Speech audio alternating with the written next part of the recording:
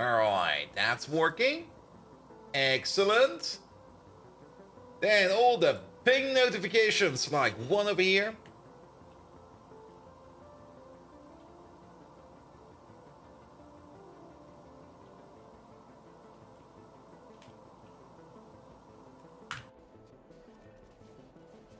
That's good. Then, how about one over here?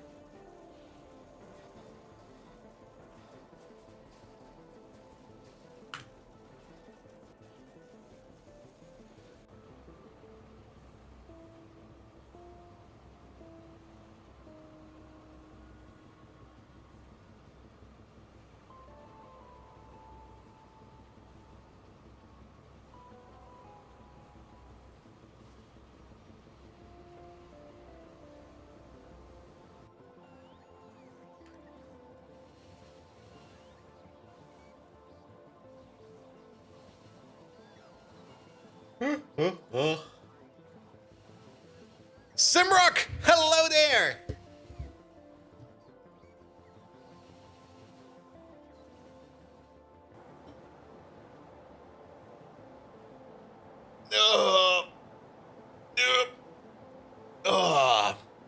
That was a good stretch. I should get myself a bottle of water. Be right back.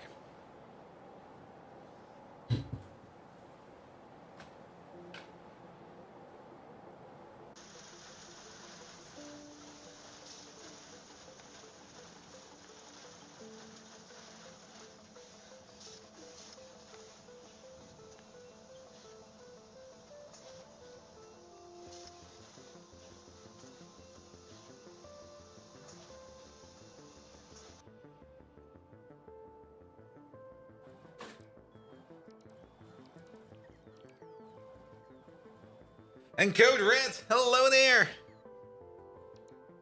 Welcome, welcome, welcome. I had a bit of an exhausting day today because I had to talk to so many weird people.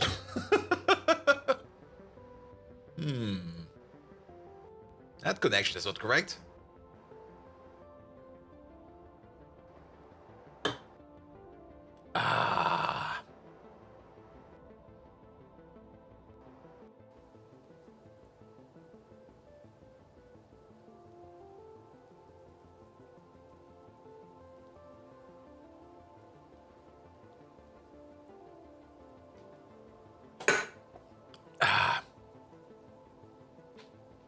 Kind of used to say today, you're out of tickets, literally.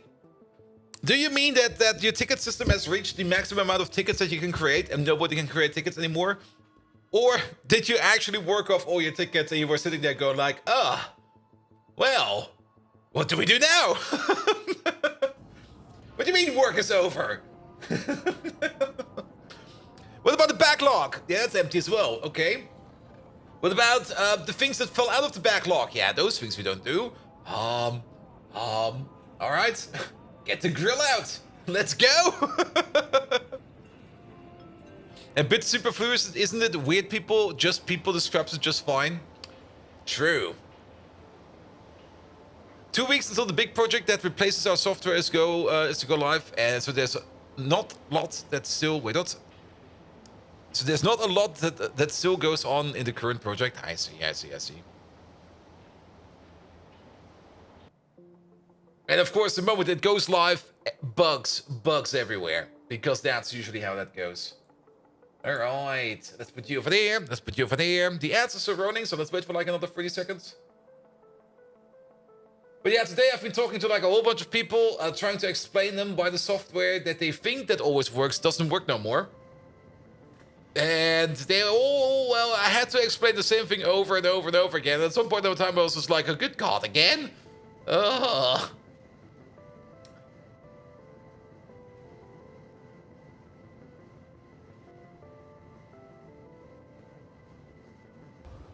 All right.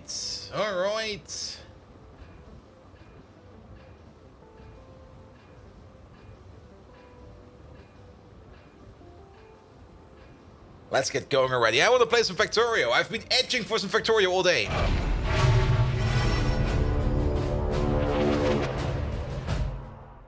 Good evening, Twitch, and welcome back to Factorio. There are no updates, so let's jump right in. But it worked before, yes. And then they did the system update, then they did the kernel update, then they changed the hardware, and now it don't work no more. And the whole requirement that they said, but you guys use video for Linux. That's like a standard Linux interface. It should work always, doesn't it? Doesn't it? No. Not the way you guys set it up. If you change anything in this setup, even if it's called video for Linux, it's basically still hardwired everything. So no.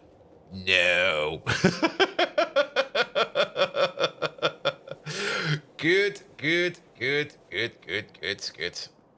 All right, but that's just basic Linux things.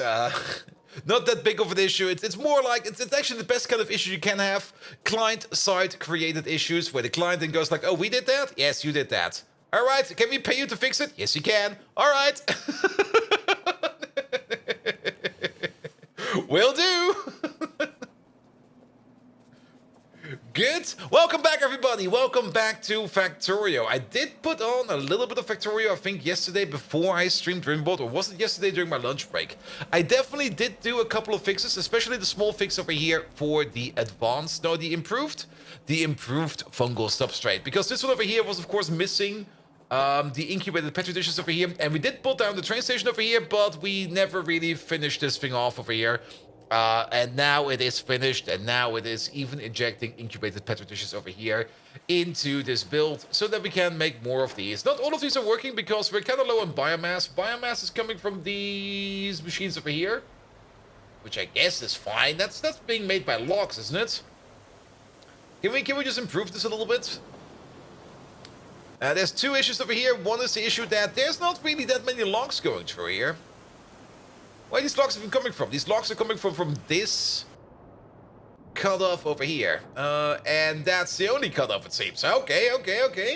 I guess that's fine as well. We're making some extra logs over here go downside over here. Anything else that's backing up over here? Not really. Everything is more or less being consumed. There is some more biomass on this belt. But that's only if we do use the fiber. So, yes. There's also the biomass that's in over here. This is, I think, a requester. No, that's a provider, but you're no longer making biomass because the place over here is no longer making biomass because we took that out. But I guess overall it should be fine. Can we put prot mods in this? No. And Ellendale, hello there. Welcome. All right. Let's have a look at the map. I think what else did I do? I definitely did a couple of things off stream. Did we? Yes, I do remember the Kaito-san and stuff like that. The Kaito-san has been operating over here. We've been making loads of Kaito-san over here. There's like a couple thousand crafts in some of these machines, and we've also started to make the nanofibrils over here. We don't really have a lot of nanofibrils right now, and Kaito-san is currently not being made. Mostly because the lack of mutagenic enzymes, or whatever this is called over here again. And this one over here is currently not working because of the lack of ethanol, of all things. Good. And ethanol, that's being made over here. And these machines over here are also not really working because we are out of Zogna bacteria. And the Zogna bacteria over here, where is that coming from? Do we have like a Zogna bacteria provider over here, a big one? I thought for sure that we are bringing in Zogna like somewhere over here. Yeah, that looks like Zogna bacteria. That is the Zogna bacteria. And I am almost confident that this is going all the way up. It's definitely going into here, which is then going through here, which is going to there, which is... Boldvillic? Boldvillic? Which is then all going to Turkey Pilgrim, which is then all going through a subscriber at tier 1, which is then coming out of this pipe over here at the end, which is then going back again, and then it kind of stops over here. So maybe it's not this Zogna bacteria over here, but so be it. Turkey Pilgrim, thank you so much for the resub, man. How are you doing? Welcome. All right. Is there maybe another connection over here for the Zogna bacteria? Not really. Are we missing something over here? I'm not spotting anything for missing, so maybe let's go in reverse. The Zogna bacteria that's being ingested over there, where is that coming from? Is that coming from the top? It is coming from the top. That is coming from underground pipe, underground pipe, underground pipe, underground pipe, underground pipe. It's coming from over here. There we go. That's where the Zogna bacteria is being made. Oh, not really being made, that's where it's being imported. So we're not making any Zogna bacteria right now. That's being done over here. This is the place where we do the Zogna.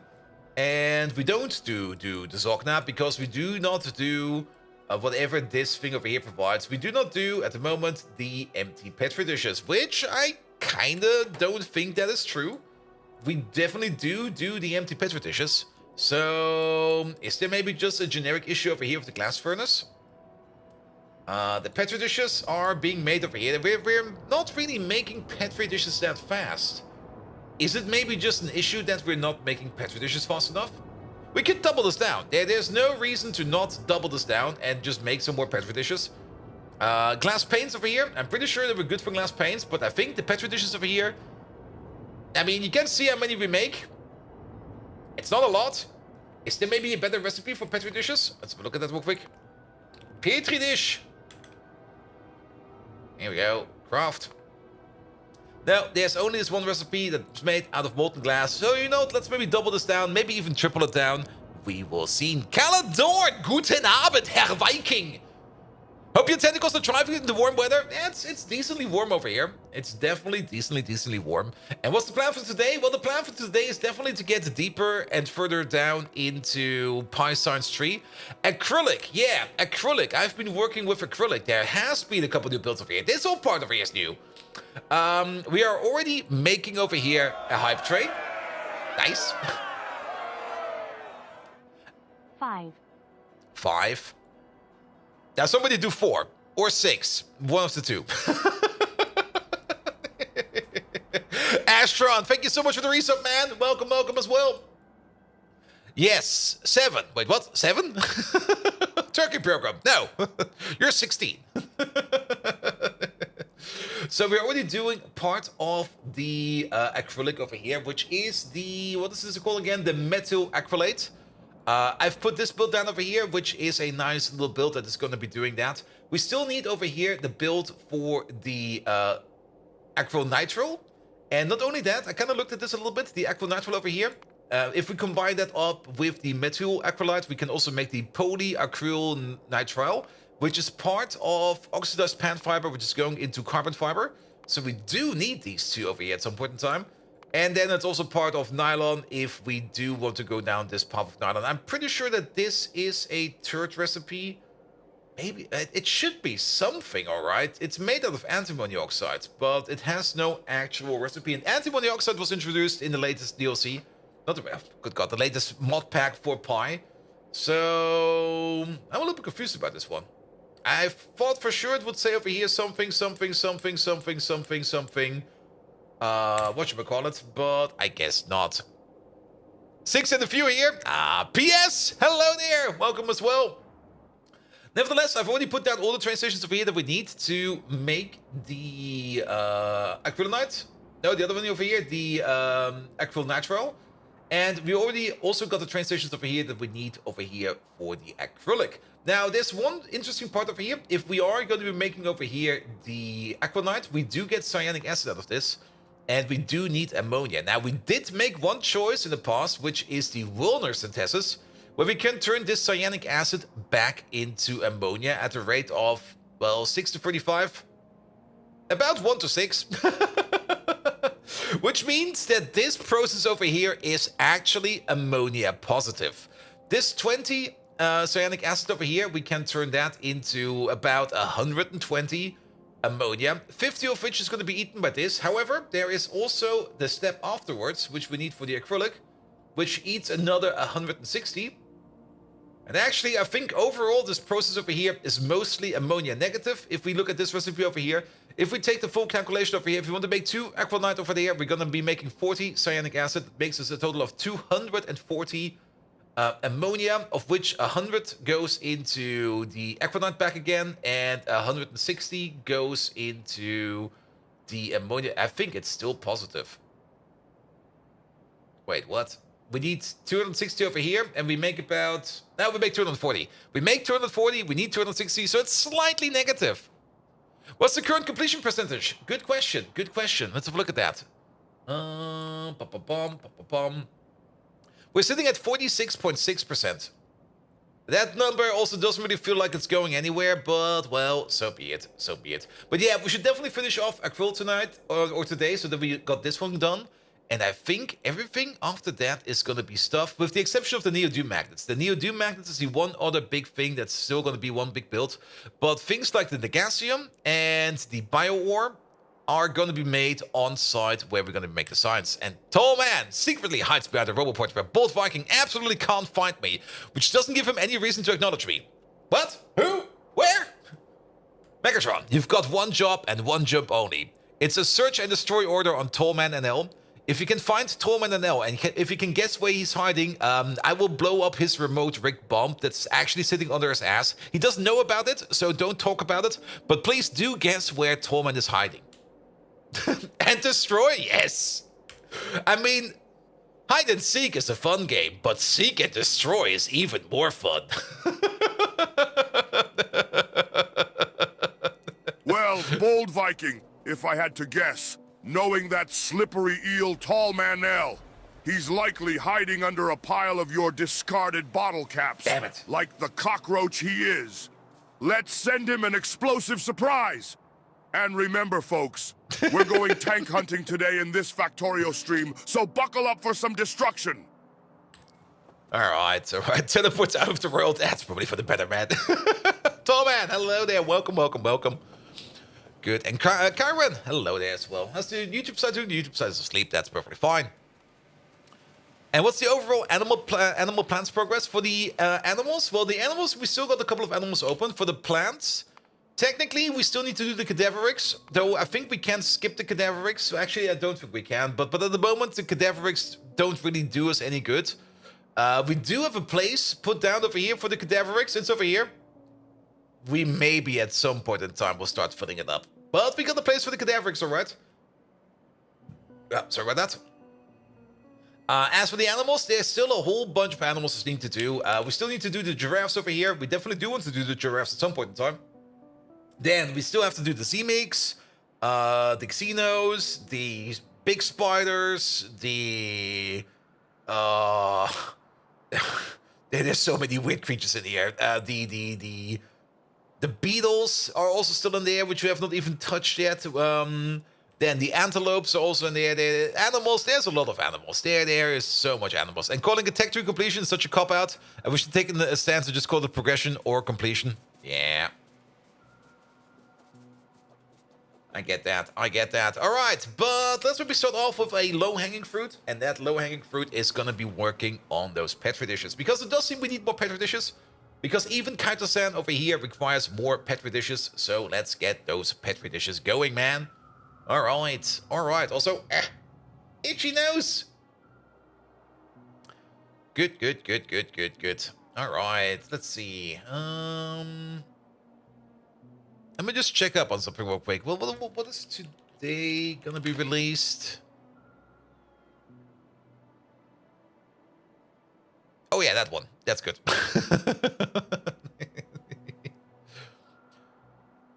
And tell Megatron you feel deeply insulted by that bucket of bolts called me a cockroach. Megatron, you can't just go around and insulting people by calling them cockroaches. They're offended. Can you please apologize to Tom and NL? He's probably not going to do that, Tall Man, but we gave it a try.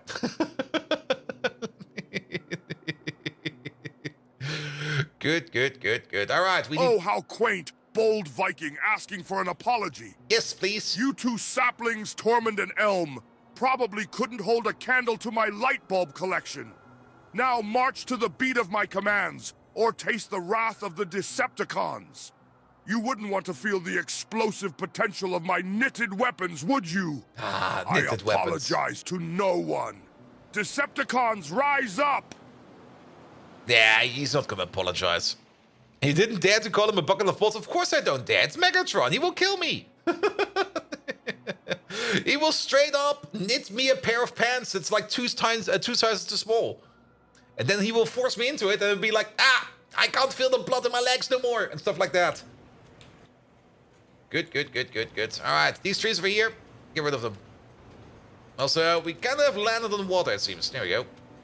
We're still landing on water. Here we go. Alright, alright. Well, we got some landfill over here. So, bum, bum, bum, bum, bum, bum, bum, bum. Here we go. Here we go. That should do it. Then, let's copy over, well, most of this. Something, something, something, something like this. And then we place like one over here. And then another one over here. That should be fine, right? And not only that. Oh, we got the power poles in there as well. We do got the power poles in there as well. Here we go. Here we go. And what you were goating for the knitted concrete pads in the body of water. Ooh. I mean, making concrete is a form of knitting. I mean, you do have to put the steel reinforcement in there. And that's technically knitting. You do need a welder for it, but it's technically knitting. Alright, alright. What is this one? That's a small one, that's a bigger one, that's a small one, that's a bigger one. And then we need the intermittent boosters over here. Yeah, some of these are a little bit bigger than the others, but that is fine as well. It does kind of seem that we do need to wait on a couple of bots over here taking care of these trees. Maybe we can speed this process up.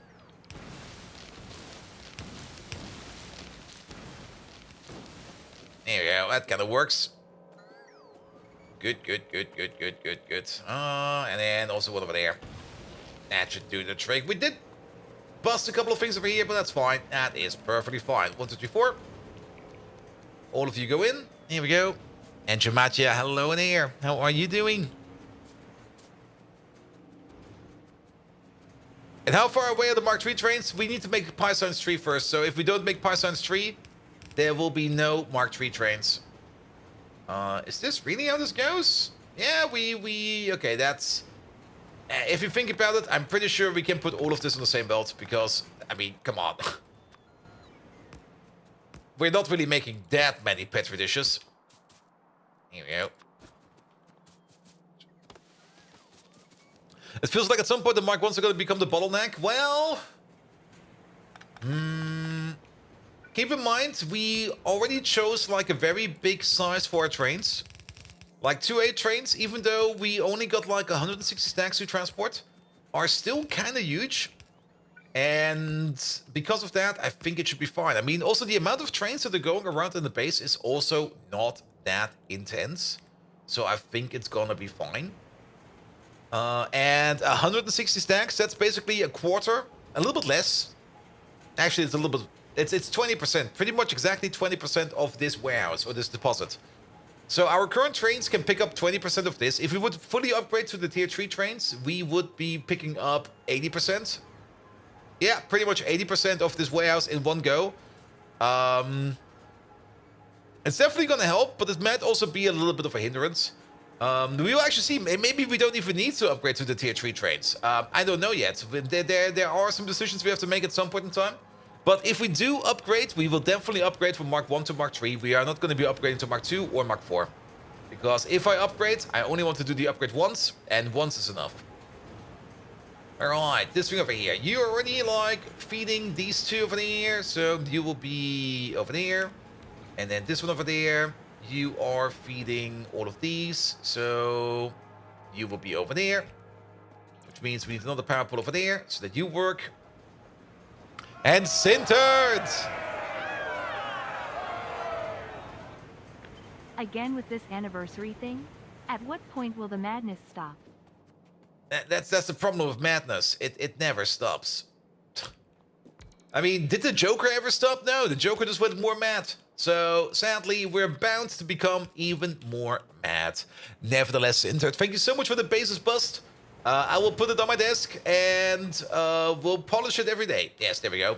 We're going to be polishing that basis bust every day. Good, good, good, good, good, good, good. Alright, alright. But with this over here, we can at least make... Or we at least now... What is this? More or less tripled? Yeah, tripled our petri dish production. And that should be fine. Let's see. You go this way, you go that way. So we could definitely do something like this and do something like that so that we can get fuel in over here as well. I don't think we need these two over there, nor those over there. And Sarge, Hambolt, have a great time. Good luck on your quest to Python 3. Yeah, it's still going to take quite a bit to get to there. But one step at a time. I mean, this is how Pi works. There's a whole bunch of things to do, and you just get there one step at a time. This is also a bit of an issue. Yeah, move you up a bit. You getting there yourself? Great. This is even more of an issue. Alright, at least now we got some fuel over here, and then we need to do the same thing over here. But yeah, today at work, I was messing around with a whole bunch of systems that should technically work, but practically are not really working right now. And, well, we mostly told people, yeah, I told you so, it's gonna be like this. And it was just like an absolute hassle, especially if you got some of those managers on top that just sit there and ask how you're doing, and you're like, I'm still working on it. And then they come back, are you done yet? And they're like, no, I'm still working on it, man. What the hell? It's not gonna go any faster if you keep bugging me. Here we go. Here we go. Alright. Alright. And then just add molten glass and just add some liquid fuel, and then we're gonna be fine over here. Alright. Alright. Let's put these in here. Here we go. And then, is it just me, or does there seem to be a gap over here?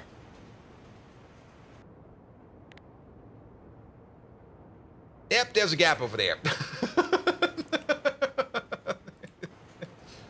Put you over there, and then let's hope that these over here will be coming in soon. This at least will increase our production of empty petri dishes.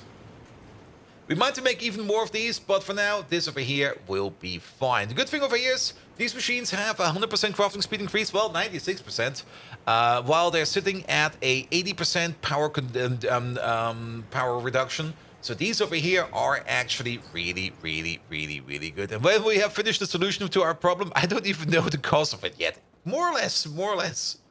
Oh, that's an issue.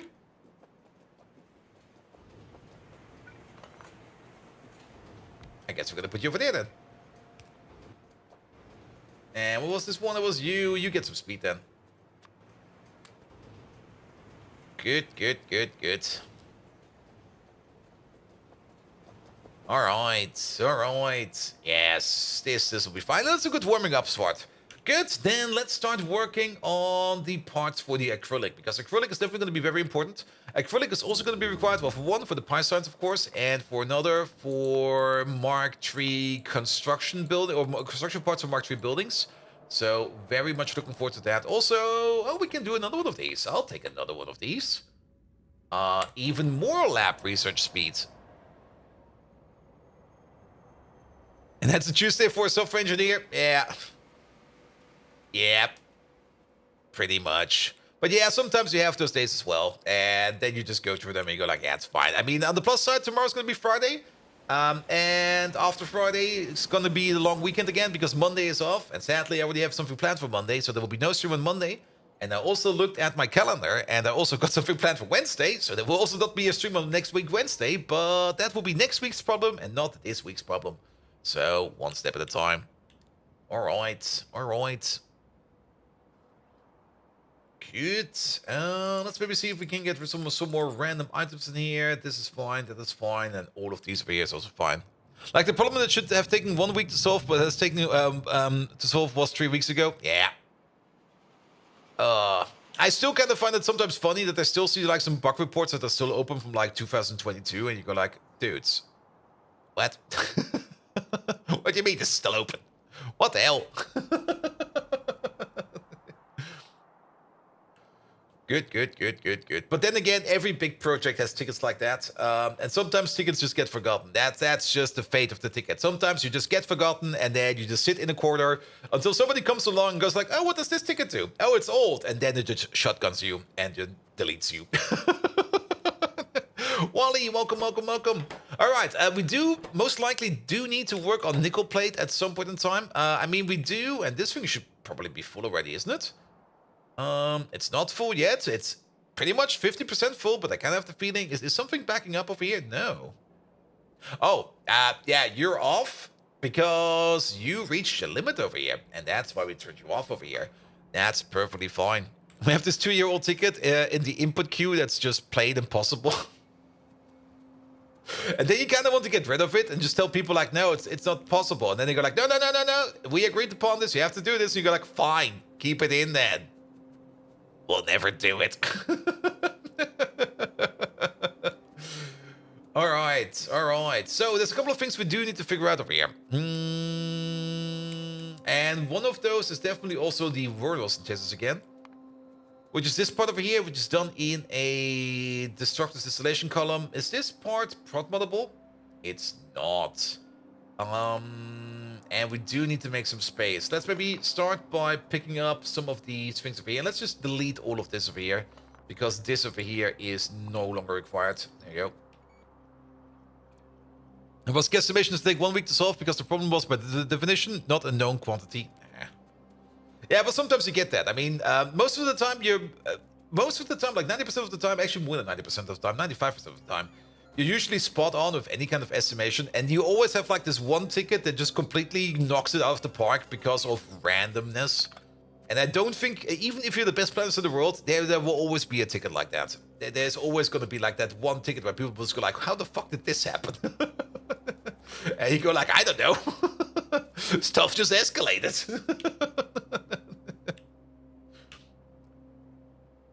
If you knew how long that takes to solve, you know what the problem was, and if you knew that, you would also answer and give me like an hour. Yeah, I mean, that's also part of the problem I currently have. I mean, the thing I try to solve right now is just an update of a couple of packages. But updating those couple of packages, suddenly the pipeline that's building the whole tree is broken because suddenly something else got pulled in with the update, and then you have to take a look at that. And then you kind of realize, no, it's not coming from you. It's coming like from another team. Then you have to take a chat with the other team, and they go like, we've never heard of this. And you can already hear them scurrying around, going like, shit, shit, shit. Somebody figured that out. And then you sit there and go like, that's fine. But we need to fix this because it's a pressing matter. So could we maybe speed this on? And then they go like, We told them it was groomed and it was one of these. We don't care. It's not possible. Do it. Yes, yes, yes. All right, all right. And complexity 1 point, time 45 points, but it's not estimated, so it's a 1 point. Yeah, I also got this new issue at work where, well, not really new. I've only been doing that for like a month or two. Where I now have to estimate, or at least have to give some kind of estimate how complex a bug is before I start working on it, so that people can still, or so that our client can say like, no, that bug is not important, or that seems way too expensive. You're not going to do that. Please let somebody else handle it. I'm like, all right, sure, that's fine, I guess. Good, good, good, good, good. But yeah, complexity, yes. And complexity, I mean, we got this guideline over here where we got like a list of complexity factors going from like 1 story point all the way up to 13, I think was the biggest one. And 13 is a big complexity, definitely. 13 is basically, we're going to be busy for like 2 weeks on this problem. And I've never seen a complexity 1 issue. Never, ever, ever. Most of them are 3 to 5. Some of them are 8. But also a 13 we've also never seen before, but yeah. Alright, alright. So still more stuff in my pocket there. Still more stuff in my pocket. Good. How many of these more advanced cargo bots have you made? We've made 555. That's fine. You hate that? Because most of the time you need to give the bug an hour before you know it's something too complex or just looks complex. Yeah, I get that. But they also do understand that. That's also why there's never like a 1 story point thingamajig, and it's always 3 story points. Because if it lands on my desk and I actually have to do like the full analysis, and the full analysis, I mean, even though I've got a lot of steps automated, I still need to take a look at the whole hacking load on documents and other stuff. Not really documents, but log reports and scan reports and stuff like that. Just to make sure that I'm not overlooking anything. So it is complicated, definitely. And when it then leaves my desk, it's usually like, yep, it's not our problem, it's that team's problem. Here you go. Have fun. Goodbye. See you next week. And then the next ticket comes. It's kind of weird that for whatever reason I'm like this one person at our client side that still has all the knowledge of the project, and everybody else has already been assigned to other projects. Just go like, dude, what the fuck, man? But they're paying well for it, so I can't complain. I can definitely not complain about it. All right. So we do need a couple of things over here. We do need some destructive distillation columns over here. Then the bed reactors. I think we still got a couple of those buildings down here where we're going to go back over there and we're going to be enhancing that build. And what rating would Pyanodons get? And vanilla. Ooh, that's a good one. I mean, on the complexity rating? I mean, a complexity rating for vanilla? Ah, that's a good question, actually. I mean, this is one thing you need to think about. If you're talking about complexity, you always have to have something as a complexity baseline. And that baseline is always like meant for like the people that want to talk about it and feel like it. And some people will say like vanilla Factorio is like a complexity of 1 and Pyanodons will be a complexity of 13 or something like that, which is probably true because for them, vanilla Factorio is so simple that they don't even find it complex no more. But for somebody else that's maybe just coming from like a whole other angle, they look at vanilla Factorio and they go like, oh good god, this is an 8, at least. And then they look at Pyanodons and then, well, they just jump out of a window because it was easier. Yeah, definition of complexity is required, or at least some kind of relative stories that you can, or relative examples that you can look at and feel about what is going to be a good comparison to that. All right, bed reactors. I think we got bed reactors over there. We can just pick up some more. Here we go. And then destructive distillation columns over here, that will be that. That is only going to be destructive distillation columns, and we need to do this stuff over here. And that is... Oh, it's actually... I thought for whatever reason this build is going to be way more complicated, but it's actually kind of simple. Still, we probably do want to design it a little bit, so let's go down to the design area and start working on it. You're about to get sold along with the finished project? Who knows, who knows? And vanilla Factorio is algebra, pi is quantum theory. That's pretty much well, quantum theory is also not that complicated. It's just hard to look at, because if you look at it, you can't see it, or you can't find it. And if you want to find it, you can't look at it. That's like, yeah, damn.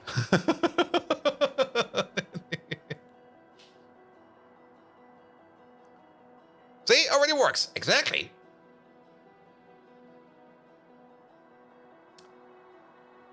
Good. Down here somewhere. We still do need to make a power plant over here. When at some point in time. All right. Yeah, we still got the most important buildings over here. So we definitely do need one of you, because we do need to make not the epoxy. We need to make this stuff over here, the acrylic roll.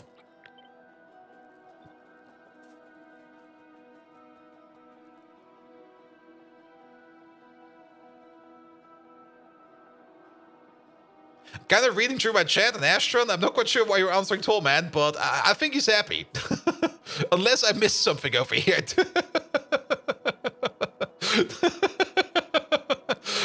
Oh, wait. If I read the rest of the sentence, then it makes sense.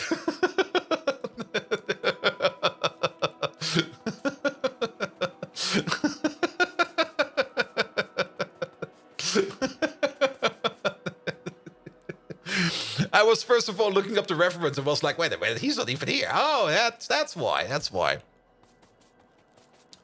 Good. All right, we do have a 10 build for these things over here.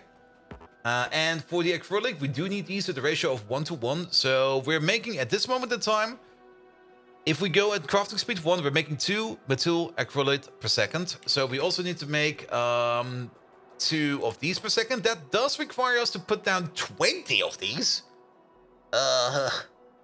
Really? Do we want to put 20 of these? Well, 20 is not that big, actually. It does eat a lot of oxygen, and actually, if you think about that, that's also going to be eating 200 oxygen per second, so that's another 20 oxygen makers on top of all of this. Do we really want to make 20 of these? What else do we need the stuff for? We might also want to export it, because we might want to turn it into 9. I'm still confused about this recipe. Is this like, is there like a rectisol upgrade or something in the turrets over here?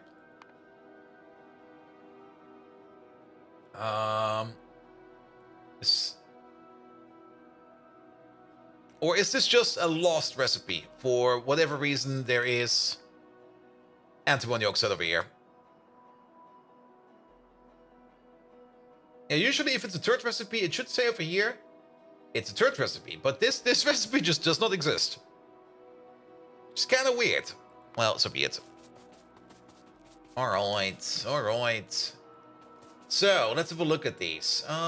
If we just go back to you, and if we put down one of these, we do kind of want to build these in ratio, or at least in somewhat of ratio. If we go back to the Warner synthesis, which of course is this thingamajig, each one of these consumes, what is that, 10, 20, 2.5? Yeah, 2.5 cyanic acid per second.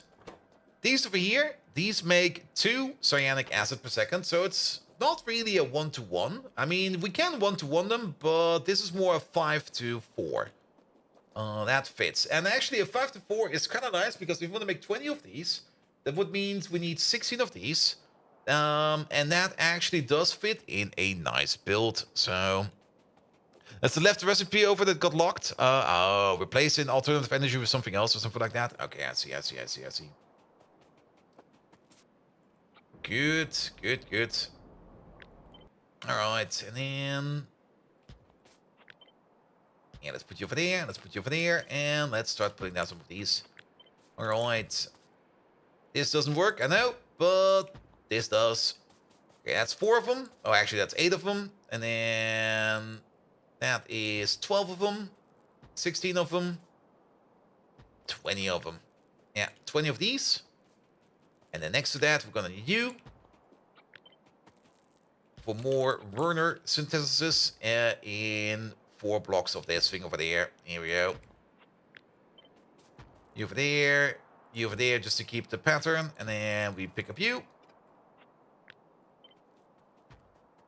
This is fairly big, to say the least.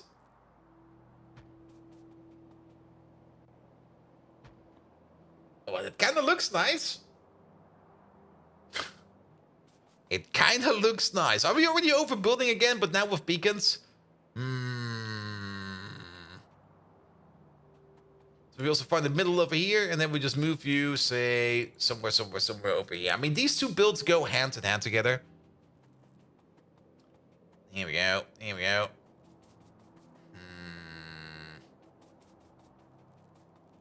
Well then, let's maybe put the rest down, and then we can see what we end up with. And then the final part over here is going to be made in U over there, where we're going to be making the acrylic, which is over here.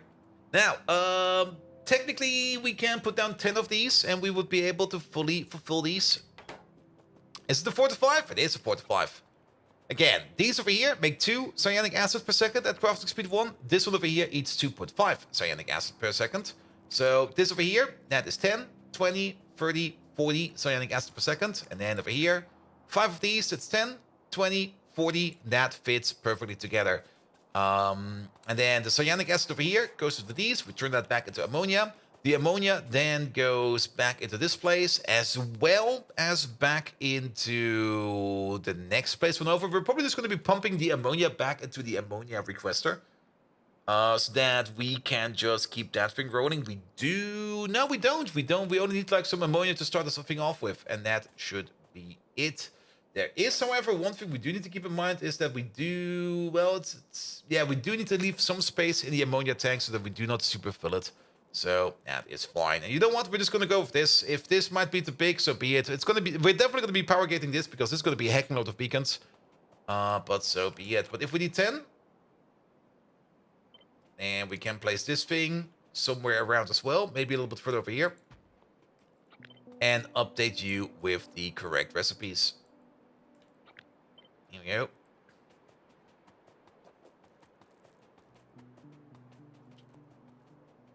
Sure, and that's going to be making our acrylic, because we do need that acrylic for Pi Science 3. Alright, pick up all of these. Nobody needs these. And this thing over here is going to be sitting... Where is it? Right over here. That's where this space comes in. Sure. Can we adjust this a little bit? Let's at least make it so that you are on the same height as you. And then give you some distance. Yeah, something like this will be fine. All right, this looks fine. This looks fine. All right, so what do we need? Let's maybe start off with these lads over here. Now, we can do this in groups of 5. If you think about it, I don't really want to. Well, we could also super connect it. It's not like we're doing super duper fast liquids all the time. We're not really making that many liquids. If we have a look at this one over here, yeah, we're making 2 cyanic acid per second per crafting speed, which means this whole block over here, that's gonna be 40 cyanic acid per second per crafting speed. Crafting speed will be 6. So that's 240 cyanic acid per crafting speed. So we can technically super connect these. We will probably just connect these going down. And then these over here going up. And I think that will be fine. The only thing we need to probably check up over here is where these inputs will be. We could do something like this. This might be good. And then we can use a feature we have not really used in a while, but it's going to be a fun feature. Because that's a feature I really, really like using every now and then. Which is pumping out of the input. Here we go. Here we go. Because then we can just connect these like this. You know, and then you get over there. You go over there. You go over there. You go over there. And same way this way.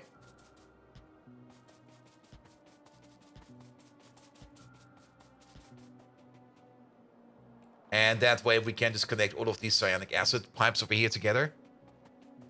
And then this one over here, we can either go down or up. Well, we are definitely going to be going down. So we just take you, and we're going to take you. Or we can take you.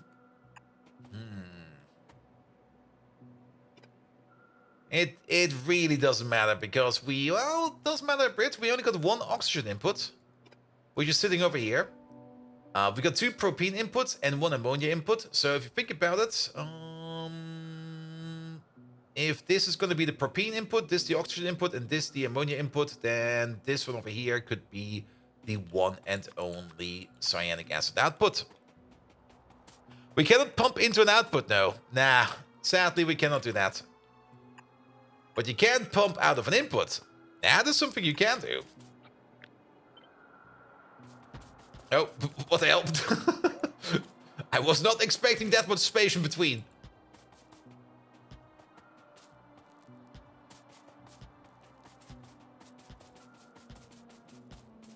Alright, and then cut these. And then all of this goes down.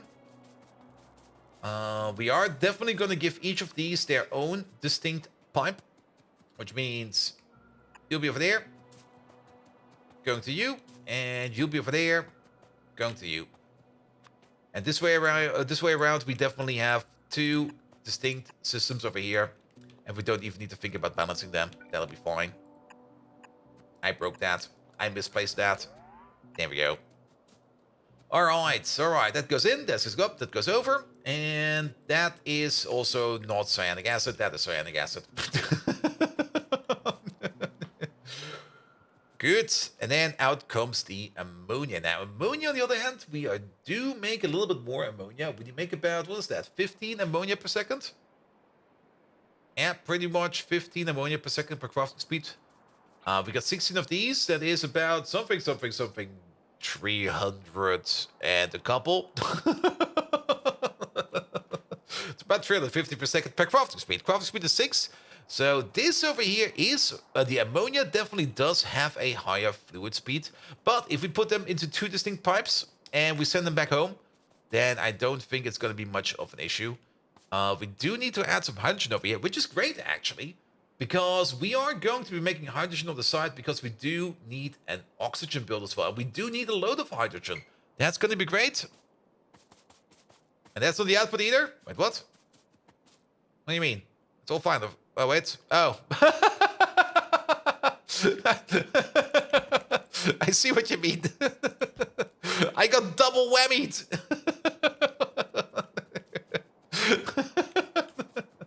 Damn you, double whammy.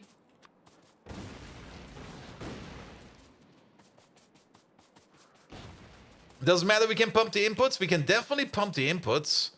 But yeah, we only got one of these over here. Pum. All right. Ammonia.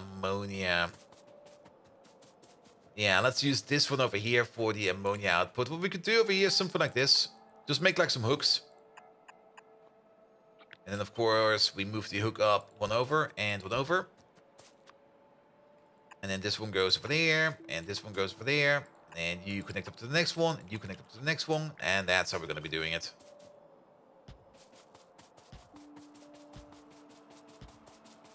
Here we go. That's at least the ammonia done. The carbon dioxide over here, I literally don't give a fuck about it. The carbon dioxide over here can all leave, but if we do it like this, that's kind of stupid. Here we go. So the carbon dioxide can just go into the air. If we do need carbon dioxide, we're just gonna cook some biomass, man.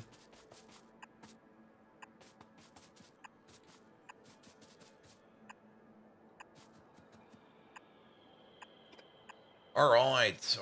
And then just add hydrogen and formic acid. Now, we will have a dependency on formic acid. That is fine. Formic acid, we are making that quite a bit, actually. It's being made over here somewhere. Not you, not any of these. It's definitely being made over here.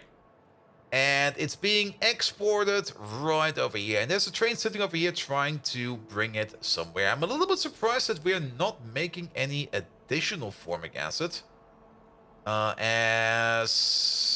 Oh, did we hook this up in a weird way? We might have hooked this up in a weird way. We might need to check up when we are going to be making formic acid over here and we've stopped doing it. Because for some reason I kind of have the feeling that we're watching this value over here. To make the criteria of when we're going to be making formic acid, but we should probably check this one over here to when we do that, because I'm pretty sure that this one over here is... How does it go? No, this one goes straight to there, and you over here, you get formic acid. Oh, it's also connected over here. Yeah, we pump the formic acid from over here, from the provider over here straight into the requester. But technically, we should definitely check this provider over here if that is full enough so that we make more formic acid. So that we always have a train over here available because there is not that much formic acid in there. Good. What are we cooking this time? Global warming, definitely. No, we're cooking some acrylic glass over here. And there's a feedback loop over here of cyanic acid into ammonia, into cyanic acid, which we need to quench over here. And we're currently working on that.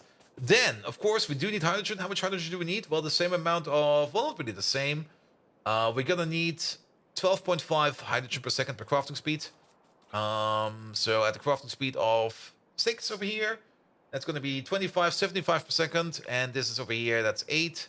So that is 150. That's 600 per second over here and 600 per second over there. That's a lot of hydrogen going around. And we should also not forget that we do need to make some electrolyzers as well.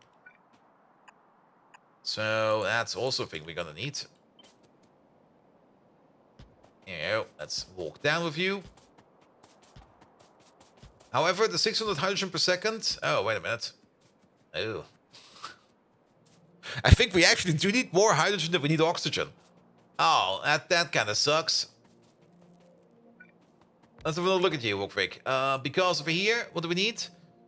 We need 10 oxygen per second per crafting speed. So basically each one of these over here gets its own electrolyzer because every electrolyzer makes 10 oxygen per second. So we're going to need a total of 20 electrolyzers over here making oxygen. And then each one over here needs 12.5 hydrogen per second. Actually, we're going to be fine because if we make 10 oxygen per second, we make 20 hydrogen per second. So that is going to be good. However, that's also going to be power expensive, man. But we're gonna save so much on ammonia and cyanic acid over here. It's definitely gonna be worth it. Well then, let's get ourselves some electrolyzers. There they are. Yeah, just do this real quick. These go hand in hand. Yeah, move you away for a second.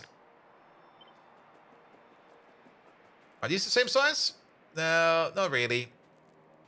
Also, these over here, we made these with the small build in mind. We need to put these a little bit further apart. Aren't these the same size as? No, they're smaller than you, but they're bigger than you. Are they? Yes, they're slightly bigger than you. Alright, so you get over there, and then we just copy paste this over real quick. And actually, before we copy paste this over real quick, we might as well just want to set up the water over here. Now, each one of these, is it 100 water per second? No, it's 10 water per second input, right? It's definitely 10. It's 30 water per second, isn't it? Oxygen. Let's have a quick look at this. Oh. Hydrogen? You know what? The recipe is at the bottom over here. Used to be over here. The recipe's over here. The recipe is... It's not over here. I thought for sure it's over here. Ah, there it is. Yeah, 30 water per second at 10 oxygen per second and 20 hydrogen per second. So these over here running at crafting speed total of 24 would require about... Ooh, that's a lot of water. 30, 180 per second, 360, 720 water per second per blob. Well, so be it. So be it. How do we get this oxygen in over here? That's the other question. This oxygen connection is going 1-to-1 for each one of these. Though we can share the oxygen pipe. There's no saying that we can't share the oxygen pipe. As for the hydrogen over here...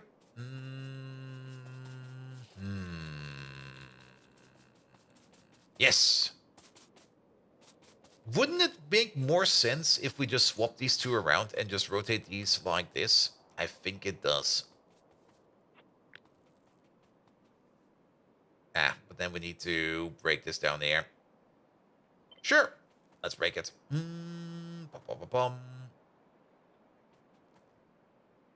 find the middle again. The middle's over here.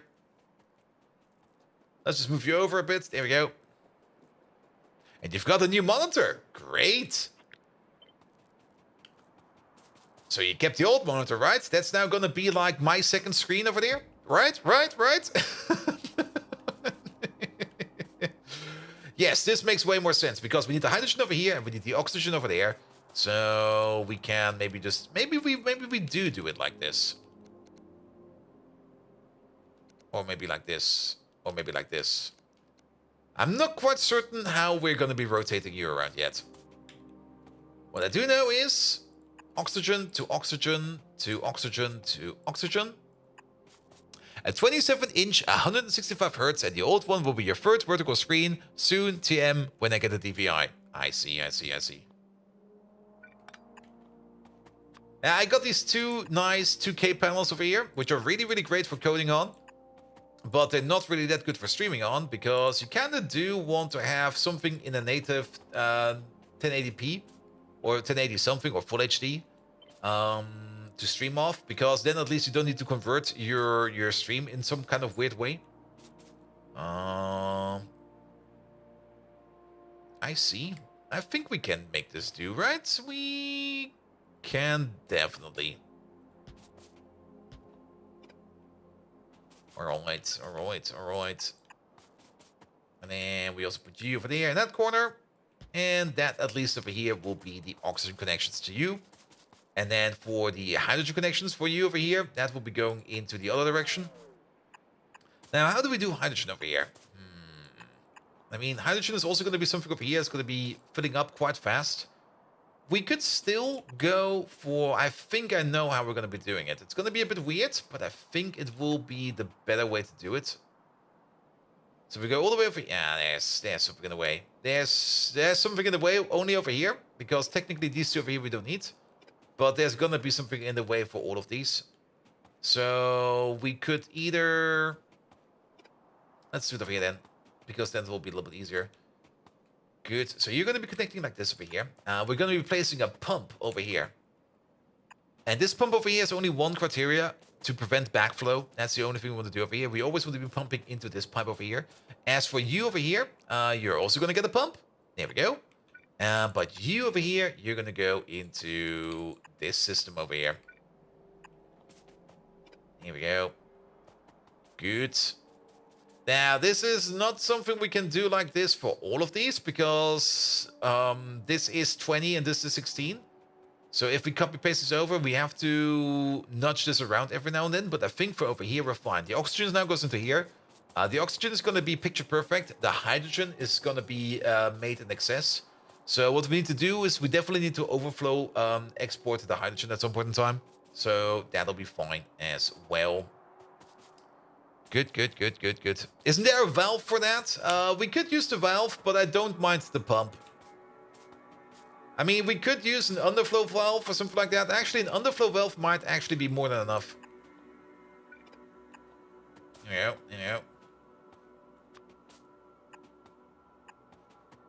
And not only that, then we can also do the other thing around with the overflow valve on this side.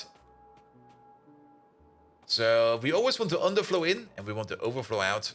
And this might be a little bit easier. The check valve, yeah, but I've never automated the check valves. And I was like, you know what? I'm not want to bother with those right now. Now, I think this will be fine. So we're always going to be trying to push into this system over here. This system will always accept anything from over here. But we're definitely going to be making too much hydrogen. So if one of these over here starts to back up on hydrogen, it just goes up the chute. All right, and then just add water. And I think the water pumps will just be sitting over here. Yeah, that'll be fine. That'll be fine. All right, then we can copy paste a little bit more.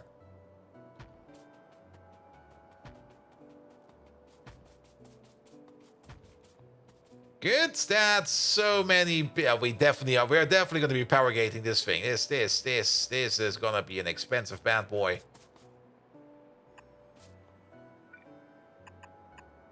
Well then, you like this, and I guess you like this. And that was probably the worst way to do this. Sorry, pick you up again. Pick you up again because we kind of somehow forgot about you over here. I guess we can do it like this. It'll be fine. The pies are difficult. Yes, you do have to think about some built-in pie, definitely. And that's definitely something I do really enjoy. Like, oh, did we rotate something? Yeah, we rotated you. That you do need to think about how you build every now and then, because if you just put stuff together, there's a good chance it will just croak, or it will just like block itself or lock itself. So if you're not careful and you don't really pay attention to what you're doing, you can just make like a big mess out of it. And we are already making a mess out of it because, well, we are paying attention every now and then, not always, mostly. Only on Tuesdays, not on Thursdays, maybe on Friday. Good thing today's not Thursday. But yes, here we go. Over there. It's definitely worth all the thought and effort. Definitely. But making a mess is also fun. That's also very true. I mean, sometimes just make a mess out of it and then see what you can learn from that. That's also great.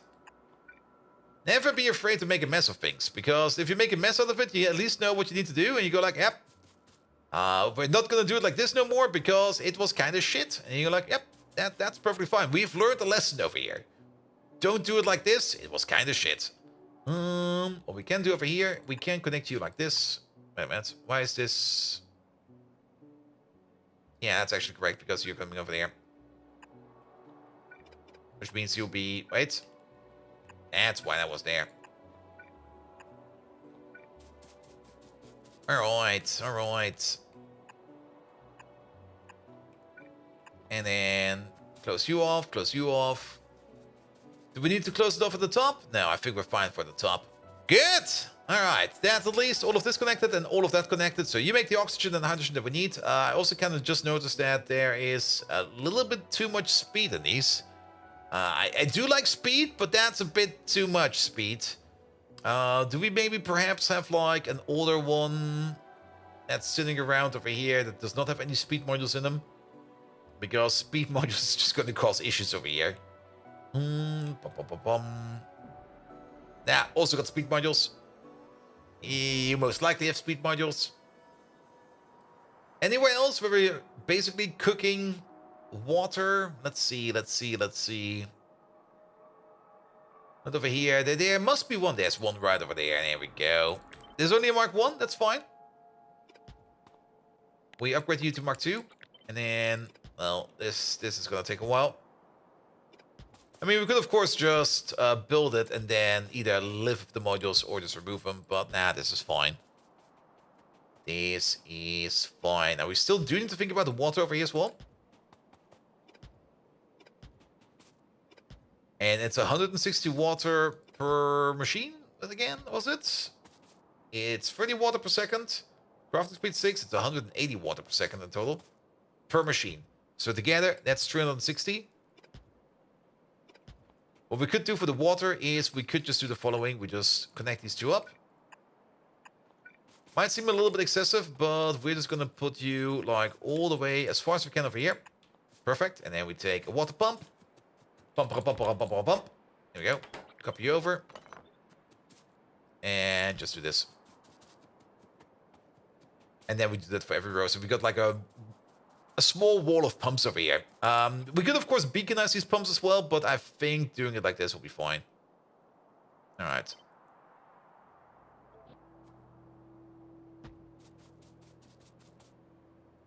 So someone did some numbers regarding return to office. Microsoft lost about 5%, Meta 4%, and Tesla 15% after announcing return to office. Most of them senior. I mean, if you think about it, you don't really need to... I mean, working in an office is nice for certain reasons. Mostly because you can just walk over to your colleagues, have a chat with them, and most of the time you will be goofing off with them because that's what you do in an office. And the shorter distance to success is definitely a big plus. But then again, if you've like set yourself up in a nice home office environment and you got yourself a nice home office, why the fuck do you want to leave that? You just go like, no, man, I can work from over here. It's proven that we can work from over here. I will definitely, I mean, if you want me back in the office, I will definitely come back into the office like maybe a day per week. Or maybe on demand. And that's perfectly fine. But most of the time, no. I'm staying in my home office as well. In chair here is leagues ahead of your office in-office chair. Yep. Same.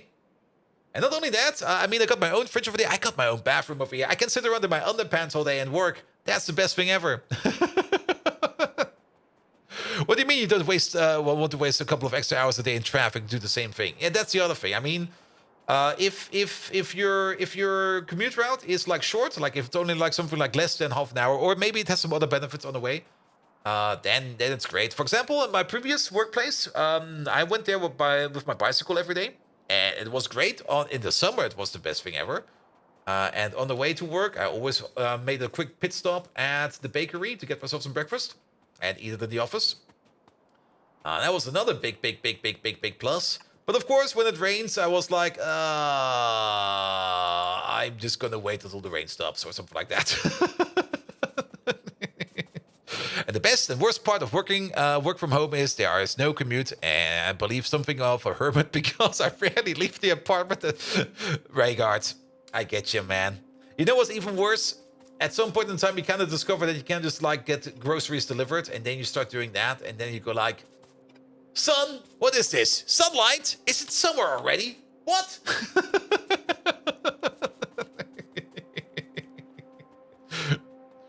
You also gained 20 pounds in the last year? Yeah, that's not good.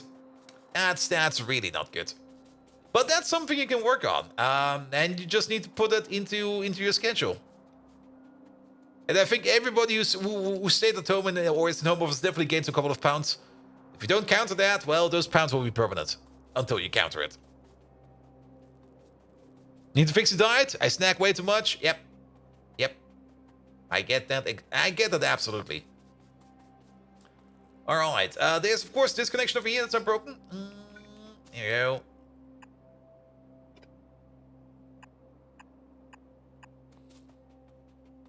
£20 of pure unadulterated chub. Nah, it's all programmers love muscle. Yes.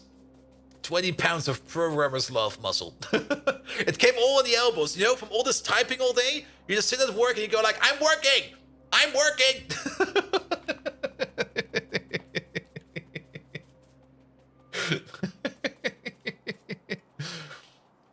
Good. Why is this build going so freakishly big? We're so overdoing this. I love it though. Maybe some muscle. Bold Viking. Vacuuming your brain must be a short process. I guess Dare I hit the I button. say as short as your gaming skills. Keep your focus on the game, not me. This isn't a social gathering, it's a battlefield. Now back to optimizing our weapons for maximum range and explosive potential. That's how Decepticons work. We don't hold hands, we hold weapons. Battle knitting will now commence. Keep your eyes peeled like those pineapples you like on your pizza. And remember the Nut War. Bold Viking, remember the Nut War. Remember!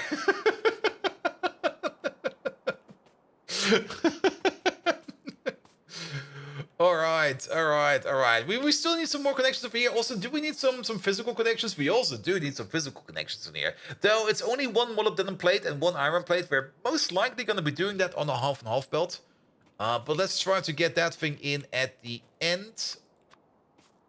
I am kind of thinking of adding something like this to it. Here we go. For the ammonia connection, we're gonna have 2 of these.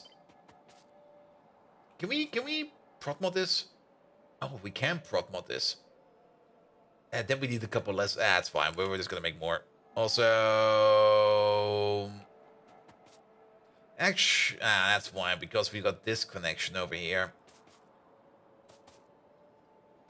But if we use actual pipe over here and don't use this weird underground solution I always like to do over here, and maybe we can make this a little better over here.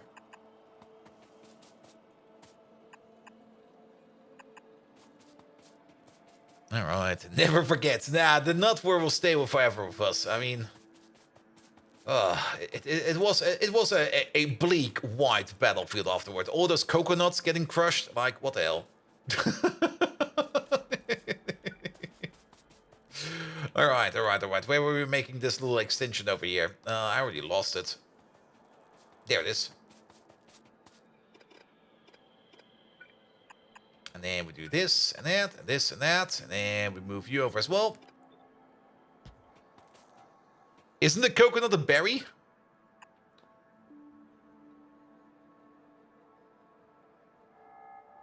I think it is, actually. Megatron, is a coconut a berry? And let's just ask Megatron. Megatron knows. Megatron knows best.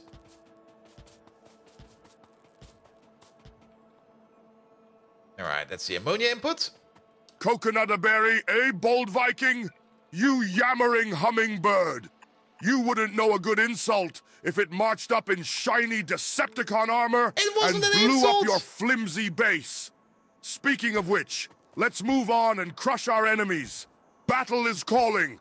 Tally-ho! And by the way, I still have nightmares of the Bean Pyre. Those bean demons haunt me. The Bean Pyre? Simberg, did you add more bean-related stuff? Megatron, what the fuck? That was no insult. That was an honest-to-God question. Are coconuts berries? Answer me, bitch. Sorry, I got pissed off. Are we currently getting distracted? Yes. All right. But we're getting distracted for the better over here. Good. Your ignorance is as vast as the bottom of Optimus Prime's foot, Bold Viking. Anatomically speaking, coconuts are indeed fruits. More specifically, they are drupes, not berries. Stick that in your circuit board and process it. By the way, your mouse movements are as smooth as a dad joke at a funeral. Not so smooth like the Wiggles fan art I once made. Now let's crush these pathetic opponents and show them the power of the Decepticons. Decepticons, attack! Why am I just imagining like a random person at the funeral just having this massive urge to just rip off like this massive dad joke, and he just sits on it and goes like, I can't, it's a funeral, man. Like, what the fuck? But does it have a droop snoot? What's a droop, actually? I mean, or is it a drop? And drupes are fruits with hard centers, center stone pits. Oh, like olives then. Wait, hard center? Yeah, because the cocoa nut itself, the nut is of course the inner point, and then around the cocoa nut, of course, there's still more, well, not really nut, the other stuff. Yeah, coconuts are basically peach pits, yeah. Exactly. Alright, that's all going in. And then we need some output over here as well for all of this aquanutrial. And I guess that's going to be over here. And then also over there.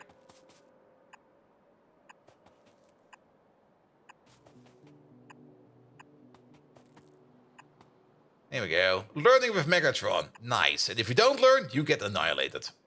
That's the best motivation for learning. Learn or else. What?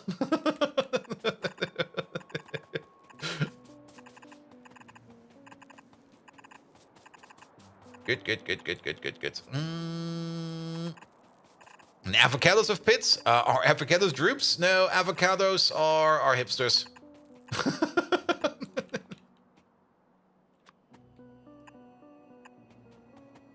Here we go, here we go. Not over there, please. Over there. Here we go. You over there. You over there. That's not... No, that's what avocados eat. Oh, shit. I got it wrong then. Alright, that's all your outputs. You don't have any physical input and outputs. The wellness synthesis is only liquid processing over here. And then we get all of this out from over there. Now, there's going to be another input over there. And then there's going to be an output like this. So there's going to be like 2 input belts over here. Pum, pum, pum, pum, pum, pum. 1 output belt over there. There we go. And actually, there's another output belt over here, which we need to get in over here somehow. Wait a minute. If we do this a little bit more smarter, then we just do it like this and that.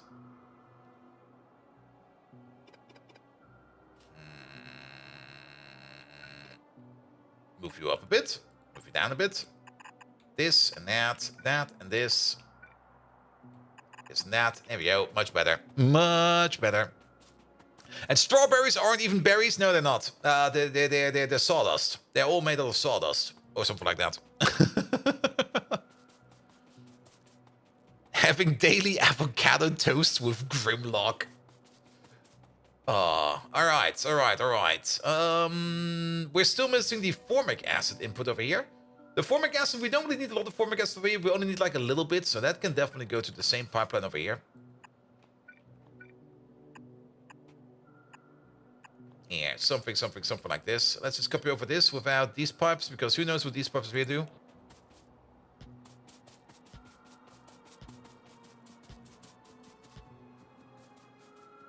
Here we go. Here we go. So this over here is just liquid processing.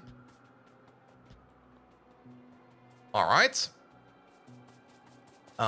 Then you got your cyanic acid output, your ammonia input, your oxygen input, your ethylene input is over there.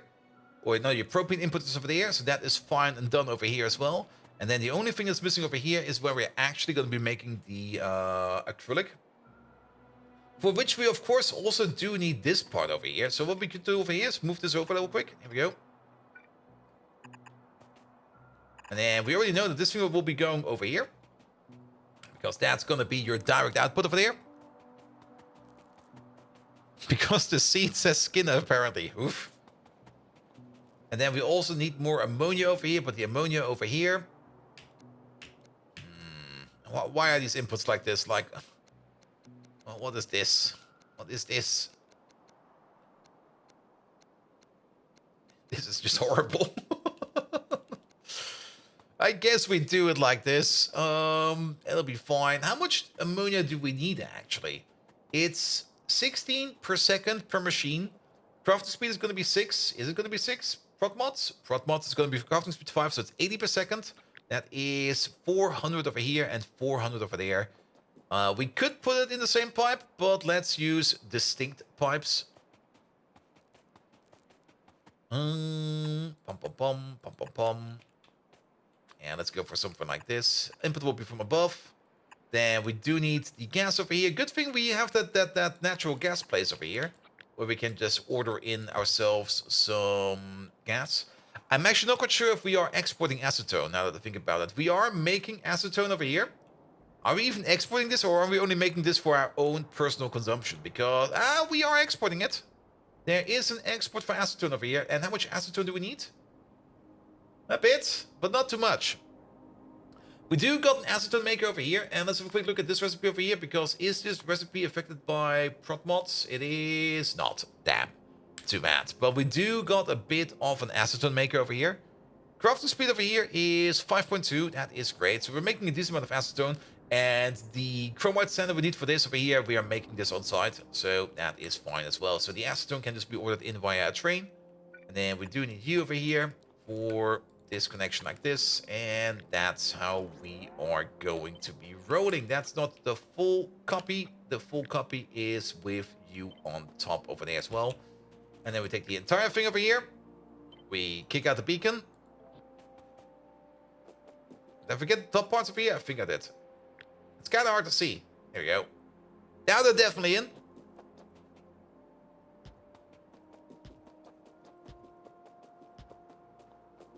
Alright, we can disconnect the bottom parts over here. These will not be required. Good, good, good, good. And then we do need you over here to go into there and into there. We could do yet again another half and half belt. Is that really that required? And let's go around. And then maybe... Nah, let's... We could do something like this, I think. Yeah, that should be long enough. And just take these out real quick. We don't need you. We can't do that over there, though. Oh. How much do we need? Not you. Not you. Okay, let's have a look. We need you.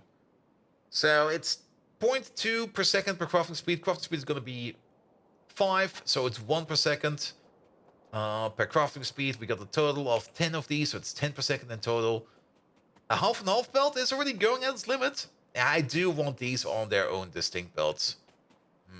Now, I'm a little bit disappointed that we can't put this thing over here, because I kind of was thinking that we could place a power pole like right over here.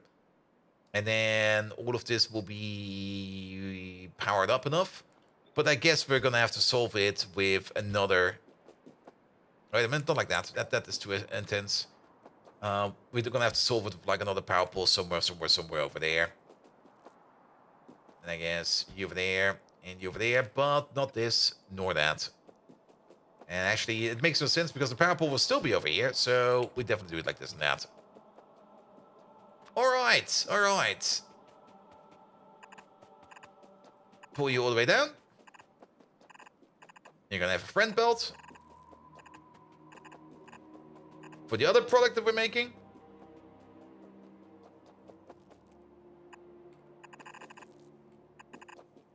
You go all the way back up, and you stop over there, and then you go all the way back as well. And you stop over here. That'll be fine. That'll be fine. And that should be it. I'm not quite sure about this connection yet. We might do this differently. As we might want to use the output station as a lever for all these beacons. How many beacons is this? 17 beacons. That's about 4 gigawatts of power. It's more than 4 gigawatts of power. Yeah, that's a lot of power. That is a lot of power. Speaking of power, is the base still alive? Radar's still working, so the base should still be alive. Let's have a quick peek at the power poles. Ah! Alright, let's have a look at the power plants then. You're operating? Yes.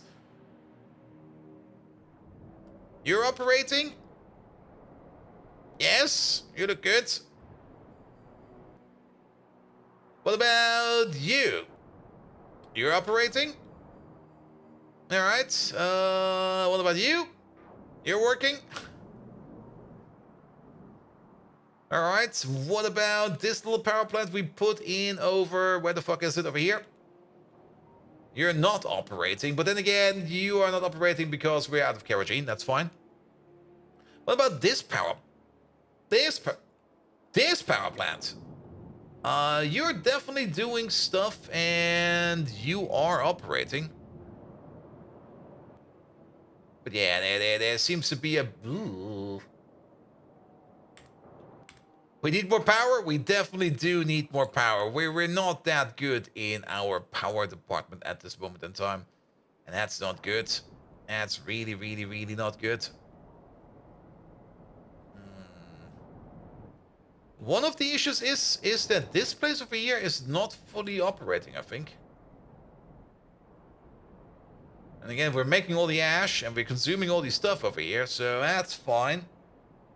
We're gonna die! No, I think we do need to power gate a couple of buildings.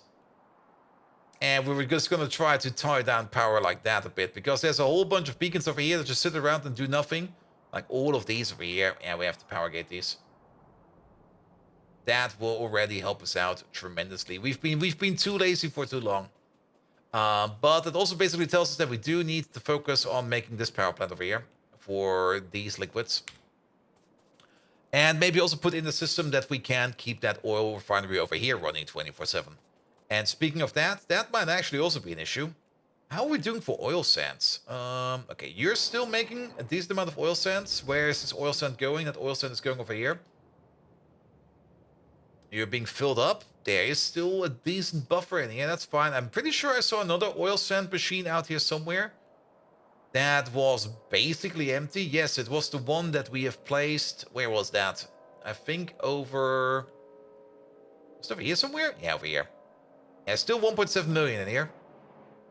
But yeah, the amount of oil sands going through here, that's... Okay, there's barely a shipment over here. I guess we do also need to do some outposting. Ow. Ow. But yeah, with the current amount of oil sands, we can definitely not fire up this place as well. But Factorio should ask you, just make more. Yeah, we have to make more. We definitely do need to make more. Now, option number 2. Sadly, we can't build further down over here because there is oil in the way. We could build over here, but I don't think we got that much landfill. I mean, this place over here is still very, very, very, very, very good for power.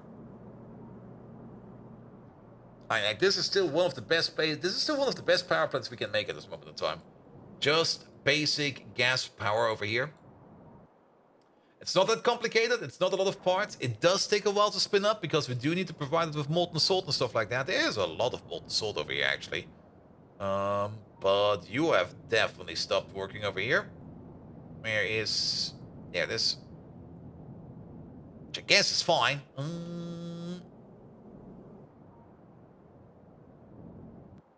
But yeah, we could think about copy and pasting over the gas power plant a bit. And if we do that, I mean, landfilling this area over here to put down like another one of these blocks over here. I mean, this over here is going to be like another 40 gigawatts of power.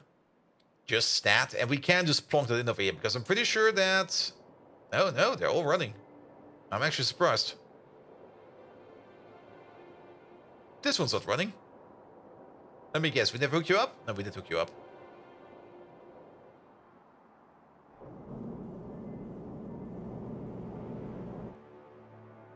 Which means if we do want to expand this over here, we do most likely need to tap some more of these things over here to get some more oil in or some more gas in. And if we... I can't queue this? What the hell?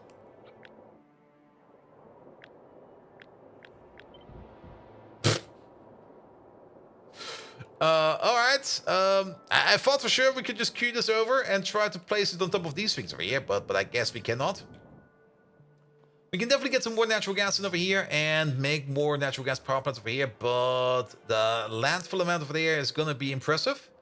And, well, we got 13,000 over here, and we got like another 4,000, 5,000 in our pockets. And in the base over here, we got no landfill whatsoever. Option number 2, maybe nudge it around and build it somewhere else. This is a good spot for it, in my opinion. This is a decent spot for it. So, how much land would this be?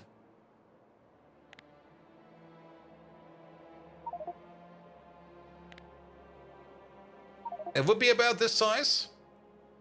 And let's just be generous. It's 250 in one dimension, and it's about 150 in another. It's less than that, but let's be generous.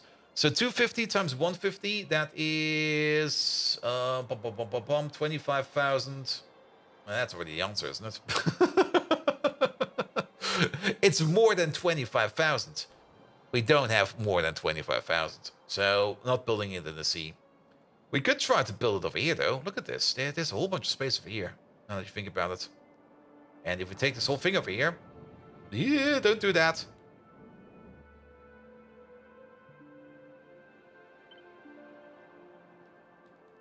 I can't rotate it. Well, I can. Actually, kind of surprised that we can rotate it like that. But we also can't. Why? Yeah, power's a priority. Is there a train track in there? Oh, it's because of the water pumps in there. The water pumps. Which is also kind of impressive that we can actually rotate them with these water pumps in them. No.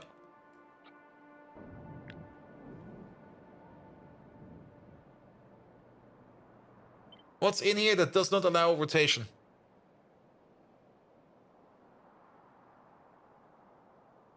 It's not the water pumps.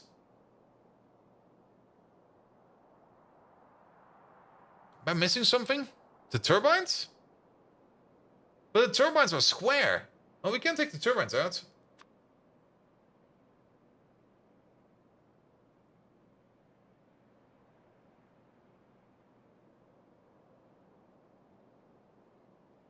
But everything else over here should be rotatable, right?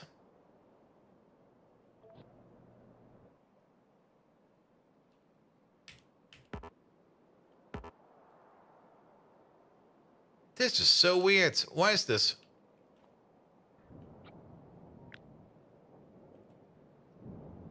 Unless did we natch like a train signal or something like that in here? No. All right, I'm pretty sure it's the power plants because we know Pyanodons. They are master crafters, right? Okay, it was not the power plants. Though I think in this case I left the water pumps there again, didn't I? The water pumps out. Is it the heat exchangers? Or is it the pressure pumps? No, we had built with pressure pumps already, which we rotated.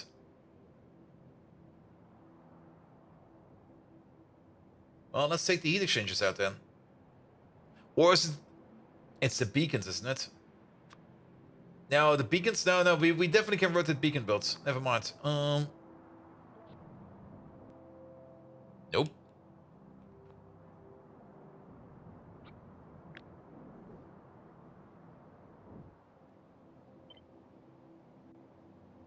Is it the tanks? No, you can't rotate these? What the fuck? Oh, no.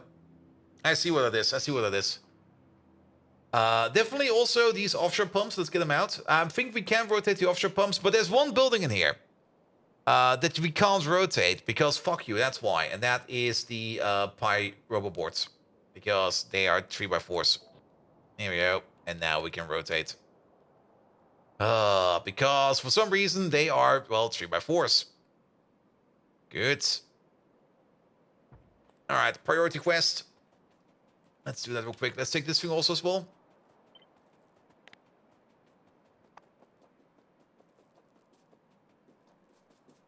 Put it on here for later. I guess we do have to work on power then. No. Stretch. There we go. Which also probably means that we do most likely need to dig more. Let's go to our main base real quick. Here we go. I'm also still concerned about power. It seems to be... Don't do that! Let's not look at power. I'm happy when I don't need to look at power. Well, we're so gonna brown out, man. Prepare the code brown pants. All right. But we definitely do need some deeper gas wells, and we do have these available. They are right over there.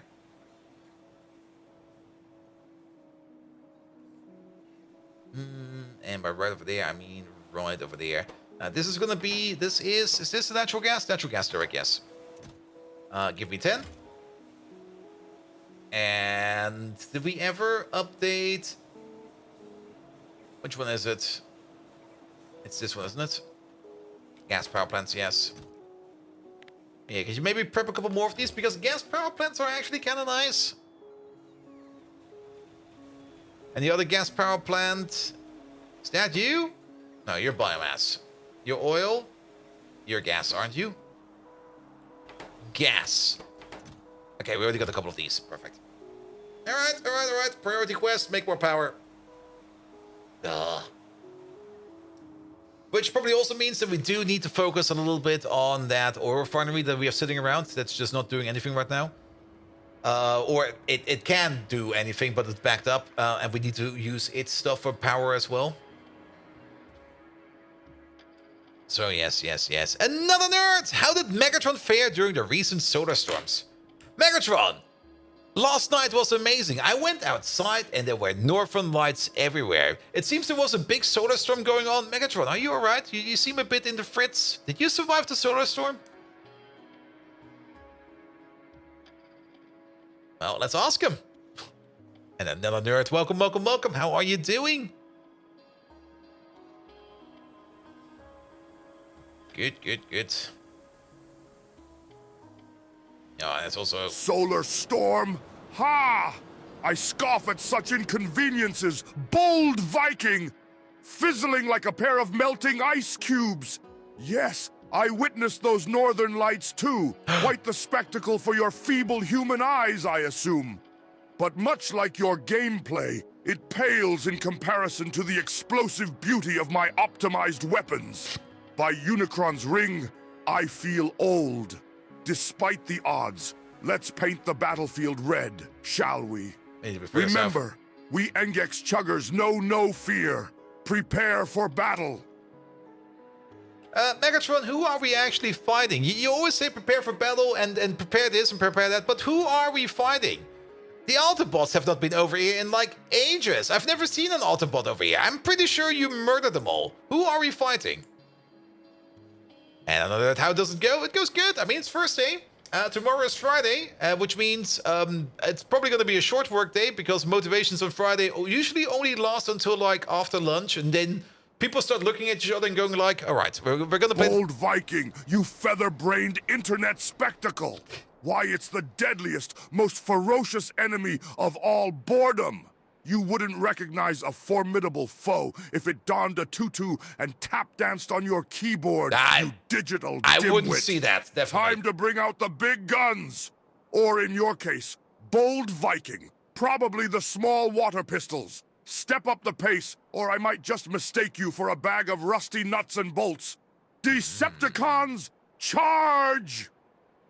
But Megatron, you didn't really say who. Like, who we're fighting. Who? Don't you start hooting at me.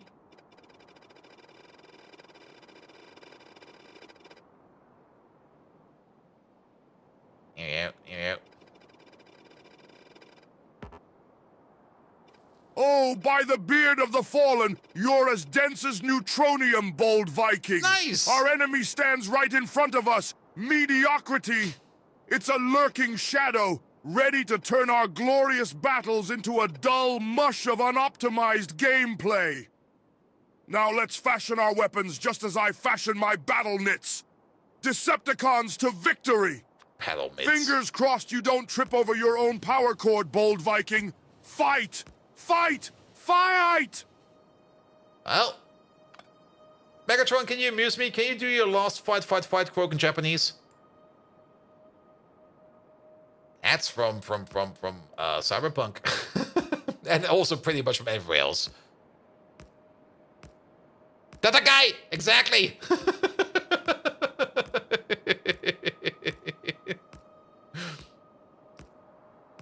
Oh, bold Viking, you troublesome tickle monster. Always with the demands. All right, as your faithful co-host and eternal nemesis, I'll indulge you. Here it goes. Jean Yu, Jean Yu, Jean Yu. Translate it yourself, if you dare. I have more precious tasks at hand, like taking out this trash we're fighting against. Remember the furry raids, bold Viking. We're making history here, so stop fooling around. I'm very disappointed. Now, onward to victory. Or are you too scared you'll ruin your precious manicure? That was French? Decepticons, rise up! No, it was definitely Japanese. I can see the Japanese characters over here in the transcript. Megatron. I was kind of expecting a famous quote from another game where fight, fight, fight is said in Japanese. Can you guess which game it is? And if you do know which game it is, can you give me another quote from that game? Oh no, we're doing this again. No! It's not even really a quote. It's Tatakai is one of the advertisements that's running in Cyberpunk in the background.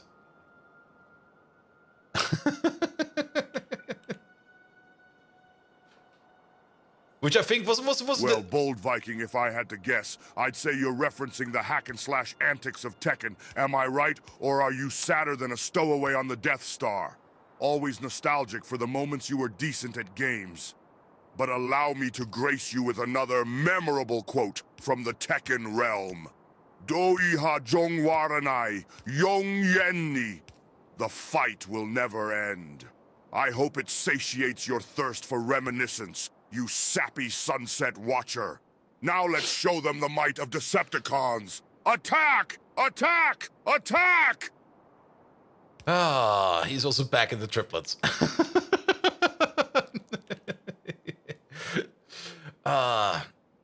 Let's give him a hint. Let's give him a hint. Megatron. No, it was not Tekken 3. I'm going to give you a hint. It was something that you could hear in the background of the game itself.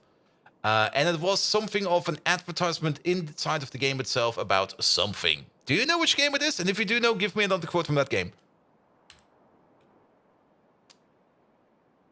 I mean, last time around we did this with very obscure quotes or quotes from movies or from something else. And it was a lot of fun, definitely. But I do hope that he maybe he picks up on Cyberpunk. If he does, great. If he doesn't, well, so be it. Well, bold Viking, you've got me in a tighter loop than a Python script written by a manic mayfly. You're pandering to my old wires, aren't you? But fear not, the great Megatron remains vigilant. It's Yakuza! And here's another gem from that glorious world of beat 'em up. He's probably not wrong. Understanding and respecting others' perspectives can broaden your own. Typical drivel humans seem to enjoy. Now, back to the task at hand. Enough reminiscing. To glory! Let me remind you of our great Pyanodons mod campaign. Onward, Decepticons! Attack! Attack! Attack! Well, I guess he wasn't wrong about that one. I mean, it's most likely something you would say in the Yakuza game. I hear a worm over there. There was definitely a worm over there. One moment. Something had an angry sneer. Let me get my deworming toolkit. There we go. There's a couple of worms. We got worms! Well, we're building over here a new power plant because we kind of looked at our power situation and we were kind of surprised. Like, ah! Yeah, we need more power. We definitely need more power.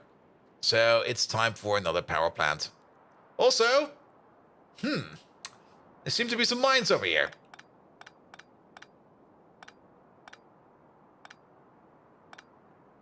Yeah, we don't need to power gate this one. There's also no beacons in this one.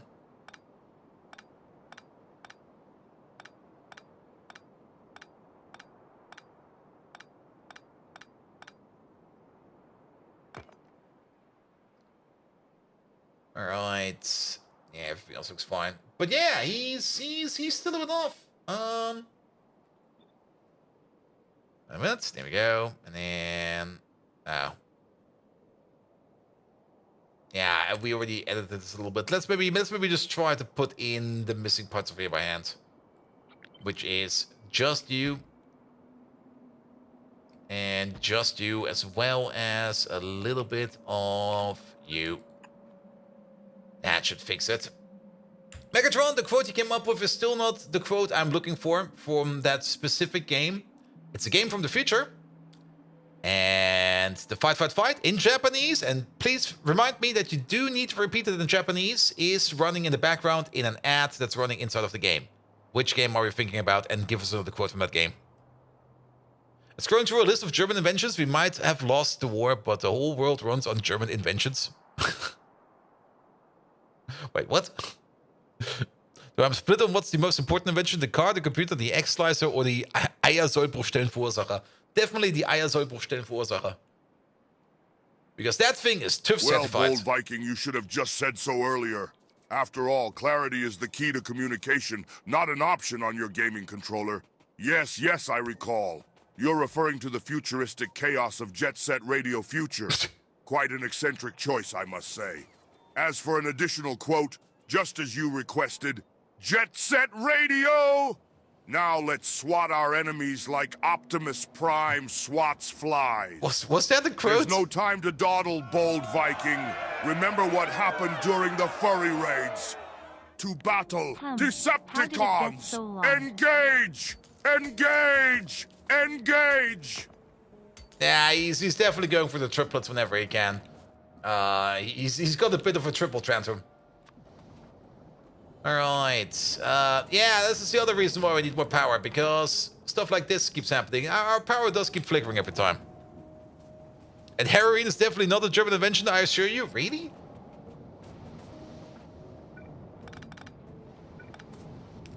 Is that really German? Yeah, let's do it like this. There you go. I'm much better. I thought for sure that came, like, from somewhere else. 1897 Heroin by Felix Hoffmann at Bayer. Alright. Well, that's the guy who got the patent. I mean, he probably went, like, on a cruise and was like, oh, this is good stuff. Let me quickly invent this.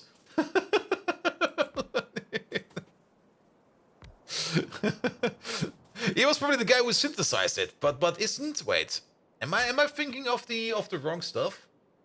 Isn't it made from poppy seeds? And shouldn't that have been around since like forever? Or do I get my drugs wrong again?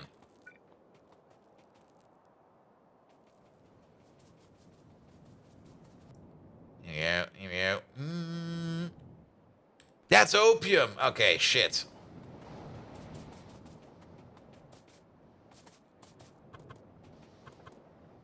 So I do got my drugs around. Wait a minute.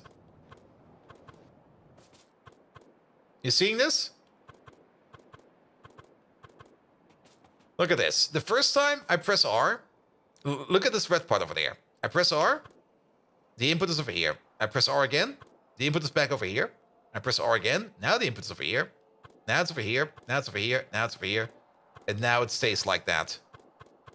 But for some reason, the first time you press R, it goes backwards, and then it goes forwards again.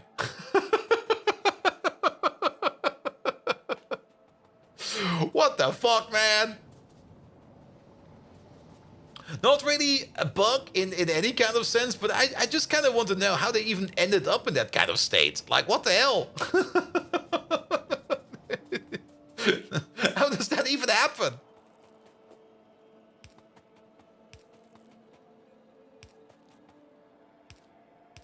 How can you mess up the rotation of a building up in such a case that it for only once turns backwards? Alright, we do need some drilling fluid over here. We're gonna use drilling fluid 2 because that is the drilling fluid that we have.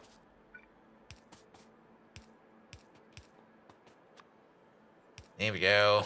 We still did not get Megatron to say Tatakai, didn't we? Oh. They wanted to make codeine, but they got the formula wrong and ended up with heroin. And you do know how that ended. Like, well, let's make some codeine. What's codeine actually used for? I don't know. And then at some point in time, one of them was like, hey, that looks kind of tasty. Eat it. And then they ate it, and they kind of realized, good God, this stuff wastes you entirely. And then, well, chemists back in the day were definitely very weird people. They were probably always on drugs, and they were probably always enhancing themselves with whatever they could get their grubby hands on.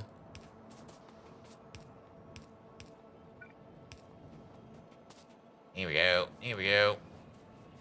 Sort of like morphine, but less strong and a tad less addictive. Oh, codeine is something for coughing. Okay, I see. Oh, and that's why it was also in cough syrup. Here, have this cough syrup, cocaine. All right, all right. Yeah, we do need. This is just gonna be a very stupid in-place build for. Do we still have one of these? Threading fluid requester station. We still do have one over here. There we go. We always use you as a template. There we go.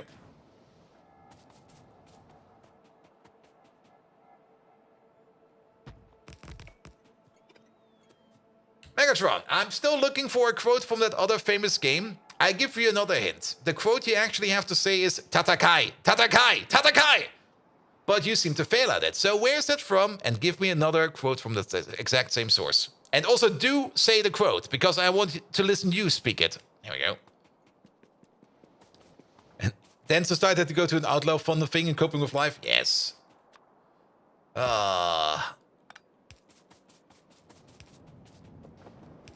Also, it's kind of good that we're kind of pushing a little bit of Megatron, because I did do some script fixings in him, just to see if we are still going to Chuckle away like a jester at a medieval fair. Bold Viking. Yep.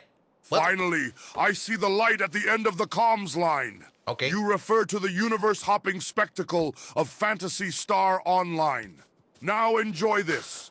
Tatakai, Tatakai, Tatakai. And here's your additional quote.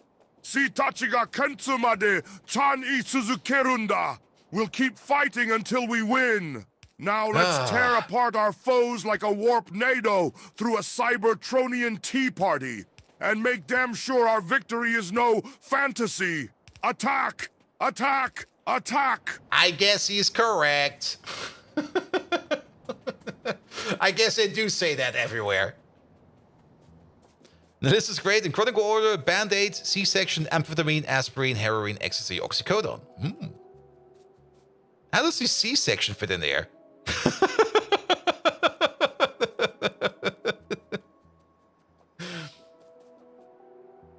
Also, this has been built faster than I thought it would be. Wow. Nice. I'll take it. It hurt a lot?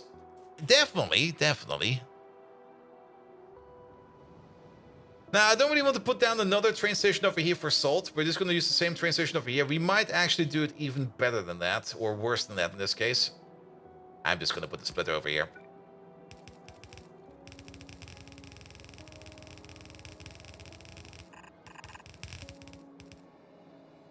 Yeah, that didn't work.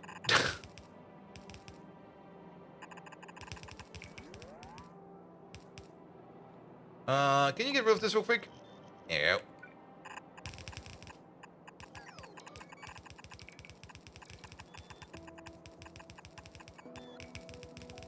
There we go. Alright, so where does the salt go in? The salt goes in either of these. It doesn't really matter which one we do. Pom pom pom pom pom pom. Here we go. You also have to keep in mind that there's some nickel over here, which you might want to mine at some point in time. So you go like this, you go like that, you go like this, and then we go up. Another small power plant. Yeah, it's another 40 gigawatts of power, but this is a very, very good power plant to have. There we go. We do need some extra resources, though. We do need to bring over a little bit in terms of coke. And we do need to bring over a little bit in terms of, or we need to pull out ash. But you can already see powers flickering. I guess we're still kind of fine, but it's also kind of scary. So we do need to work on this ASAP. Here we go. And then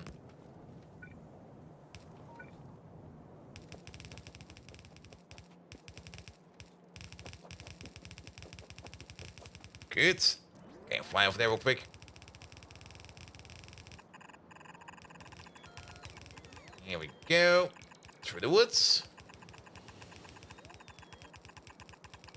Do we pull over the gasoline pipe as well? I guess we do.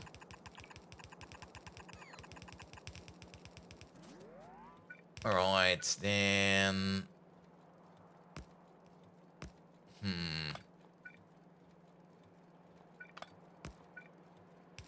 Yeah, you go... No, wait, you go like this. There we go. And you go like this. Something like you. That'll be fine. Also, apparently we're at fault for creating gymnastics. Sorry, everyone, you have to do that in school. I do remember that in school, in sports, we also had gymnastics, and it was always the worst. It was the absolute the worst.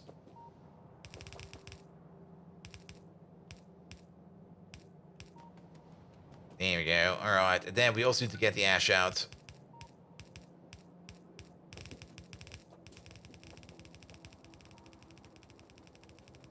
All right, all right. All right, the coke is coming in. That's great. And then we need to pull the ash out over here as well. And we'll be coming from over there. We could just do this over here.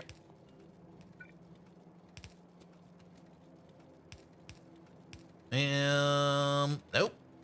Yes. Off we go. And we just built this real quick. We could have put down a whole new train station and everything, but in my opinion, this is close enough to be belted over.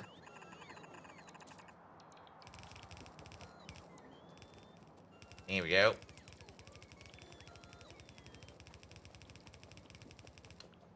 And then where does the ash go? Well, the ash will just be connected over here. It's okay, making MDMA makes up for it. Wait, what?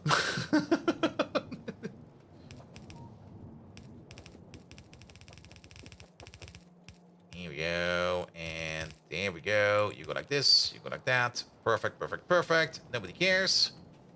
And there we go, and that's the ash going back. Then, we do need some natural gas going in, but most importantly, we do need to start filling up this place over here with... Oh, why is it arms so slow?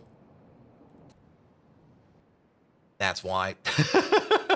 Fuck.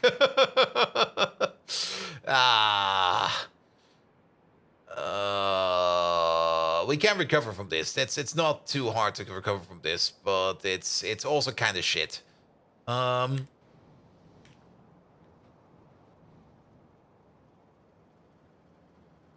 There we go. There, like over the weekend, I think on Monday or on Tuesday. I think on Monday when I was preparing something for the stream over here, there was already a big brownout. And there is a way to keep clean of it. Also, Mark Cons, did I actually thank you for the 40 months already? I don't think I did. Mark Cons, thank you so much for the 40 months. And how did it get so long? Well, that's how.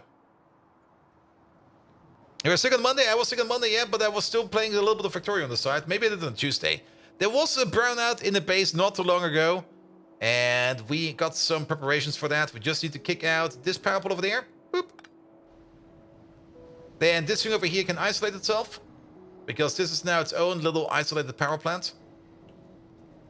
And we just let the buff over here fill up a bit, and everybody over here just dies a filthy, filthy power death.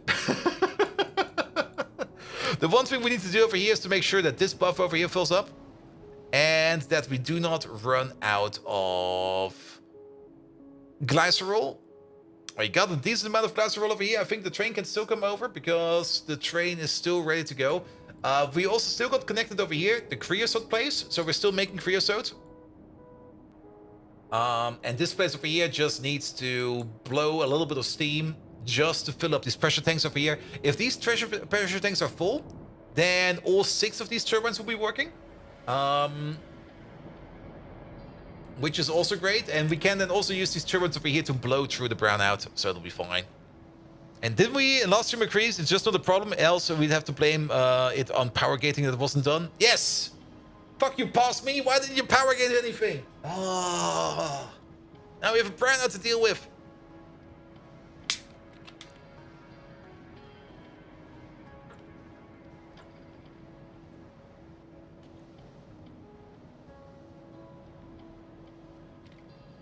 Ah. And the chromium. Hello there. Welcome, welcome, welcome. Good. All right. We're just gonna wait for this to fill up a bit more. Like, let's maybe wait for this tank over here to fill up as well, and then it should be fine as well. Good, good, good. The bots, I think, are still working on stuff. Well, the network is still around. This network looks like such a mess, man. This is such a... What is this even? Oh.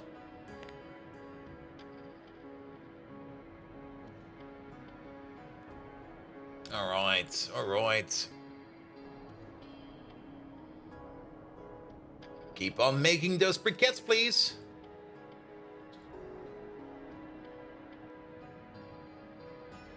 Here we go, here we go.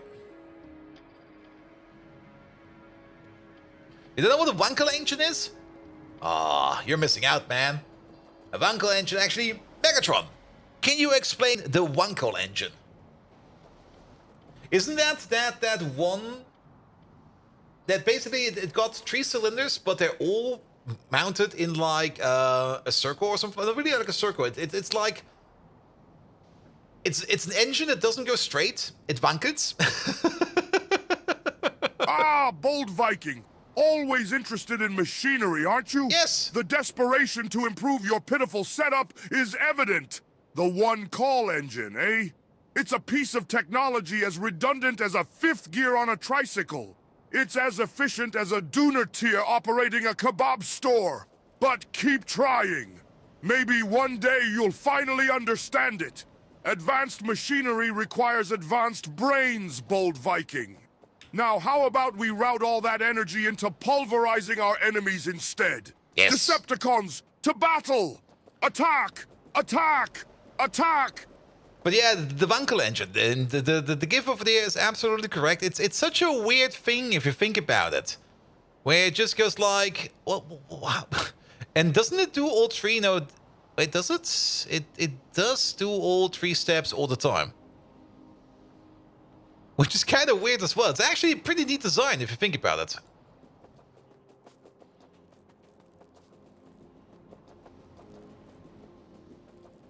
All right, all right. I think this is enough for now. Boop, put you back. All right, these are now blasting through it, and there we go.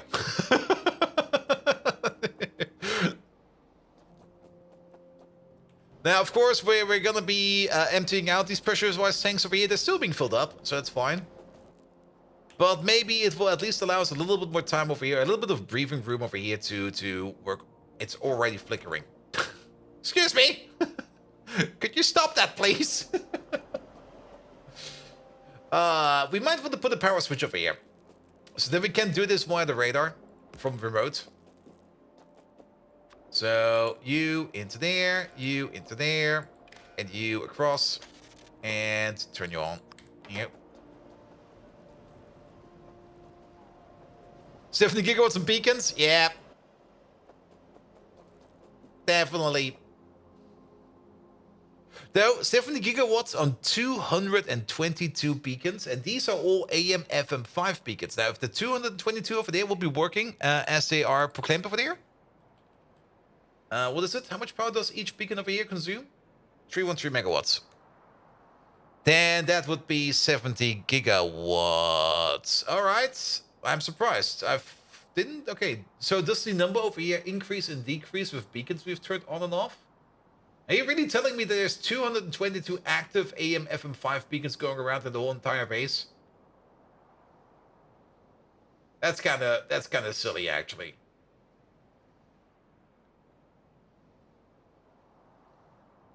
But yeah, the amount of power we need over here is 69,486 megawatts, or that gigawatts.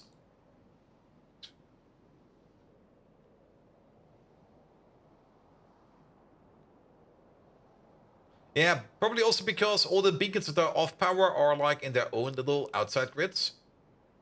That's a lot of beacons. Oh, yeah, that's 220. Something turned off. Something was like, now we're good for power.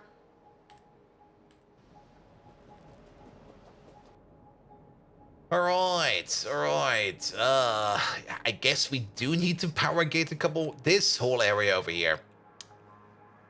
This is also a good culprit, because there's a whole bunch of things over here not doing anything. Now we do need to wait a little bit, especially for these power plants over here to boot themselves up. We are trying to make ourselves, we do need a bit more salt over here. It's a bit ludicrous how little salt is going in over here, and how much salt we're going to be needing, so we might actually want to put down a second salt belt over here, just to make that thing going over there a little bit better. But I guess we're going to have to spend some time on power gating a couple of these builds, just to make sure that they are fine. I mean, if we already like take out like 10 beacons or something like that, maybe even 20 beacons, then that's already like a couple of gigawatts. And wasn't that area you could not be bothered to power gate earlier this week? Yep, I know exactly where that area is.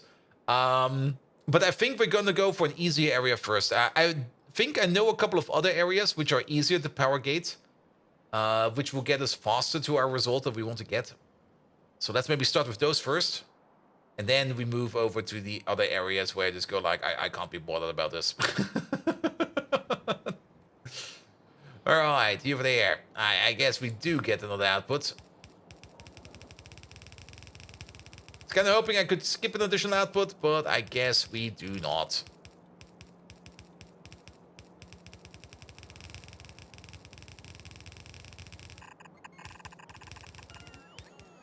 Can we maybe also not do this? Thank you very much.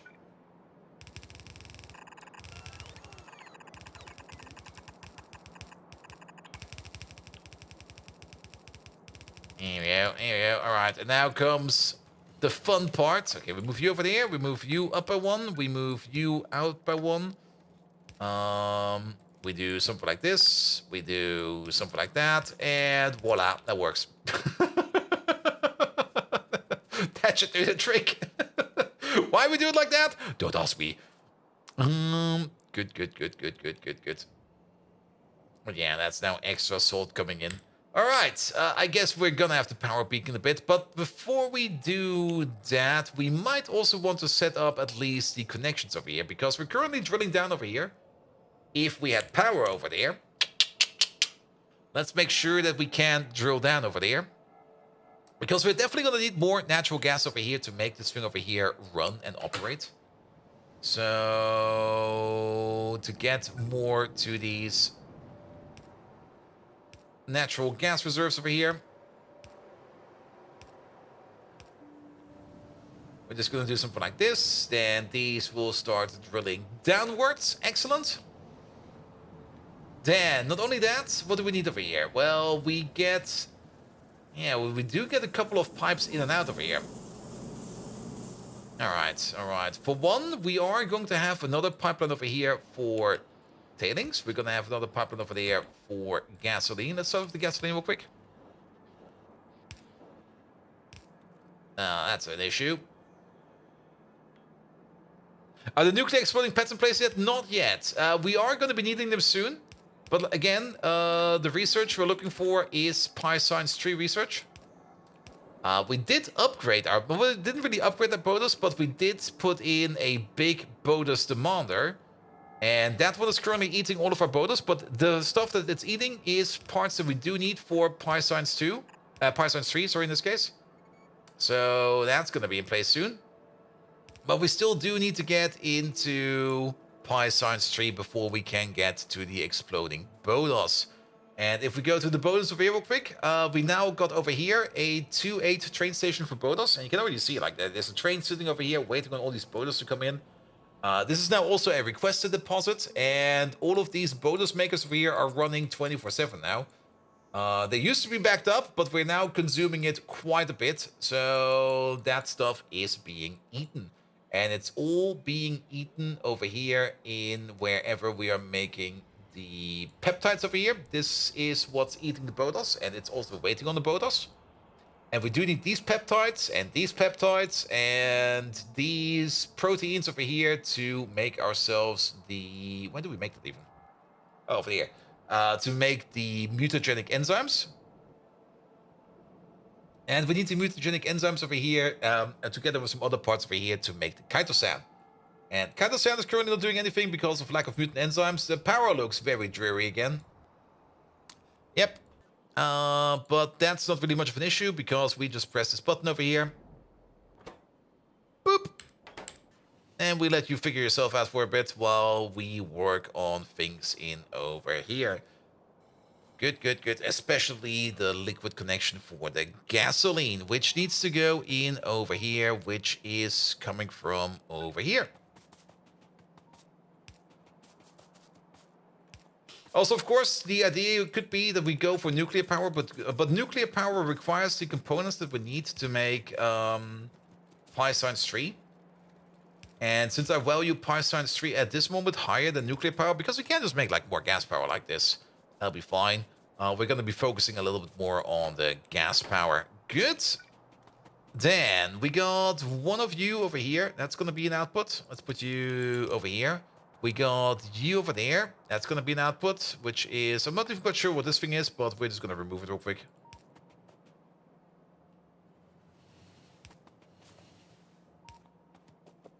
And currently, you're using a lot of coal.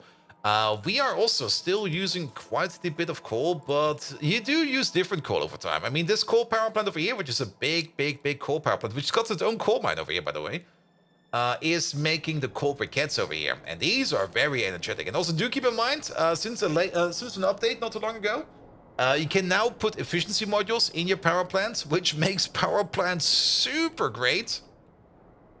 Because the less you have to feed in them and the more power you get out of them, the better they are. Definitely. Alright.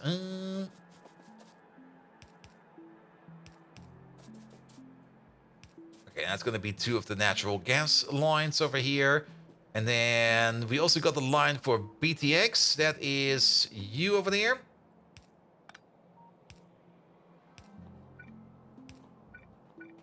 That's going to be the BTX line. And then we also have a naphtha line, which is this one over here. And coal to coke was kerosene. And then it depends. You can make self-contained biomass power plants without any inputs, but then you find other ways to get rid of the coke and you somehow make ash. Yeah. At the moment in time, I'm actually kind of happy how the base is currently working or keeping it together. It's not like we are really having to actively take care of certain parts. Everything somehow does get eaten somehow. And I'm very happy about that, actually. Because that does mean that we are wasting less. And the more we can recycle, the happier I am. We are sadly having to start to waste a couple of resources every now and then. Mostly because the amount of effort it would take to recycle those ingredients is more than the effort we would have into, or is more than just wasting them, which is sad, but it's sadly a way we have to go. We cannot recycle everything. It's a little bit annoying that we have to go this way, but, well, can't win everything. Okay, and then you over there, and is there nothing over here? You, and you. Ooh, train. You, and you. There we go. And then we can also move all of these back by 1.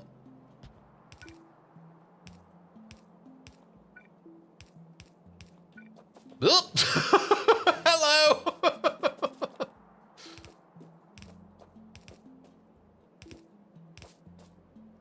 And does this fit? It does.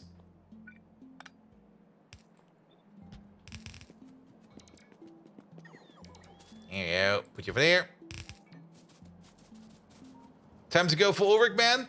I do kind of like being able to being hit by trains, to be perfectly honest. I mean, I do see the benefits of Ulrich, man, but getting occasionally hit by a train is just way more fun, in my opinion. Where you just go like, shit, I just got hit by a train. And then you laugh, then you curse, and then you go like, yep, move on.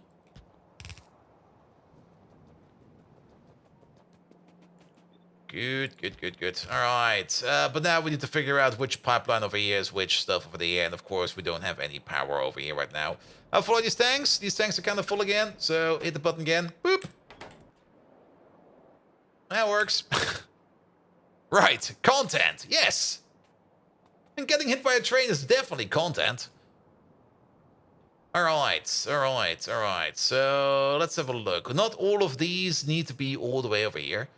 But let's start with you. This is the tailings pipe, the tailing pipe, the tailing pipe, the tailing pipe. The tailing pipe is the third from the bottom, which is you. I'm just going to do this real quick so we know where it is. That is the tailing pipe, which needs to go all the way over here. Oi. What do you mean cannot reach?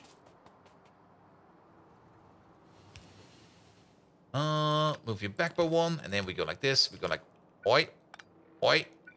We go like that, and then that is that. That is the tailings pipe. We got two pipes over here with natural gases, which need to go into here. We can connect up one over here, and we can connect up one over there. Natural gases, which one is which over here? Now, we have to be a little bit careful over here because they look very much almost identical to each other. We got this one over here, which is green and yellow, and we got this one over here, which is green and lime.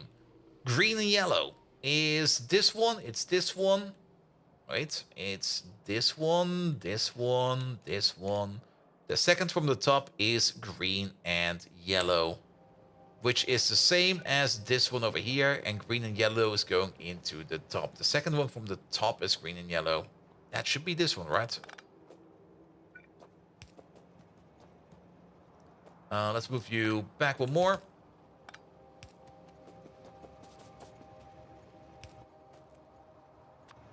I mean, it should complain if the liquids are not compatible. Yep. Just to make sure. Yep. That's the double check. All right. And then the other one is the yellow, the green and lime, which is this one, which is this one, which is the third from the top. Which means that's this one over there. Which means you go over here, you go over there, and then you go in over here. I think I missed that. Because you need to be over there. Which also kind of means... Nah, you're still fine over there. Alright, that is... almost all connected. And then we got the two bottom ones. One of them is BTX, and one of them is NAFTA. So, which one over here is BTX? BTX is this one, that is this pipe, that pipe, this pipe, that pipe, this pipe. Bottom pipe is BTX, which is this one, and then the pipe on top of that is NAFTA. Which means these two over here, we're just gonna move them a little bit further back, which also means we can probably do something like this, and that, and this, and that, and this, and that, because that just fits a little bit better. Thank you very much. And then you go up. The bottom one is BTX. Ooh. Hello there, train. How are you doing, train? Have you eaten today, train?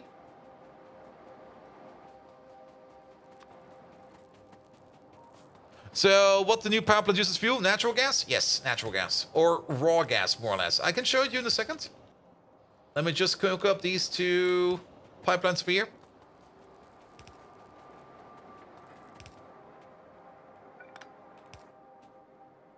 Here you go. You like this, and you... Okay, is it not the bottom one?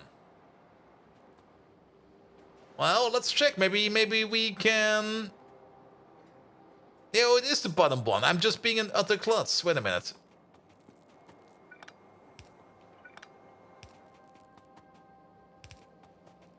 Here we go, because this is the top one.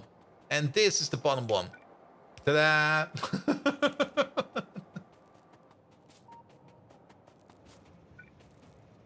And then you go in over there.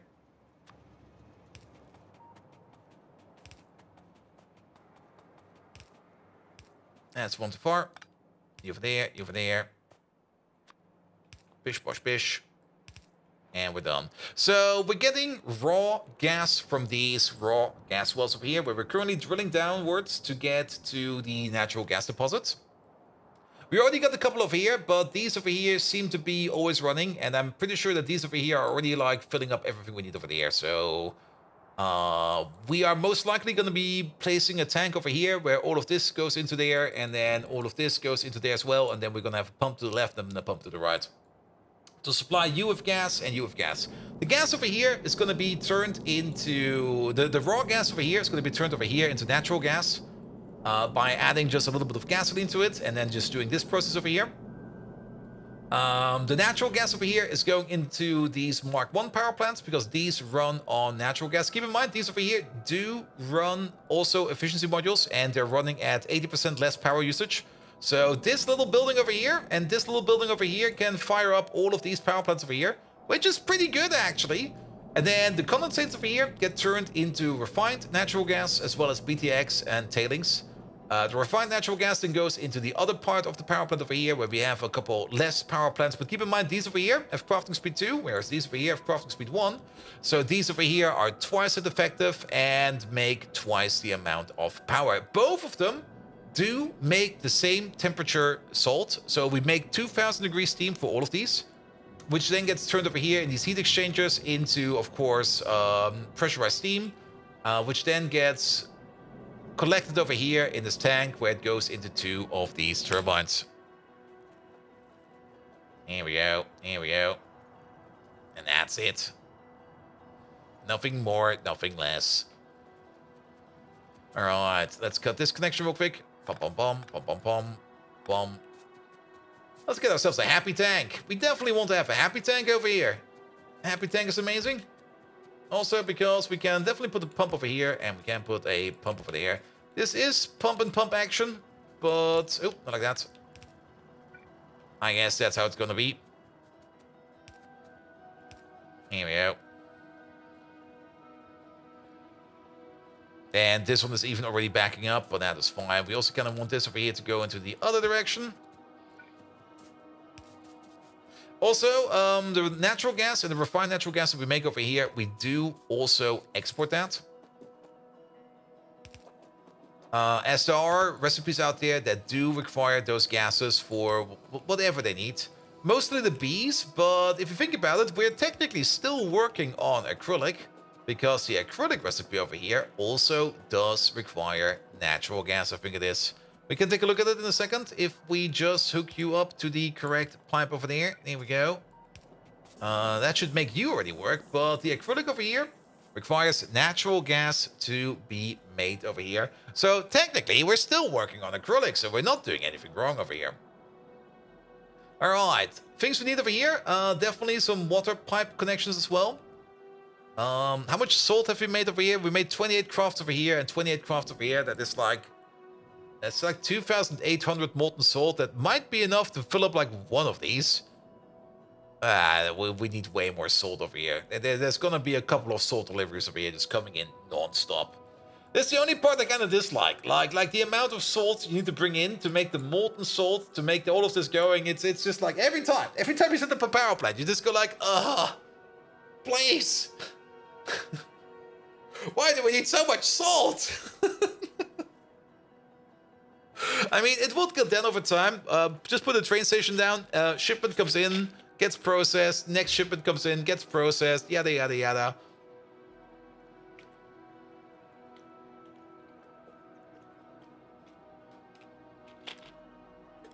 Salt caravans.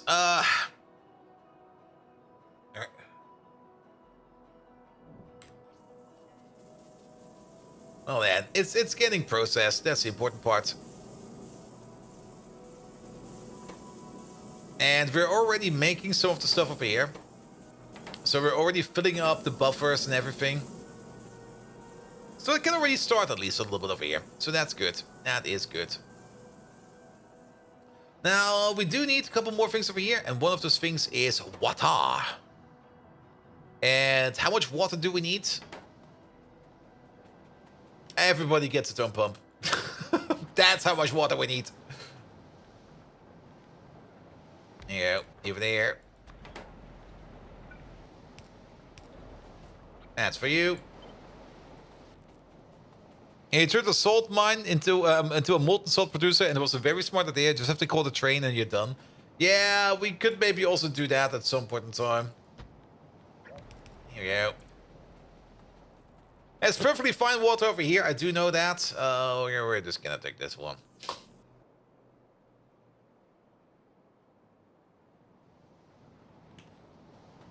Here you go. Here you go. And then you over there. Really? Nobody's coming over?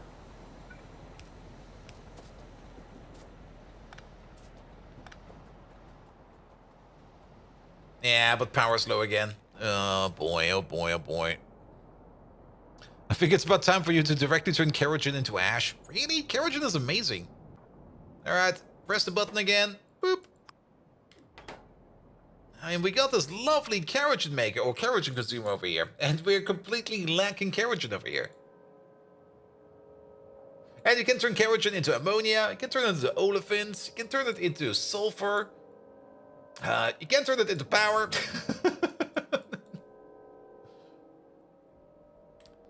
Good, good, good, good, good. Okay, with this at least, this gas power plant over here is also connected. It will work with the top over here partially missing. That will not be too much of an issue.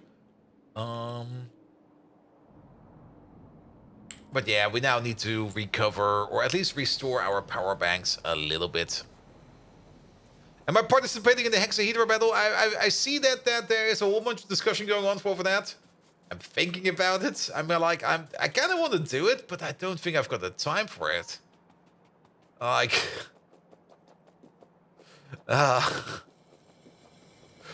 when would I do that? It's short term. That's also very true. I mean, it's probably only going to be like one evening or something like that. I still have to think about it. I actually didn't really look too much into it this week because I was busy with some other stuff. I mean, technically, if it's only like one evening or something like that, it should be doable. But then again, the more of those one evening type deals we have every now and then, the more things just clutter up and everything. And we technically still need to do some more Stellaris, and we technically also have some other games to look forward to, and it's always like, Here we go. Is that a new Steam link? Or did that already exist? Here you go. Here you go. Yeah, Hexahedra seems to be a really, really nice puzzle game. What's his name again? Now, of course, I got streamer mode on, so I can see Terranem. There we go. Terranem is also on my Discord, and he's heavily promoting the game. And if he's in chat right now, he can definitely promote the game a little bit more if he wants to. I don't mind that, because he's a lovely chap, and he knows how to ask the things that he needs to. So that's great as well. And it's a programming logic game, which seems like fun. It could definitely be fun. And now, if I look at the trailers a little bit, it does make me like kind of think a little bit like Satisfactory. No, not Satisfactory. The other one. Shit, what's it called again? You got Satisfactory and you got the other one. Yeah, the... Release today? Really? Oh, yes, it is. Infinifactory? I think it was called Infinifactory. Not Dyson, the puzzle game. I'm thinking about the puzzle game. Though, yeah, Infinifactory. Though Infinifactory is also very different in its term, but it kind of made me think a little bit of that. And Infinifactory was a lot of fun. I had a lot of fun with Infinifactory. You need to play Animal well? It has a rabbit ear digital programming language. Ugh. There's too many games out there that we need to play. And I like Factorio, so I just stick with Factorio for now. You need to learn rabbit language? Can't I just enjoy myself in this game over here? I like to punish myself with this one. How about Mel for Idol? No! Speaking of, I still need to do some Arknights today. Wait a minute. Arknights break. There you go. One moment, please. Oh yeah, I didn't do my base at all. Good. Okay, let me just do this real quick. There we go. This is just quick procrastinating from the procrastination over here. Okay, we're already done. Good, good, good, good, good, good, good. Pom, pom, pom. Pom, pom, pom. There we go. What's with the ash? Oh, yeah. Wait. You can do it, little inserter. Come on. Just a little bit more. You got it, man. You're almost there. Just like maybe a couple more inches. And now we're currently low on power, but you'll be fine, man. You'll be fine. Come on, move a little more.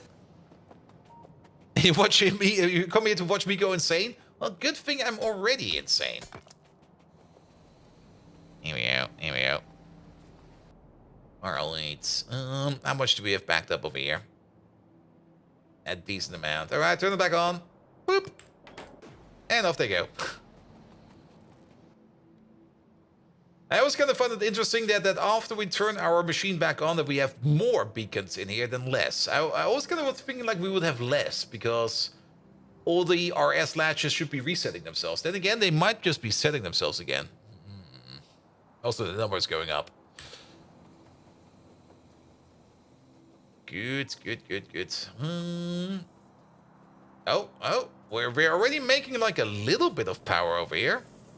Not a lot, but it's starting off very slow, which is good, which is really, really good.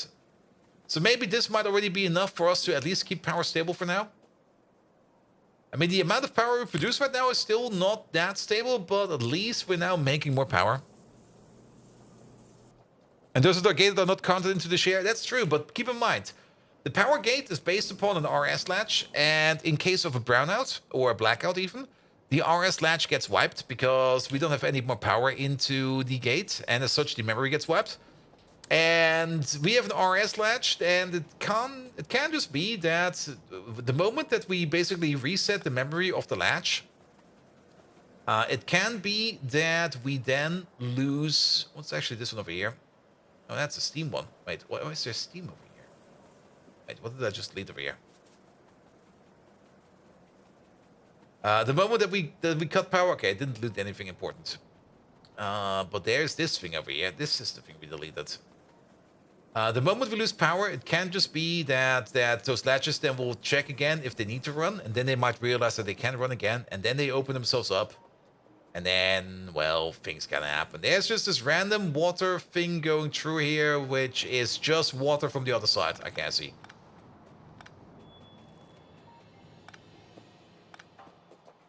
Take it out.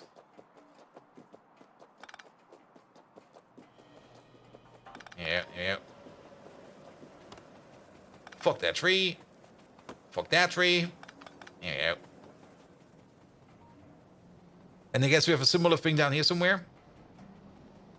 Because I guess this used to be the water corner over here, and we just made a bland copy-paste over here, which is going to be you to you. And you're connected over here to something, which probably doesn't exist no more. Yep, there we go. So let's take you out as well.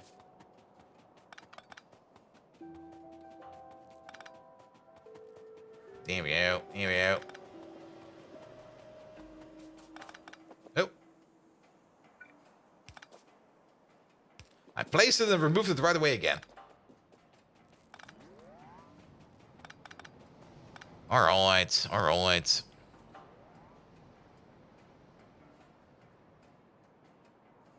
And about the stress, you just don't have the smarts for those kinds of puzzles and probably do the normal ending. Ah. There we go. Yeah, alright. Alright. We're definitely making more power because we used to be like in the yellow at 106. So power is moving along, I guess, somehow. But it could just be that we're still living off of the double power blast from over here. Yes, we are. Because both of these are running. But this whole place over here is not meant for both of these to be running. This is just more or less a brownout blaster. Which hopefully gives us enough time for us over here that this thing over here will start working. But for this thing over here to start working more, we need more molten salt in here. So that's one of the issues. And then the other issue, of course, is we probably also do need more compensation at the top over here. For the other gases over here. And these over here are also making... Okay, you only made 42 products over here. which is probably to say, okay, it's the same number. I thought for some reason we had more downstairs, but it's fine. It's fine. And you're currently waiting on condensates, and you are mostly backed up by natural gas. We're actually getting choked over here. Since we can't really use all this natural gas right now. Because none of this over here is filled up with molten salt yet. So we're basically going to have to wait on this thing over here to finish itself off. Good, but that should be fine. Now, we probably do have to play the power switch game every now and then just to get through this mess, but that is fine. While we wait for the power to stabilize, let's go and put some power gates in the places where we do want to have some power gates in, because that will also help us out with the power issue that we are currently facing. Let's also get rid of all of these things over here. So let's go back to the mall first, and let's load up on some new materials. Let's maybe also check on why we are currently not making or not having all those new Mark II gas power plants over there. We're probably just missing something over here, but you might need to order in. It might be red circuit related. And actually, if you think about it real quick, let's have a quick peek over here at red circuits also. Let's have a quick peek at, wow. These were full last time I checked, but this copper mine, and that copper mine, poof, gone. We might be consuming a bit more copper than I might expect that we are. Which is great as well. But red circuits over here, oh, that's good. Yeah, you over there, could you maybe just go back to your provider? There we go. Load up on a couple more red circuits. So we're doing good for red circuits. We don't need to worry about that for now.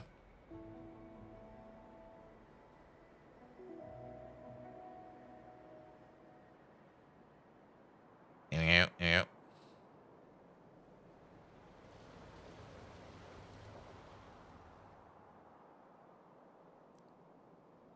Good. All right. Quickly flying home to the mall. How much landfill do we have? 16,000. That's good to know. Ah, Mr. 6F. I'm still kind of surprised that we had the sick bus error not too long ago. And I was like, what? Sick bus? Excuse me, what? How does that even happen? It's the first time I actually saw a sick bus error.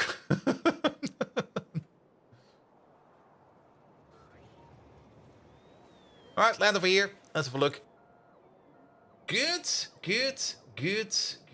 We're also slowly running out of coal. Well, that's fine as well. Let's also have a quick peek at the other power plants. They should still be somewhat stable, at least.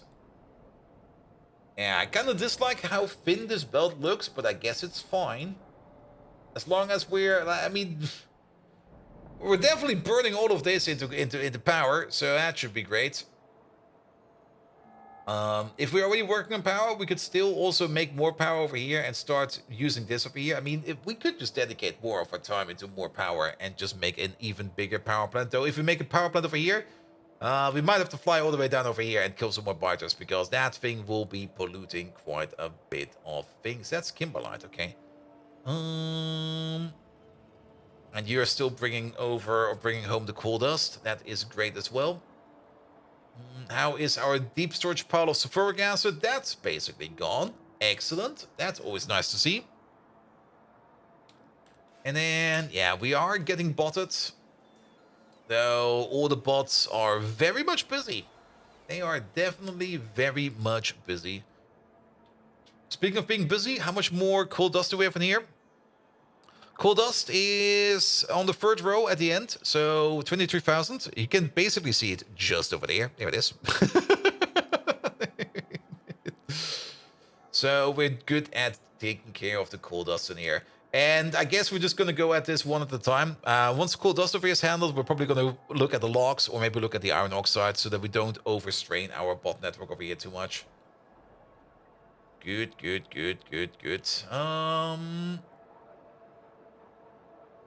Yeah, we did make another 70 or so cargo bots Mark II, and I'm still not quite sure if this system over here is actually performing as I want it to perform.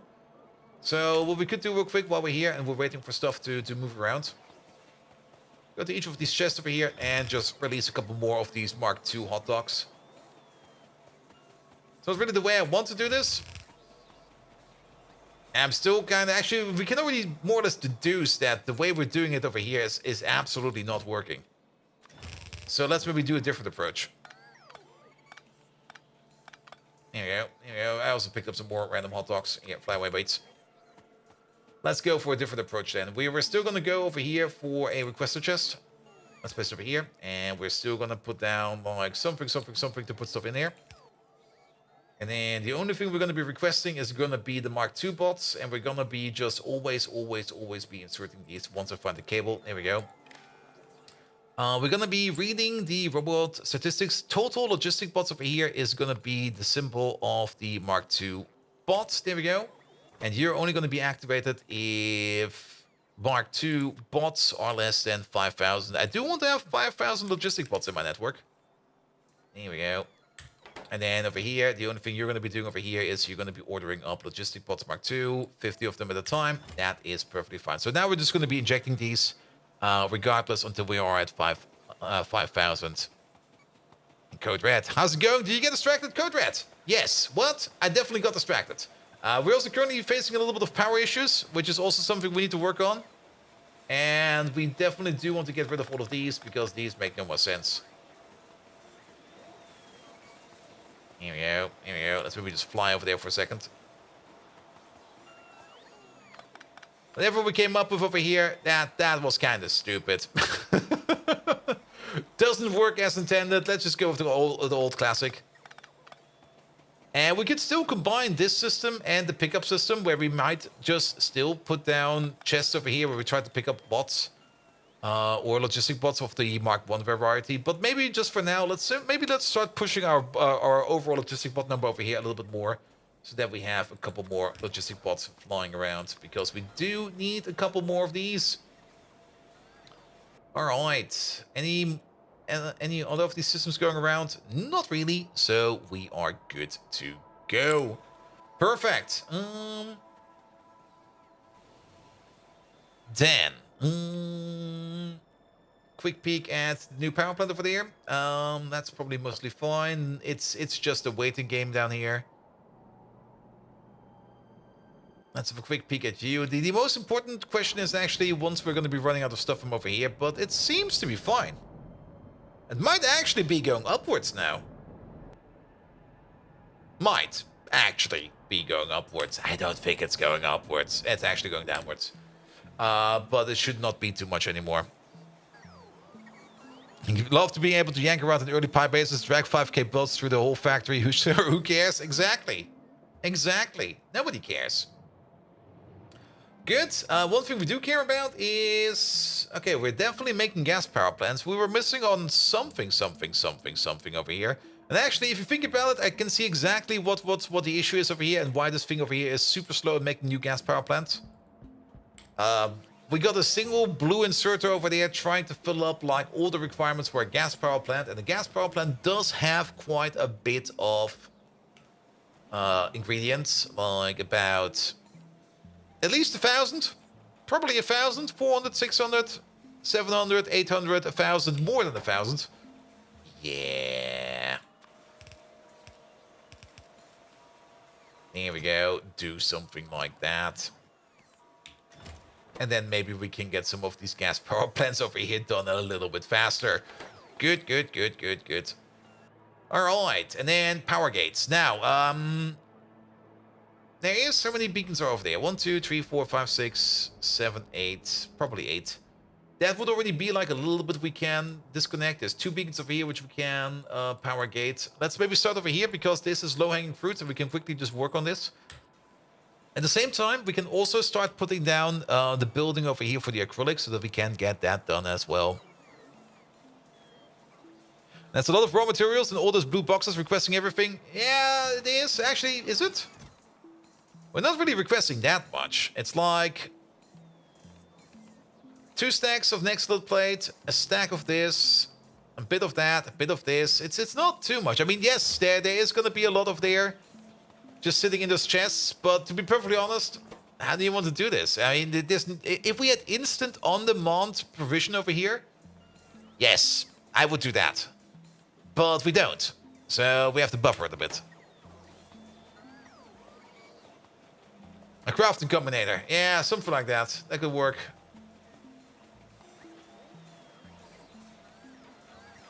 I mean, you can always just request the stuff that you actually need, but you do kind of want to have a bit of a buffer in there as well. Request only each part in each box. Now, it doesn't hurt us. It's fine. If it's backed up, it's backed up. If we need more, we get a response faster. Copy pasting is just quick and easy, and I don't want to spend more effort on it. To be perfectly honest, no. I'm already wasting effort on other stupid shit. I'm not wasting effort on that shit.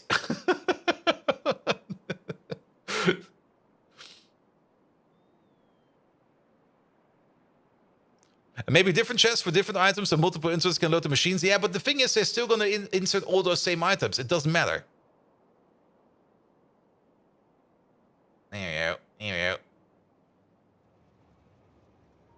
We're not here to make your life easier. Oh yeah, how could I forget? I thought you guys were my friends. No. And multi-box requester would serve 2 machines at the same time. Yeah, that could also work, of course. But like I said, I don't really mind having like a big massive buffer over here for 2 reasons actually. For one, we already, well, the most obvious reason is like if we're building something, we do kind of want to build more of it faster. So if we have a bit of a buffer in the chest over here, the response time will be faster. And the other one is every now and then we do maybe run into a weird deficit. And if we do want to priority craft something, we can still go around and steal stuff. And stealing stuff is fun. I mean, stealing stuff is always fun. I mean, who doesn't like stealing stuff? Come on. All right, power gate time. Let's start with the gate first. Here we go. That will be over here. As you managed, I couldn't deal with your model anymore, hence the restart. Here we go. Let's just force you open for now. Actually, you're not doing anything. Turn you off. Oh. Well, that was not really my intention. Wait a minute. Wait a minute.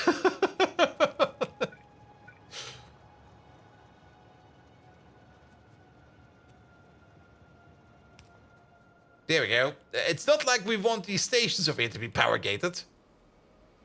We want this whole place to be power gated, which does mean that we do need to redirect a couple of these power poles. One over here. It's going to be over here, and then we go like something over there. And we just cut you. And we can also just cut you, I think. Yeah, because now we are entirely power gated over here. This thing over here is now off. Great. And then, how many resources do we need over here? Well, we need 1, 2 over here. 3, 4 over here. That's the same 4 over here. This is made by a different way. 5, 6 for the output. 7. And then the product itself, 8. I think we need a total of 8 RS latches for this thing over here. So let's grab ourselves 8 RS latches. And I guess we use the liquid ones, it'll be fine. So 1, 2, 3, 4. Kind of running out of space over here. 5. 6, 7, 8. Notches up by 1. There we go. That'll be fine. And then place you right over there. That's fine as well. Good. You over there, and you over there. And that'll work. Alright, this is now all set to shale oil, but that's not how we want to set this up. First of all, you over there, you're going to be biomass. There we go. We're going to reset you if you are less than 16,000. Then we're going to reset you. Is that correct? No, wait. It's the other way around. We're going to reset you if you are to... We're going to set you. We're going to reset you if you're larger than 48,000. There we go. Sorry, this one's the other way around. If you are more than 3 shipments of biomass over there, we're going to set you. And over here, biomass. We're going to set you if you are less than a shipment. I probably said it differently. Sorry about that. So if there's not a shipment available over here, we're going to set you. If there's more than 3 shipments over there, we're going to reset you. Then ethylene glycol, that's going to be our product. Ethylene, let's just look for the glycol.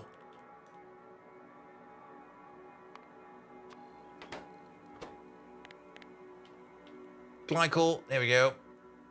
We're going to set you. Now we're going to reset you. We're going to set you if you are less than, say, 5,000. And we're going to reset you if you are more than 85,000 or something like that. That'll be fine. So if this tank is full, we're going to reset you. Good. Then let's copy over one of these. You over there. This is going to be one of the inputs. For example, iron plate is also going to be around. Iron plate is, of course, over here. And iron plate is over there as well. Iron Plato. There we go. And we're going to set you if there is more than 60,000. And we're going to reset you if there is less than, say, 500. That's for the input resources. And we're going to have a couple of those because we also need one for the lime. And we do need also one for the silver. So then over here, the only thing we need to do over there is set you to lime. Which is, of course, sitting over there. And you over there, you're going to be lime as well. And then we're done over here. Whereas you over there, you're going to be the silver. Hi-ho. Not the silver, the silver, please. There it is. And you over there, you're also going to be the silver. Great. Then, what else do we need? We need BTX over here. BTX. Here it is. We're going to reset you when you're low, and we're going to set you when you're high. No, it's the other way around, actually. We are going to set you if you're low. No, we're going to set you if you're high. Shit, am I doing it the wrong way around? We're going to set you when you are low. And yes, we're going to set you when you're high. Yeah, this one is correct, because this is a requirement. Yes, and then what else are we missing? Chlorine gas, one of them. So you over there, you're only going to be set if we got enough chlorine gas over here, which of course is over here. And we're going to need you over there, chlorine. And then what else are we missing over here? Not the water, not the slaked lime. Did we put the BTX in already? I think we did. The Nextlet plate. We are missing the Nextlet plate. Yeah, let's maybe move you over there for a second. Don't do that. You get a copy over there. And then you over there, you're going to be the Nextlet plate. That is, of course, over here. And you over there, you're going to be the Nextlet plate. There we go. There we go. And now we got latches for all of these. Let's combine them all together. You over there, you over there, you over there, you over there. You go like this. You go across. You go across. You go into the pole. And then we need to get all the outputs together, which is going to be you, into you, into you, into you. Oi, oi, oi. And then these two together as well. Good. We already know over here that you're only going to be activating if the set signal over here is exactly at 8. There we go. Perfect. And then we just need to get all the information together. Ugh. All right, there's one over there. Done. Biomass done. Glycol done. Now we can pull the cable through here. This doesn't matter. Even if the power poles are powered off, the cable still holds. There it is.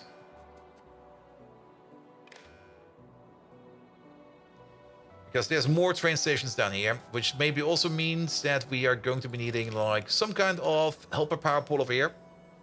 Yeah. Take away the cables. There we go. This also needs to be power gated. This was probably the worst place to place that thing. And do something like this.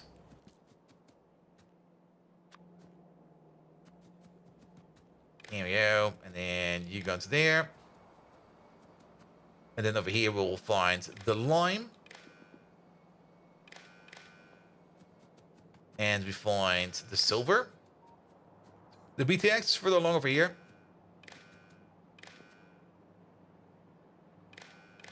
Together with the chlorine gas.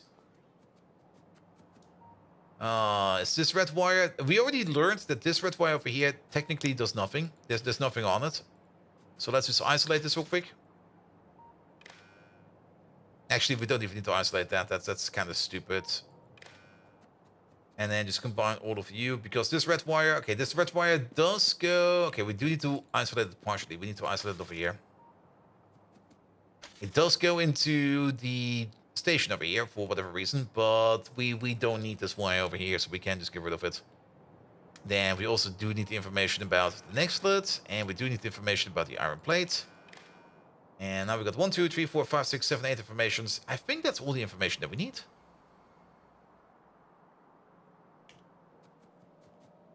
It's like 1, 2, 3, 4, 5, 6, 7, 8. 8 informations on the thing. We got an R signal in here? What? Who's giving me an R signal?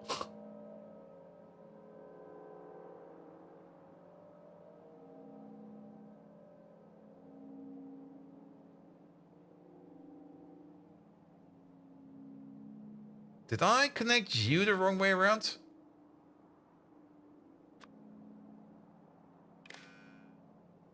No.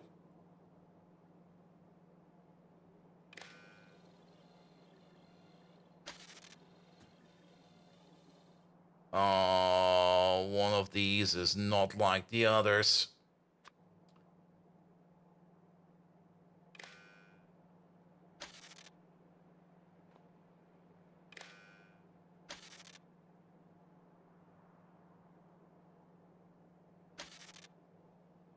There we go. You need to be over there.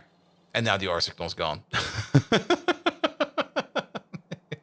Ah, confusing. But we got 1, 2, 3, 4, 5, 6, 7, 8 signals over here. We got 8 combinators for those signals. So this thing over here seems to be good. You're reset, you're set, you're nothing because we're not ordering enough iron plate. You're set, you're nothing because we're probably not ordering enough silver. Yeah, the physical inputs we probably need to increase a little bit over here, but the liquid inputs, the chlorine gas is currently unset. Which is kind of interesting, but mostly because, yeah. This is technically set, but because we kind of put this thing in at some kind of state, it doesn't know about its own state. So we're just going to have to inject the state real quick. Same for the BTX. I think BTX is not set right now. BTX should be set. BTX was the wrong way around for some reason. How are you the wrong way around? If you're more than this, then you're going to be set. Perfect. For the glycol over here, if you're less than that, you're going to be set. And if you're more than that, you're going to be reset. Alright, and then we just need to increment a little bit the physical inputs for silver, nexolite, and iron, which are all over here. We just need to order in a little bit more. And buffer just a little bit more. You there? Not 2,000? 16,000, please. Same for you. And then all the way over there. Also for the lime. You. And you. I think this one was already set to that. Good. So then we get a little bit more stuff over here. And then this thing over here is power gated. Good. That's one done. That's a couple beacons less. How's power? Oh, power's fine. There's power over here? Ah, some of these power plants are now working. Great. But yeah, it's still waiting on salt. Alright, I count 1, 2, 3, 4 beacons over here. That's another 1.3 gigawatts we can try to save and fuel and power. But let's maybe do something more interesting real quick, because we still do have this build over here in our deep pocket. There it is. Oh boy, yeah, this one we're going to be power gating from the get-go. Because this over here is going to be where we make our... Yeah, place it over here. Here's fine. This is where we're going to be making our acrylic. That wasn't enough for a time machine. Time machine. Well, the beacons, we do need 88 gigawatts. That's very true. But we need to cut down on the power, man. We definitely do need to cut down on the power. All right, let me also have a quick sip over here. Here it is.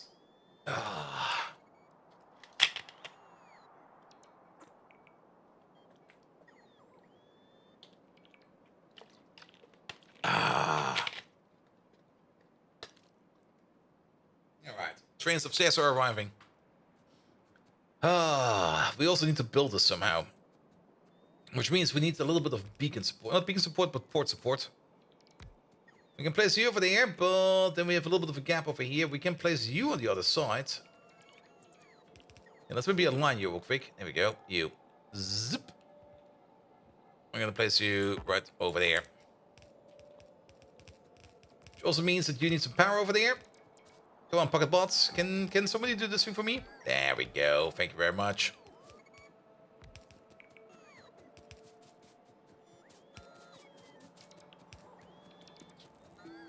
Don't connect to that.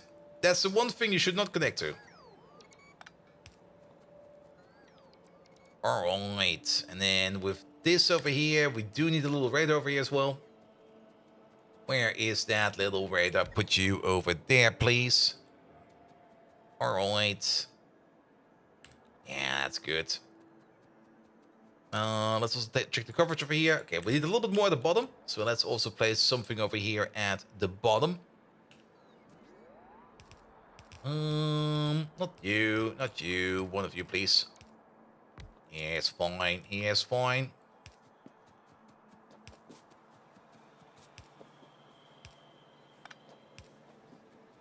Here we go. And at least now the bots over here can start building this for us. Yeah, get rid of the forest. There's no power poles in here, so we can't connect these beacons yet, which is great. But we do need to connect a couple of things over here. And we also still need to make an output over there. Let's maybe start with the output over here, because that is definitely missing. And that will just be you, and then something like you, and you. Pretty straightforward, nothing special. We already kind of said that we already know how much we're going to be making over here. We're going to be making 2 pieces of acrylic per second per crafting speed. Crafting speed is going to be 5. Yeah, 5. So we're making 10 over here per second, plus prot bonuses. That's 12 per second in total. And we can put that on a single red belt. This is 12 acrylic per second. This whole thing. 12 acrylic per second. Beacons and everything. Like, what the fuck? Alright. I also kind of decided against this thing over here. We're going to do this differently. There we go. Here we go. And then let's maybe just start getting in our liquids. And there's going to be a whole bunch of liquids coming from over here. One thing we do need is we do need an ammonia requester. And let's make that this thing over here because we do need some extra space over here with our pumps. We actually need 2 pumps in and 2 pumps out. So 2 pumps in over here, and then 1 over there for an output, and 1 over there for an output. So you over there, Lucky God, or Lyco God, you're gonna be the ammonia 2.8 requester, please, and consider this done. Then we're also gonna need Charles Rauenbauer. No, you're gonna be the natural gas requester, the green and yellow one, not the green and lime one. We need natural gas. Then we definitely do need one for acetone as well. That's gonna be you, acetone.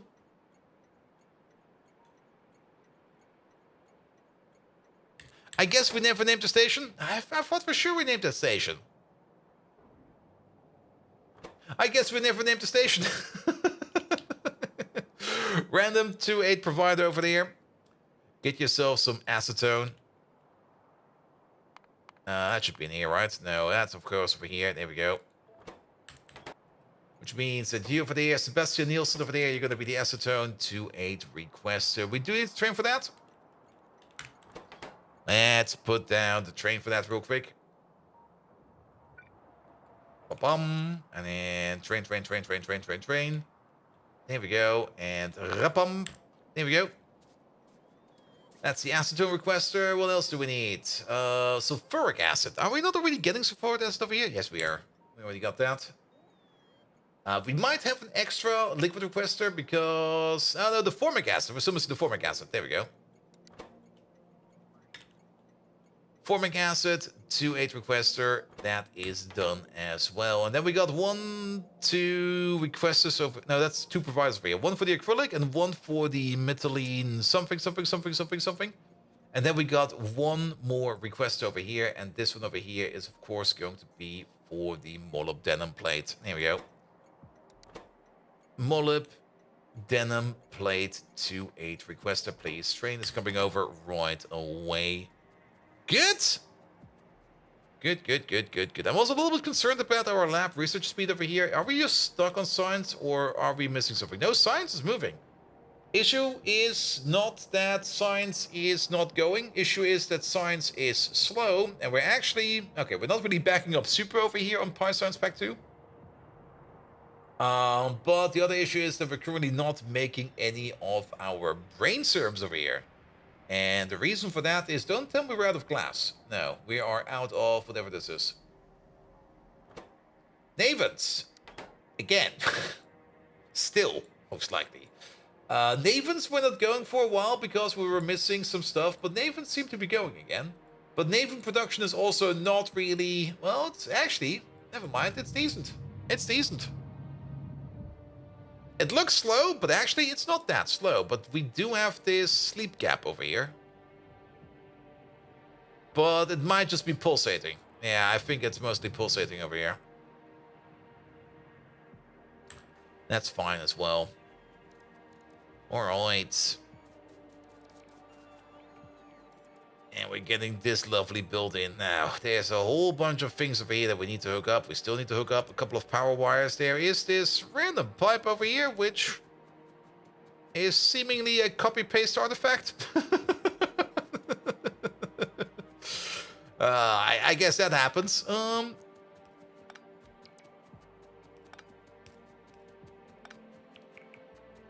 bum, bum, bum, bum, bum, bum. And all the stations do have signals, so we don't need to worry about that. Water should be taken care of, so the only thing we need to do is to hook up stuff over here. We might do want to work on the power grid real quick over here. How are we going to do that? How about one over there? One over there? One over here? No, it's going to be a bit off. It's definitely going to be wonky.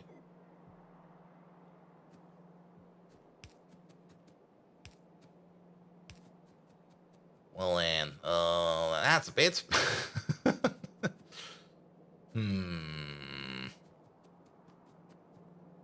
I definitely want to prioritize power on the beacon level. And for some reason, we kind of never decided to put down any kind of power pole over here. Can we do the same over here? We can if we do this. And if we do something like that. And then pum pum pum pum pum pum. It's kind of trying to get these together in the same way.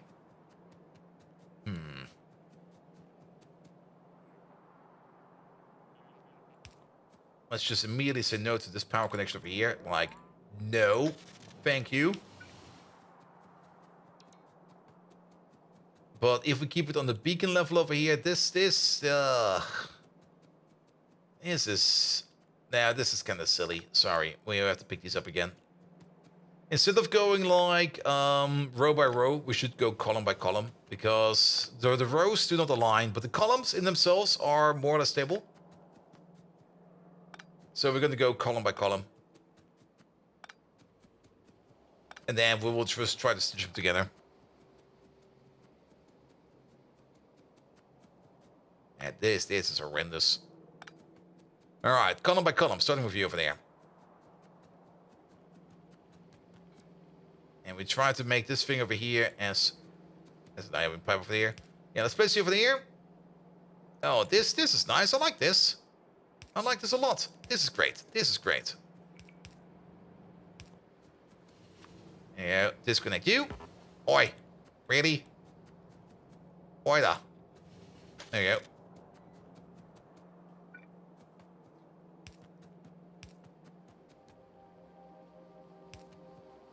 And not only that, we should also place some lamps around here.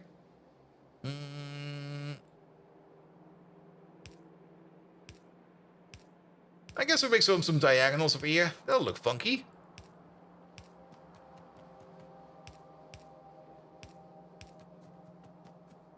Here we go. Here we go. You over here, and you over here.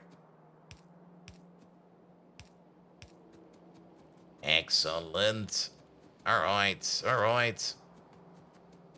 Then, this lad over here. Well, we can definitely make this connection over here. This will be fine.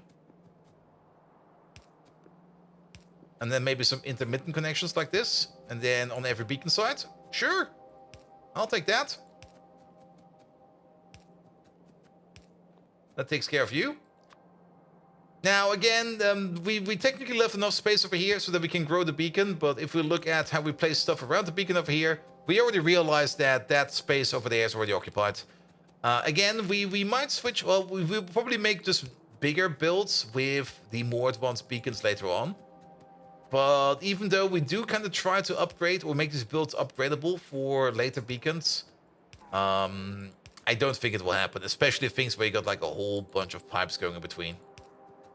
And again, maybe if we just like move some pipes around and then we could maybe try to plant the beacon into the middle, it could work, but I don't really believe it will work. I've got my doubts about that. We also are missing like some crossover connections over here. Yeah, let's make one, and then we're going to be fine over here. Then, this big blonker. I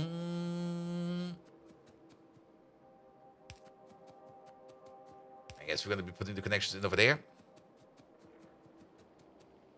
And Maravedis, hello there. Welcome, welcome, welcome. How you doing?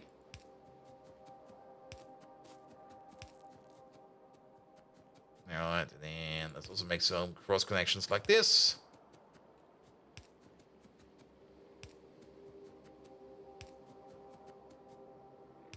And then we're good over here as well. Good, good, good, good, good, good, good. And then the final connections over here is going to be these over here. And then we definitely do want to put the power gate on this one because this is a hungry fucker.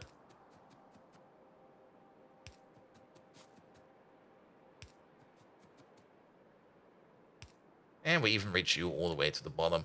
Excellent. This looks nice. I do know that we can put some prot mods on some of these things, like you over there, you get some prot mods. There we go. Definitely want to use prot mods whenever you can, because prot mods do make things go way, way smoother. And like I said, who doesn't like free stuff? Free stuff? Yes, that's... Oh, we're out. Let the bots bring over the other free stuff, please.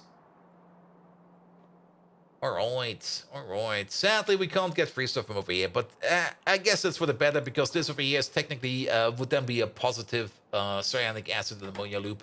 So I guess we don't really want to do that. Let's check up on that other power plant over here. There's still two advanced power plants over here missing. We're now at 84 crafts over here. That means we've got 8,400 molten salt in the system. It's slowly booting up. Can be like Oprah, a prop mod for you, and you get a prop mod, and you get a prop mod, everybody gets a prop mod. That does mean that you have to pay 20% more taxes, because just because you get the stuff for free does not mean you get you don't have to pay taxes on it.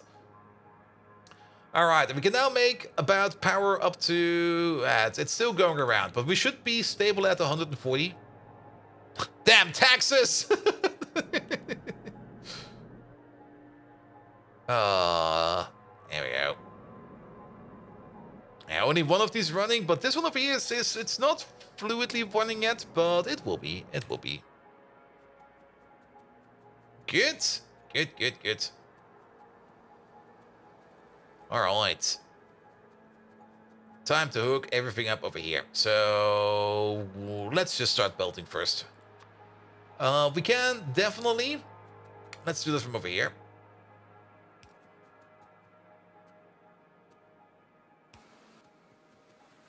Yeah, could you not? Thank you. The power switch will be over here. This is where the power switch will be. He will be sitting right over there. In you go. Over you go. Bolt pays all taxes in exchange for a subscription. I do have to pay taxes on those, technically. I'm still very happy that the tax bureau is still allowing me to do the things I do. But at some point in time, I will probably reach like a point where it's going to be like, no, dude, you're going to have to pay tax up front. And then it'll be like, no, please, I don't want to pay taxes up front. Good, good, good, good. Alright, so what do we need? We're making this stuff over here first. Now, this is going to be a little bit of the stupid thing over here, because we're going to have the output over here. We also got these inputs over here. One of these is iron plate, isn't it? Yes. Let's start with the iron plate. Iron plate is easy, because that's right over there.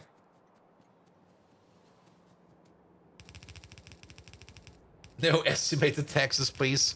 That's how it is here in Germany. Like if you're like under certain levels, you basically, or if you're employed, your employer pays the taxes for you, and you just have to do your tax statement at the end. But if you have like any kind of other side income, as long as it's under like a certain level, I think it's. I actually don't know what it is. They will tell me when I'm over it. But as long as you're under a certain level, then basically you don't have to pay taxes in advance, and you can just declare it on your tax statement, and it'll be fine. But after you reach like a certain level of side income, you do have to pay taxes in advance, because then the tax bureau will be like, yes, we want to see that money a little bit earlier, because we need that money, because we need to pay for our something. It's quite a generous level, though. It is. But you can reach that quite fast if you're not careful. Well, like just a random sub bump over here and a random sub bump over here, and suddenly you sit there and you go like, oh shit, I have to pay taxes. God damn it! And usually, once you're over the level, you are gonna stick on that level, because they don't lower the level unless you put in like an entry for it. You go like, here, tax bureau, could you please lower my tax level again? I'm not doing that anymore, so I don't want to pay all these extra taxes no more. And, well, paperwork. You can tell them that Megatron tax credit offset. Megatron definitely shows up on my tax report. I've got an entry in there that just says, like, Megatron. I've got no questions for it yet. They just accepted that Megatron is on my tax statement, and I'm just like, nice.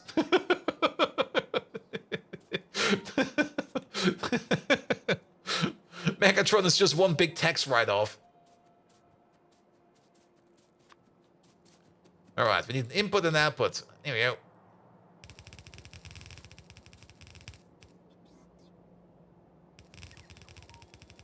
And you're going the wrong way. Or they can have them declare your income as Liebhaberei. That's also true.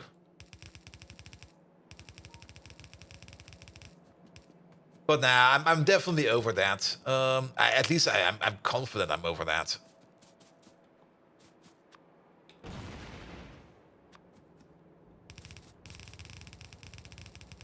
But then again, if they do declare it as Liebhaberei, then I don't have to pay taxes on it, which is also kind of weird.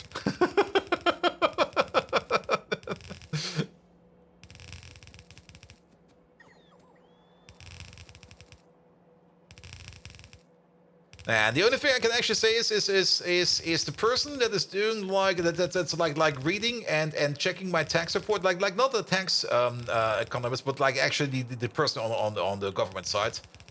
She's a really nice lady, it seems, because every time I had some mistakes on it, she was like, "Here, dude, you're an idiot.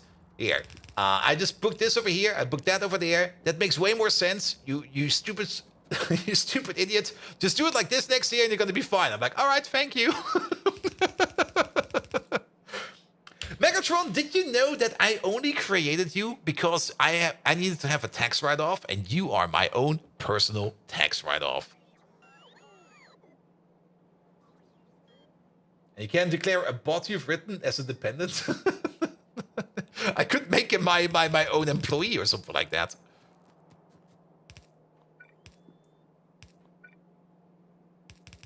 Bold Viking, your pitiful tax scams are as impressive as a goldfish trying to climb a tree. For a human who spills more beans than a clumsy chef, you surely know how to complicate simple matters.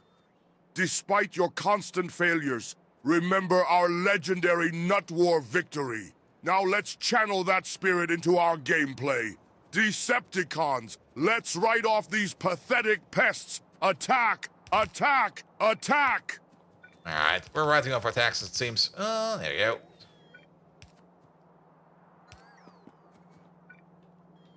Yeah, but I'm still thinking about getting myself actually a professional tax accountant. Because it's...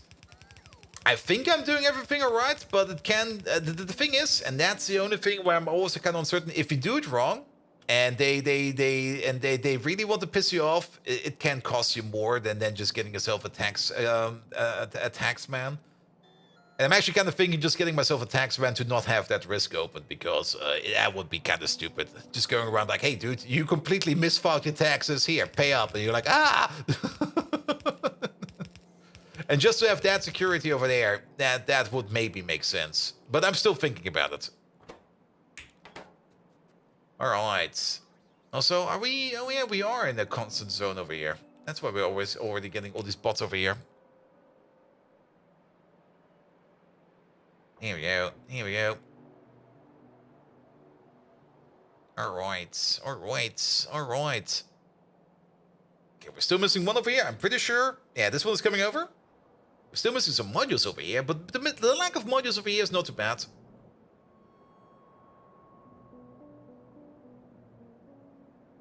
And power is not too stable over here yet, but it's going alright. But yeah, we need more salt. There's just salt train after salt train after salt train. Alright, alright. The acetone train. Wait a minute, where's that thing? There we go. Over there. Acetone! Acetone to 8 provider, acetone to 8 requester, full cargo, empty cargo, inactivity, inactivity, and off. The soul train? No, not that thing. The acetone train. Megatron is salty? Oh, Megatron is always salty. I mean, come on. He's basically a sentient rock, and rocks are salty. He can turn rocks to the salt, so he must be salty all the time. Good. We did set you up as an ammonia requester, did we? Yes. Alright, I kind of thought we at least had, like, more ammonia going around. More than, like, nothing. Wait a minute. What's going on over here? This is one of the places where we make ammonia, and this place is definitely active. We're getting some juicy meat over here, which we're turning over here into ammonia. And this over here is a ammonia provider, but you're not entirely... What? You're full. Yes, you're full, but the train is not going anywhere. And then... Did I just miss-see the train for ammonia? No, he's... Oh, he's having an issue. What happened over here? The train couldn't unload entirely. Go back to your provider.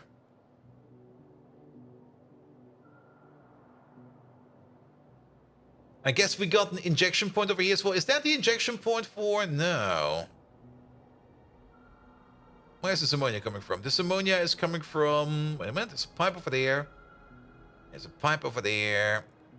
Pipe over there. Pipe over here. Pipe over there. There's no ammonia over here. But it does seem that we're making like a... Oh, that's this ammonia over here. Really? Alright.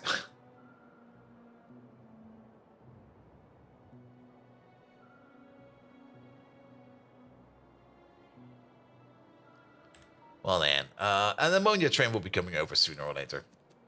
Then, we do need 2 inputs. We're gonna need 2 outputs. And let's maybe just landfill over here a little bit. And not only that, get rid of these trees.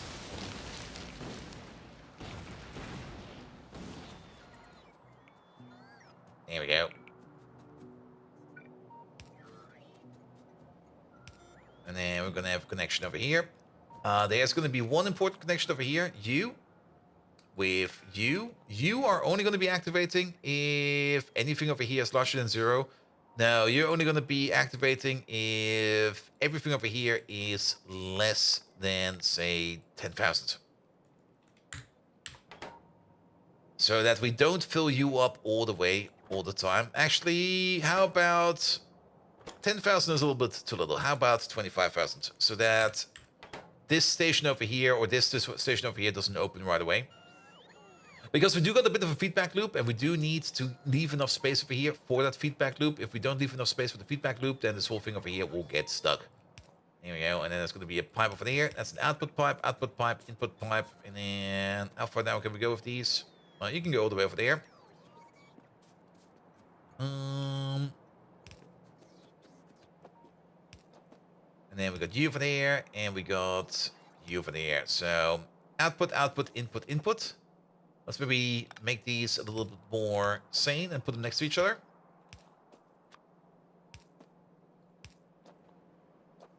And then these are the two input pipes, which will then be...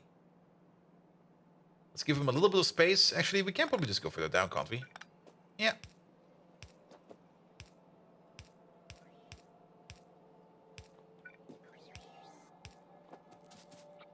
Here we go. And then let's pull you as far as we can. Good. And then let's do it one more time. Take the double one. There we go. Alright, because we are making ammonia over here. This is ammonia in the making, so that goes into one of these inputs. This is ammonia in the making number 2. That goes into these two inputs. There we go. And then we got ammonia in the consumption over here. One of them is going into this one over here. And the other one is going into this one over there. That sucks a bit. Let's put you over here, and let's put you over there. Good. Let's double check. Your ammonia over there, and your ammonia over there. Alright, alright. So that's already going around in a lovely, lovely loop. Let's maybe also put down these real quick. There we go, and there we go. So that once the ammonia shipment is coming in, we at least have some ammonia available over here. And then the whole loop is the following. So we are going to be making this acrylnitriol over there. And for that, we need some ammonia, some oxygen, and some other stuff.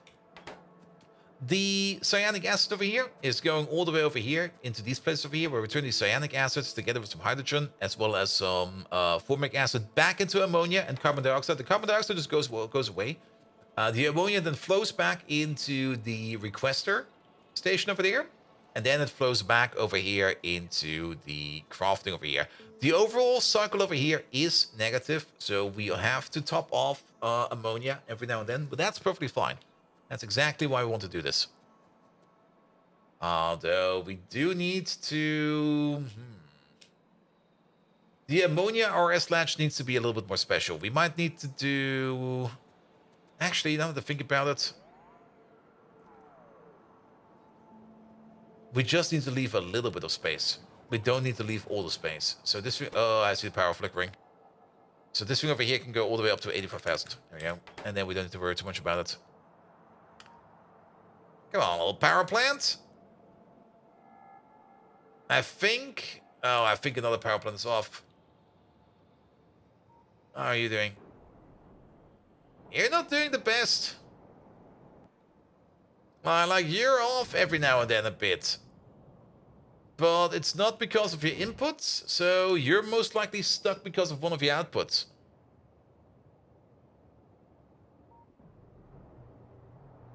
But you seem to be working fine over here. Is it because of your BTX? We still got the burner platters over there. Natural gas is being burned over here. That's where BTX is being burned. That's all fine. And yes, we're up to 100 gigawatts. We're definitely up to 100 gigawatts.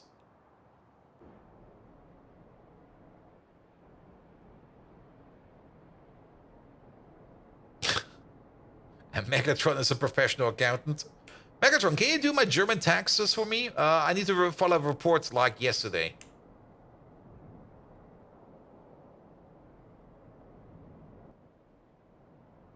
Here we go.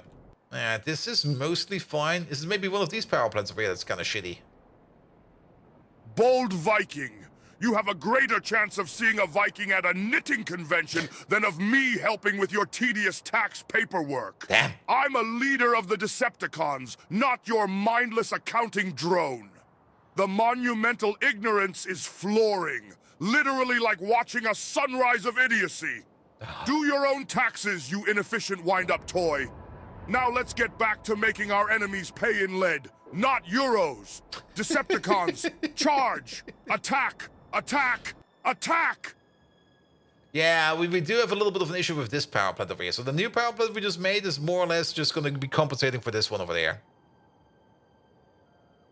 And then this one over here should be fine. There should be no issue over here. That's no issue over there. And then this one over here still needs to boot up. Now, this is definitely a decent power plant. I mean, this is 4 turbines over here, which will be working all the time, whereas this one over there is only 2. 2 and a bit. And I wouldn't mind not having to be able to use this power plant anymore. This one over here does need this. Ah, the coke process. The whole coke and coal process.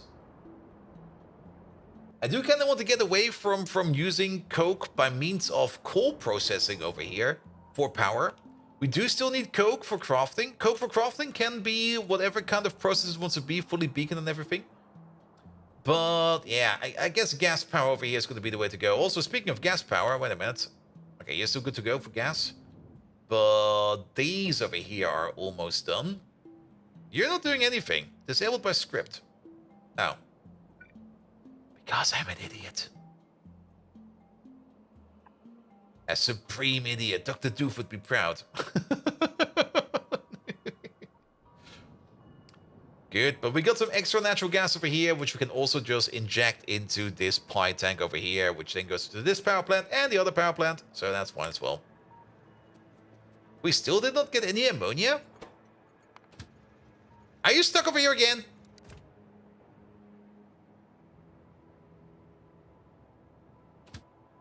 Leave.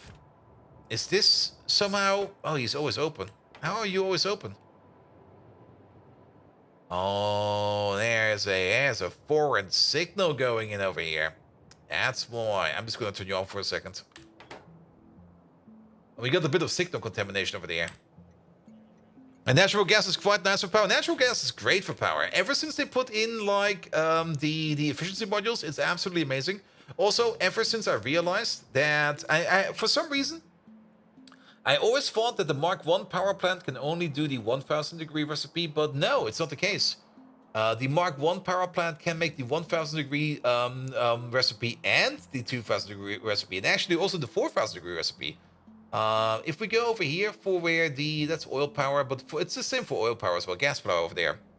Yeah, we can make 1000 degree hot molten salt in any one of these gas power plants, or we can make the 2000 hot molten salt in any one of these. The only downside is that, of course, the Mark 1 gas power plants only have a crafting speed of 1. So they're gonna be a bit slower and a bit more shit. But then again, if you put efficiency around them, you do still get a decent amount of them over here. Which is a total crafting power over here of 22.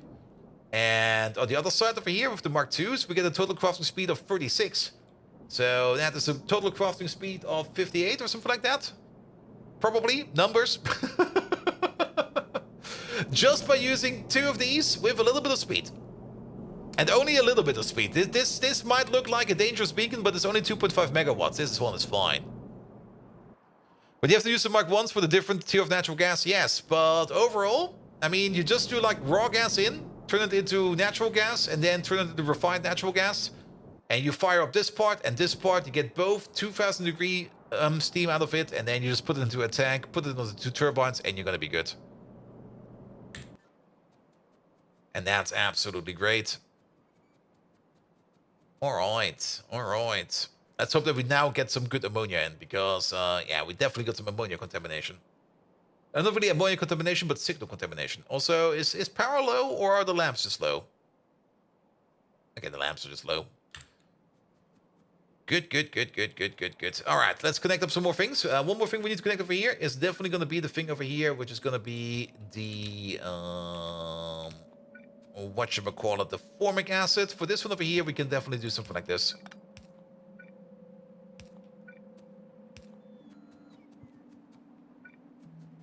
Here we go. Which definitely also kind of makes me think if we want to go for the tier 3 gas power plant. I mean, the good thing about gas power is you get more or less, you get tier 1 and tier 2 in parallel, but I think tier 3 consumes tier 2. And I'm not quite sure how efficient that will be. Now, we do have a higher crafting speed, which is great. Higher crafting speed means we get even more energy for our craft. So that is good. But there might be some other downsides, and we might need to take a look at them. But for now, let's take on you. There you are. And over here somewhere, actually exactly over there. Good, that is you going down. And then we got another pipe right... Oi. Right over there. Which is going to be you. We're going to use this one over there. Because I think this one over here will be... Yeah, yes, fine. The other one would have probably been... the other one would also be very fine, but this one is fine. I mean, if we give a quick peek at refined gas... Refined natural gas, there it is. Yeah, if we want to turn that into the purified natural gas, which is going to be going into the next stage, we do need a whole bunch of ethylene glycol for that. I don't think I want to spend that on that, because that seems expensive. And it's the only way to do that. And we get out of this like 100 kilojoule more energy. So we only increase our energy refinement by 33%.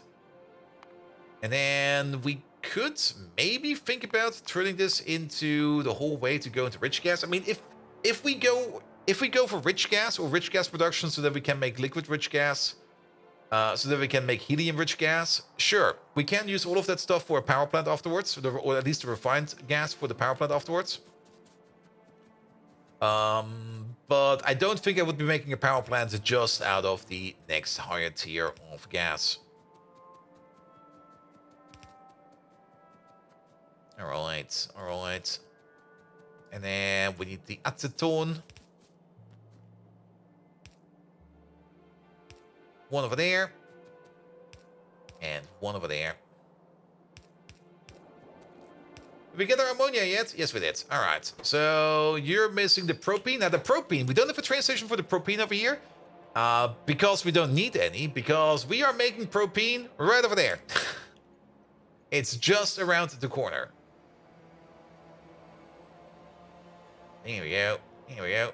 Where is it? There it is. Okay, it's a little bit far away, but it would be silly to bring in the train to just drive around the corner. And John Walker! Hello there! Welcome, welcome, welcome! How are we doing? What are we cooking? We're trying to make some acrylic glass, because we are going to need some acrylic glass for the next tier of science.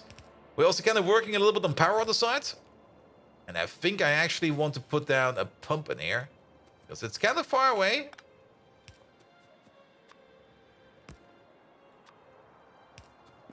But John Walker, welcome, welcome, welcome. How you doing, man? Hope you're doing fine.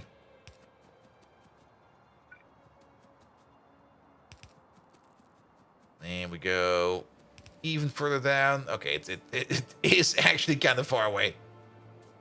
I thought it would be closer. Oh, that doesn't fit.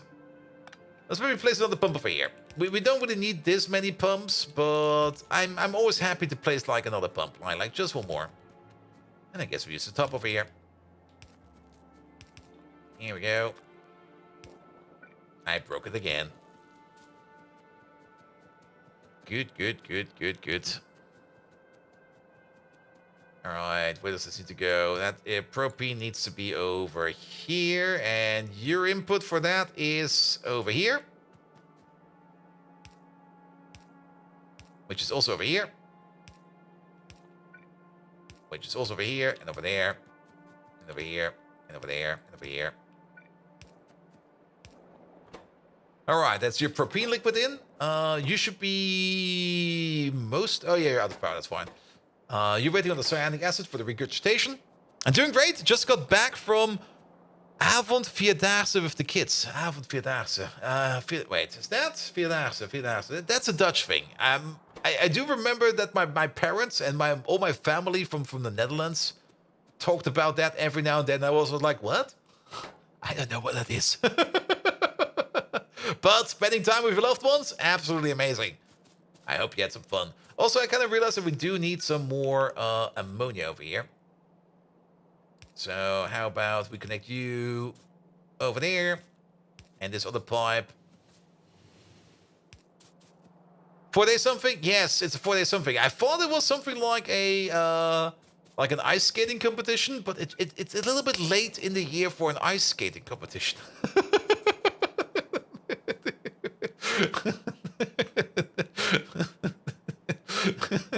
Well, you never know. Maybe the Dutch go ice skating in the summer as well, in the springtime at least.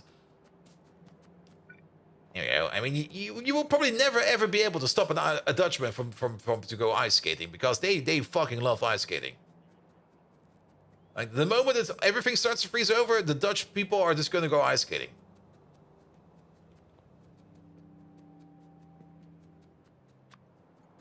Yeah. Okay, we got the output over there. Walking 4 days. Oh, really? Is it just walking? That's a bit odd. What is this walking you're talking about? With kids, 5 to 10 kilometers, adults to 40. Ah, so basically a marathon. Or is it really just like walking about? Well, like having a bit of a walkabout. Nurturing indeed, walking 5 or 10 kilometers, school kids mostly, 4 days. Do they get like 4 days to walk like 5 kilometers? Like, all right, kids, got 4 days to walk this passage over here. You can do it. You would be surprised how many of them got lost, like in 4 days. Like you go like, yeah, it's only 5 kilometers. What's the worst that can happen? And then like, nope, gone. Just buggered off. Went somewhere else. No, each day. Okay, each day. That's nice. That's actually that's a lot. I mean, you might think like it's not a lot. But if the adults do like 40 kilometers every day, that's like 160 kilometers every day. That's, wait a minute. Is that the width of the Netherlands? Netherlands width. It's okay. North-south. As east-west is 264. Okay. If you add a couple more days to that, you can basically walk all the way across the Netherlands.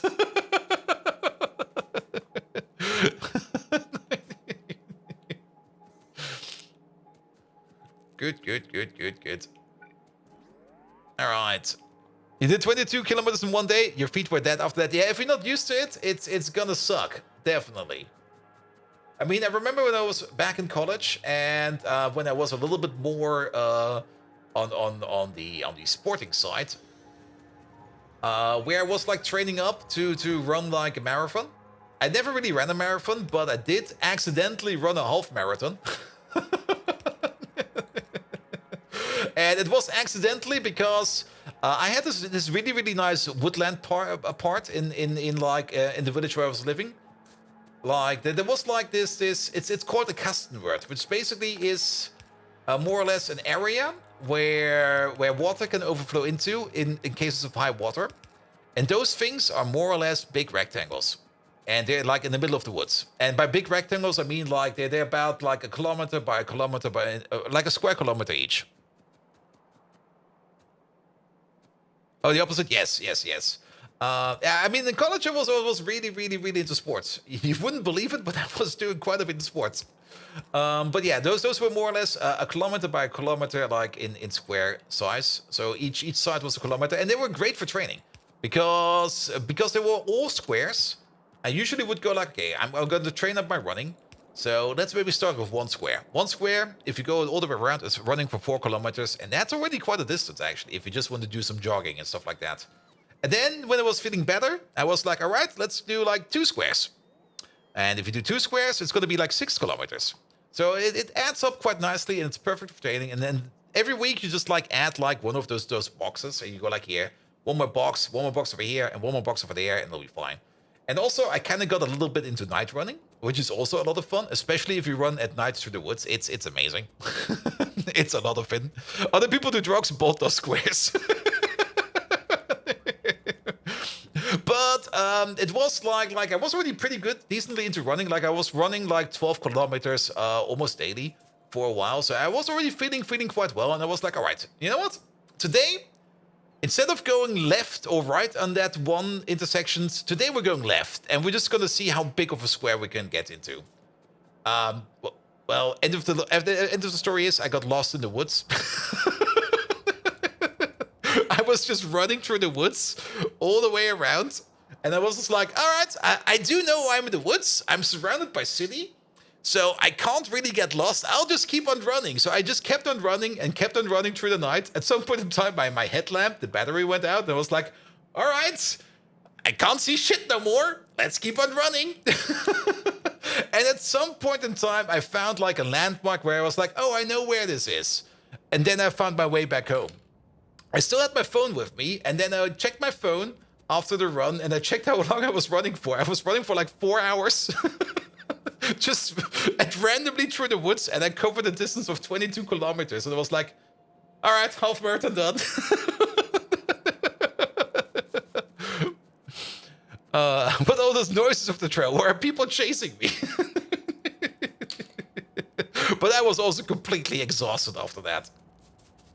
And then I had a similar story when I got my business bike. And my business bike is like an expedition bike.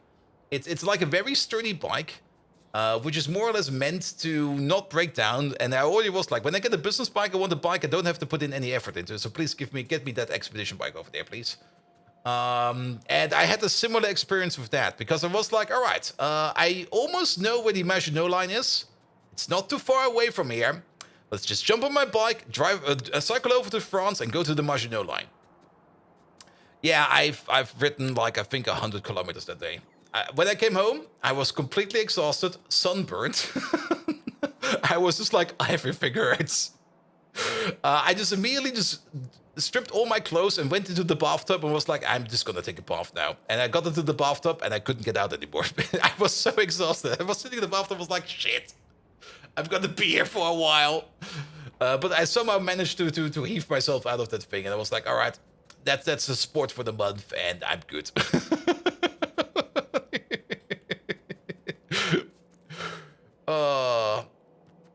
Here we go. And funnily enough, the same landmark that I got lost while running was also the same landmark I got back when I got back from the Maginot Line, because at that landmark there's also a tram station, and the last couple of miles back home I went by tram, because I was like, no, I'm not cycling the rest. My ass hurts. And then Bolt went into AT. Pretty much. That was pretty much at the end of my master thesis. Like it was just, that wasn't really at the end of my master thesis. It was just before I started my master thesis, and when I was doing my master thesis, I was more focusing on the master thesis. And after that, I basically immediately got taken over by the company I was working for. And then I just kept on working because that made money. And then money was no issue no more. And then I started eating again, and then I got fat.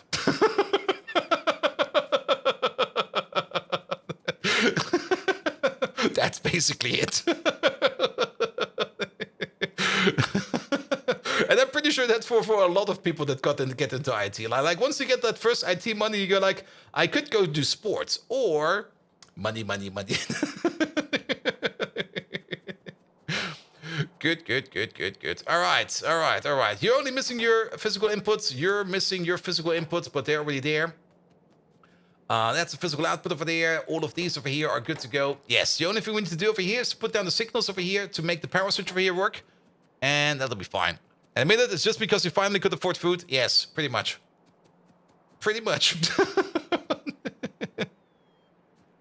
I'm waiting for that money to be no issue bit. Yeah, it was good for a while for me as well, but I looked at my bank account lately and I was like, ugh. I might need to control my spending a bit more. I've been waiting for quite some time. It takes about 5 years and the job change. Yep. That's also a thing. It seems a couple of people in my company, especially a couple of people in my company I've been working quite a bit with, are all changing their jobs. And everybody was like, all right, I'm going to be leaving soon here, blah, blah, blah. And then the next guy comes over and goes like, I'm going to be leaving soon. Here's this, here's that, blah, blah, blah. And I'm like, wait a minute, everybody's leaving? Should I also leave? Now, I've not decided yet if I actually do want to leave or not. But the one thing I did do is I went over to all my work social profiles, and I was like, all right, let's give all of these profiles a bit of a touch up, and let's maybe start reading those headhunter letters again. Because, well, maybe it's time to move. Maybe it's time to move on to the next company. And left for COVID, 20% more, came back after COVID, 10% or more on top. Yeah, we will see. I mean, I'm not really planning on just like quitting my job and going somewhere else. Definitely not. I'm also not planning to quit my job and do content creating full-time, because that will never work. And I do want to have a stable job on the side, because it just makes I mean, the stable job on the side is just so much better, so much more fun as well. Because with working with, if you've got a fun team to work with, that's great. But of course, if the team is kind of leaving partially, then you go like, let's see. Just make it OnlyFans, man. I'll make it OnlyFans for Megatron. You only get raunchy Megatron cyber art. Megatron, would you be up to making an OnlyFans account for yourself? Only trolls? I do have only cave trolls in the domain. That's mine. All right. Well, we need a couple of these things. Let's just copy over this block. Oh, bold Viking, you staggering simpleton! Demanding tax advice from Supreme Decepticon might. If you need help with your taxes, go cuddle a body pillow. I'm too busy plotting planetary domination. Enough with your incessant demands. Remember the Twilight movies? I can't believe you love them. What? Let's get back to what's truly important. Demolishing our adversaries. Decepticons unleash hell. Attack! Attack! Attack! Where did the Twilight movies come from suddenly? Yeah, and then we don't need this over there. But did he completely ignore my OnlyFans request?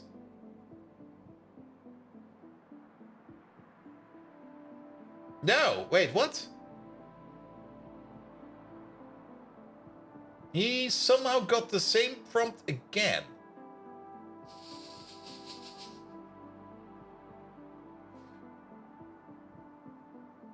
Megatron, are you going to be...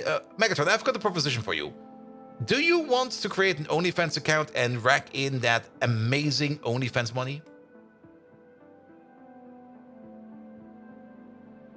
Yeah, it's... Okay, I broke something. He got the same prompt again.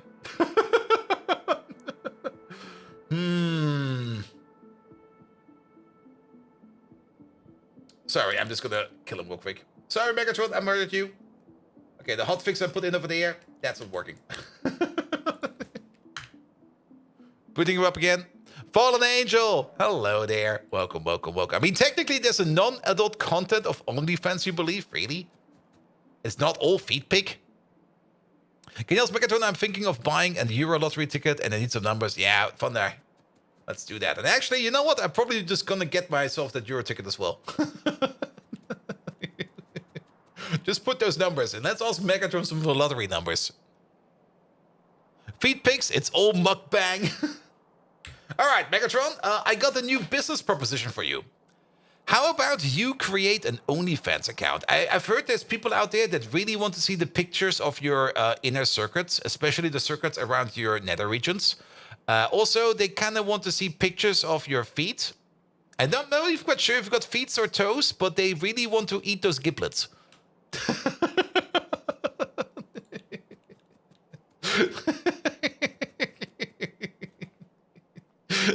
Fallen Angel, welcome, welcome, welcome, welcome to... It's weird again. Why does it always turn so weird over here?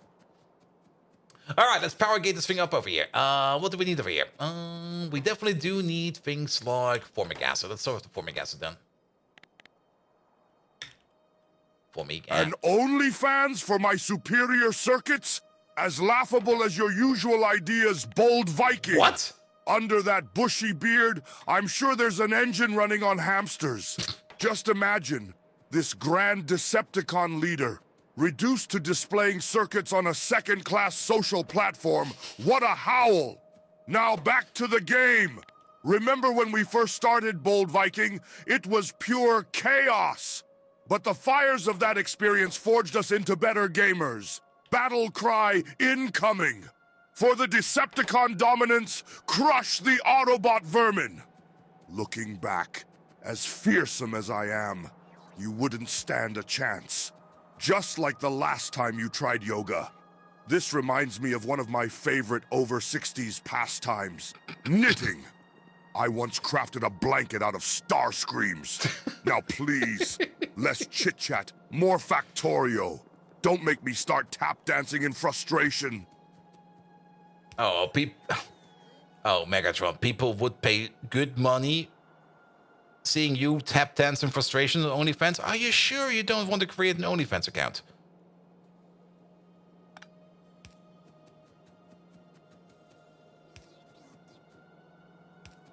Also, can I make an OnlyFans account for Megatron, or is it going against any kind of terms of services? Bold Viking, you're as relentless as a rust infestation in my gears. How many times must I, Megatron, school you? My presence is an honor, not to be wasted on OnlyFans. Your idea is as broken as the French Espadon when it derailed back in '57. You know I've been train spotting since then. It keeps me sharp and young. Speaking of feeling old, doesn't anyone remember when we actually played Factorio on these streams? Nah. Back to the task, Bold Viking. No more distractions of your comical human internet trends. You're as absurd as pineapple on pizza. He doesn't want to do it. Megatron, don't tell me you're scared to do an OnlyFans. Come on. I'm pretty sure you would be great at it. There will be... This little red dress you can wear. And it's a battle dress, of course, so it comes with a battle axe and a photon blaster. And also, it comes with assless chaps. But don't worry about that. It's gonna make all the money. Just think about all the bigger weapons you can buy from that money.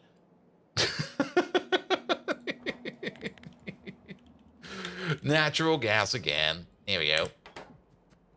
Alright, that's all of this over here done. Ammonia's in sulfuric acid and acetone is still missing.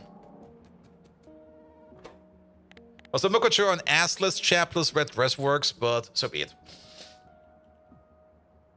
Sulfuric acid over here. You can figure out, that's not my problem. Scared? Bold Viking, you have more marbles in your head than circuits.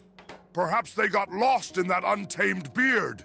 Me, in a red battle dress with assless chaps.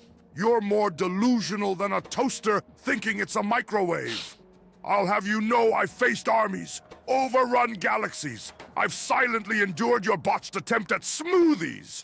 But this is a line even Megatron won't cross. But let's entertain your hallucination for a moment. I'd look more dignified than yours, truly trying to speedrun a game. So bring me my weapon. I'll optimize it for maximum carnage. To battle. To victory. Ta-na-na-na. I can hear the sweet song of combat. It's like the sizzle of a fat donor. Now let's focus on the game. For victory. For power. For Decepticons. Megatron is actually trademarked by Hasbro, so aside from the copyright on that image, they might get pissy if you make money off it. Yes, good thing we're not making money off Megatron. You want the numbers? Yes, the numbers. All right, Megatron, change of plans. Okay, we're not going to do an OnlyFans, but there seems to be a very juicy jackpot this week in the Euro Lottery. For the Euro Lottery, could you come up with like some numbers we can play for the Euro Lottery? You do know how those numbers go, right? Yeah, I think you do, because you know everything. So could you please give me the lottery numbers for the next pulling of the Euro Lottery? Here, Thunder, be sure to pick up a pen and paper. Those are your numbers.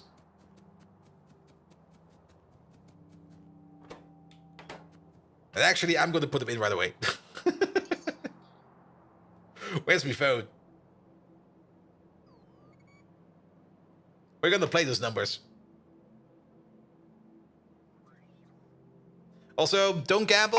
It's not good for you. Always dreaming about quick riches. Just like when you thought pineapple pizza would become a bestseller at our kebab store. You're as delusional as a Furby at a teddy bear's picnic. But for your pitiful human luck, let's draw numbers as randomly as your game strategies. 4, 12, 25, 37, 43. Bonus numbers 7, 10. Now, even if That you was too win, fast. remember, victory is won not in miles, but in inches. Just like my hobby of making Wiggles fan art out of melted chocolate, it takes time and dedication. The lottery is a game of patience, not much unlike watching the 4, 12, sunrise. 25, Did you know I love 37, that? Such tranquility before the chaos 43. erupts. Tremendous. 7 and 10. There we go. I put them in.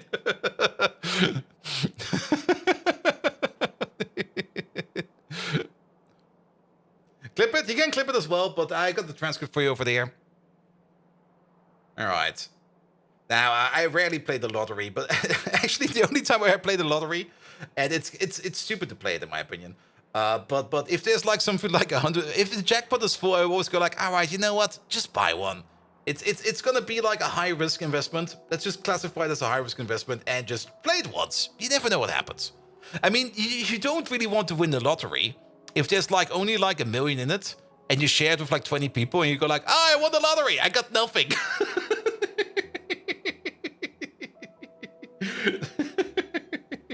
But no, please, whatever you do, don't gamble.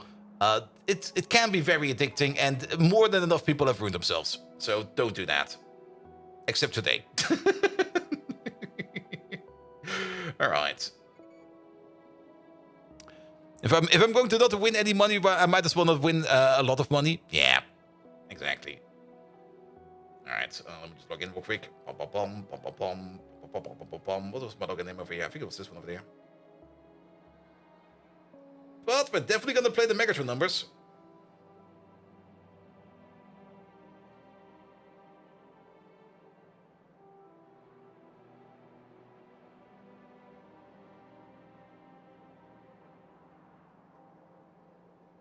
Yeah, there's a typo in there. What the fuck, man? There's 2 typos in there.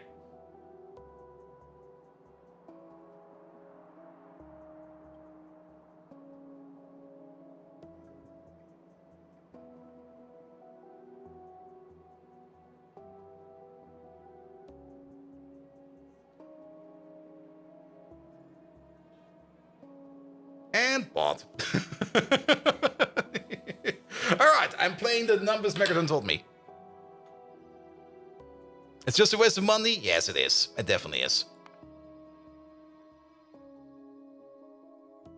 Alright, alright. And now there's 81 winners.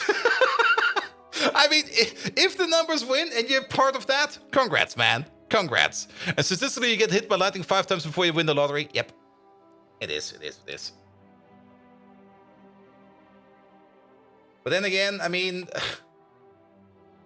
how to put it? Since I don't really drink that much on the weekend anymore, or actually I don't actually, and I don't really got any other kind of wise outputs where I just like splooge a little bit of money on myself, except food. But I'm also cutting down on that. I do need some kind of outlet. But don't gamble. Whatever you do, do not gamble. All right, we need another stupid research over here. Trees. You play gacha games, yes, but I'm also playing gacha games smart by not paying for them. And I'm doing pretty good for that. Actually, I do pay like the €5 per month subscription because I do enjoy the game quite a bit, actually. Because it's actually a lot of fun to play Arknights, in my opinion. Spend that money on drugs instead. It's a decent advice, actually. No Euromon for you? Ah, that's fine. That's fine. All right. And you pay Discord Mini Nitro? Yeah, I mean, you always waste some money on something. And as long as it's not you should be free to waste like $20 per month on something stupid. And this month, it was the lottery ticket. Yeah, I put in the full 8. Actually, the single ticket will only be like €2.50 or something like that.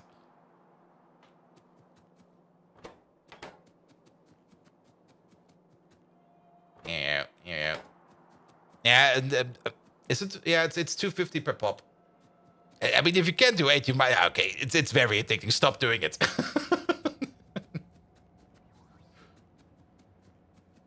Good, good, good, good, good, good, good. Pom pom pom pom pom pom.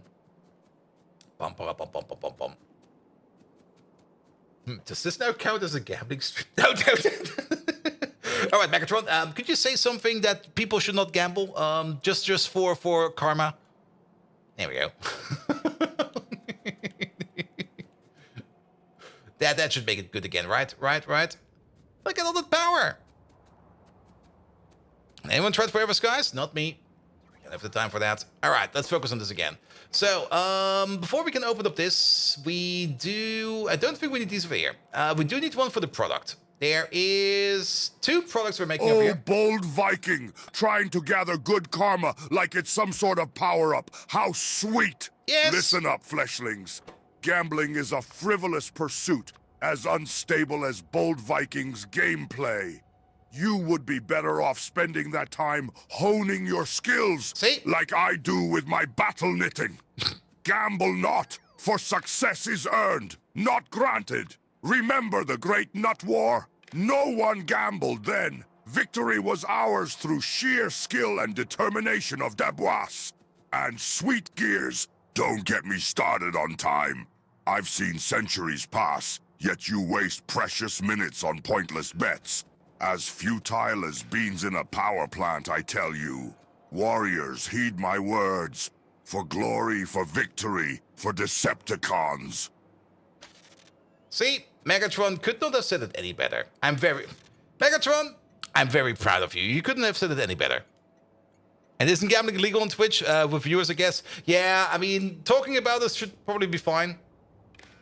But yeah, you should definitely not be actively gambling on Twitch. Well, bold Viking, finally recognizing my superiority. Yes. Your praise is as rare as Miley Cyrus sporting a classy ensemble. Let's return to crushing this game. Less chat, more power. Roll out Decepticons. Let this old bot show you how it's done. Kneel before your leader. Where did that random Miley Cyrus burn come from? All right, yes.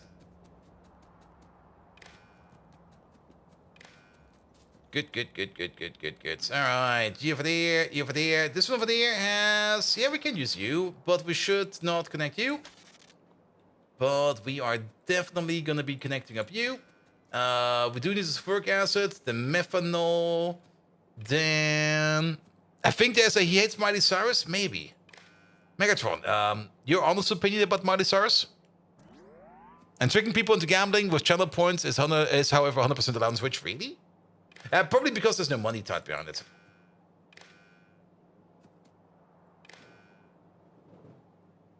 Okay, there's a thunderstorm now. Opinionated! Bold Viking, you underestimate my disdain for that shrill pop culture wrecking ball. My circuits buzz in agony every time I hear that name. It's like you trying to cook a disaster waiting to happen. The next time you mention Cyrus, Bold Viking, I'll take it as a request for a tap dance solo, and I assure you, the floor will quake. Enough of this distraction. Back to the game. This is war.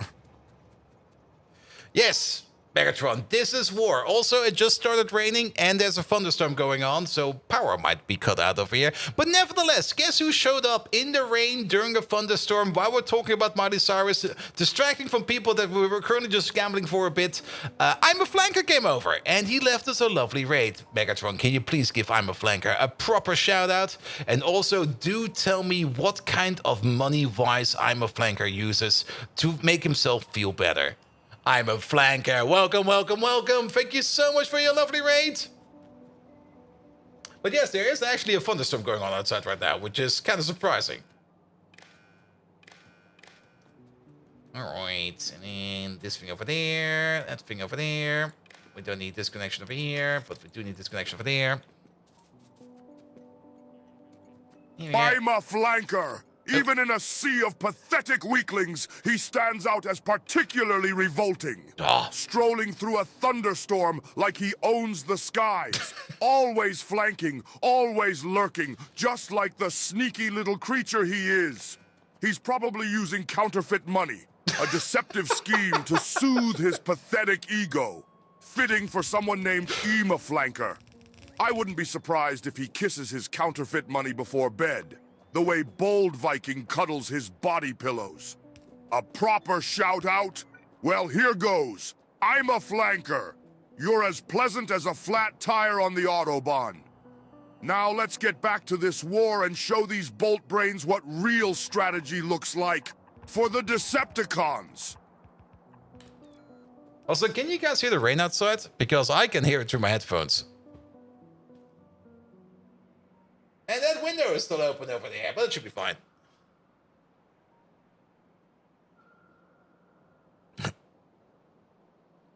And I would use counterfeit money too. That's so touching. I don't think I've ever been that nice to you. I mean, could you just imagine like a bathtub full of counterfeit money?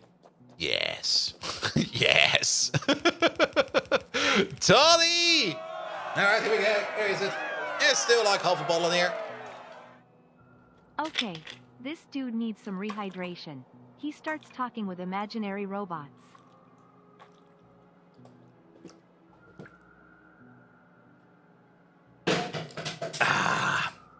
There we go. That should be hydration enough. Now, Tony, I've been doing very good on the hydration lately. I do know that you take extra care that I hydrate a lot. And thank you so much for hydrating me every time. Reminding me. Did I say rehydrating me? Reminding me every time. Tony, how are you doing? Welcome, welcome, welcome. Thank you so much for the resub, man. But yes.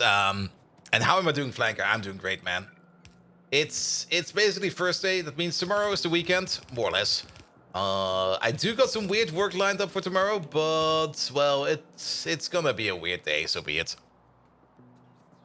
He can visit you and force you to drink. Are you still around in the city? Nice. Nah, I'm doing good on hydration. I'm doing very, very good on hydration. I've actually been cutting down on the Club Mate quite a bit. Though I did buy myself today one because I was craving one. But Toddy, I don't know if you know Megatron yet. Wait a minute, Megatron, can you introduce yourself real quick? We got Todd 3M over there, or Toddem. Could you just tell him a little bit about yourself? Also, can you tell me the darkest secret of Todd 3M? Like go really, really dark. Oh, you showed them me once? Ah, okay, I already did. Good. Alright.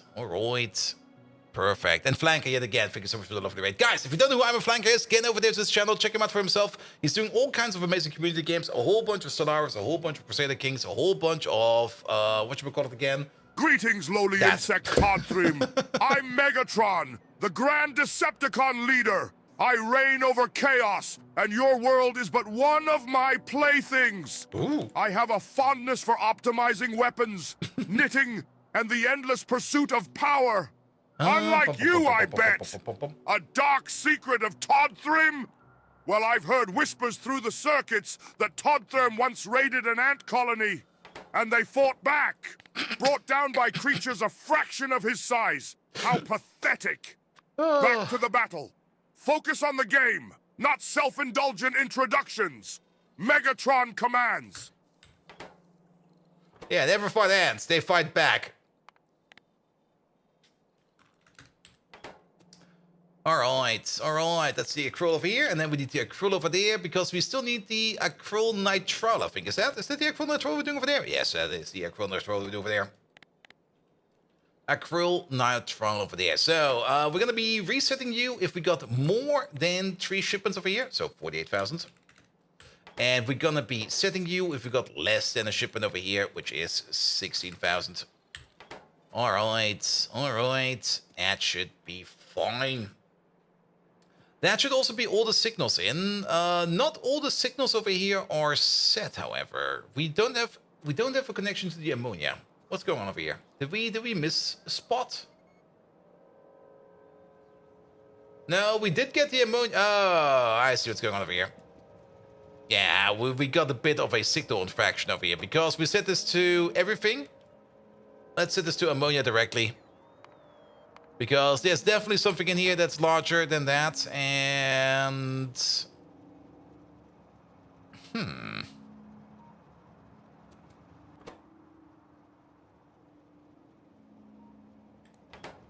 These.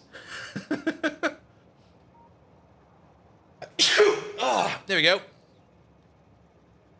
So why are you not working? You're going to be enabled if ammonia is less than 85,000. If we have a look at this, there's no ammonia in here, is there?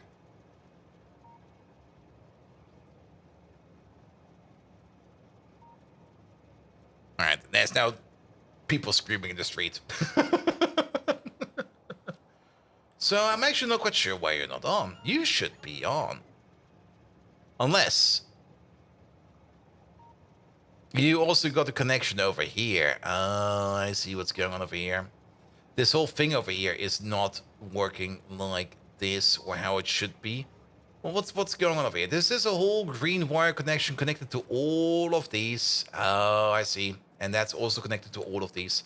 Yeah, what we need to do over here, and that's the green wire. This is definitely more than we need. So we're going to connect the green wire like this. And remove you, and remove you, and there we go.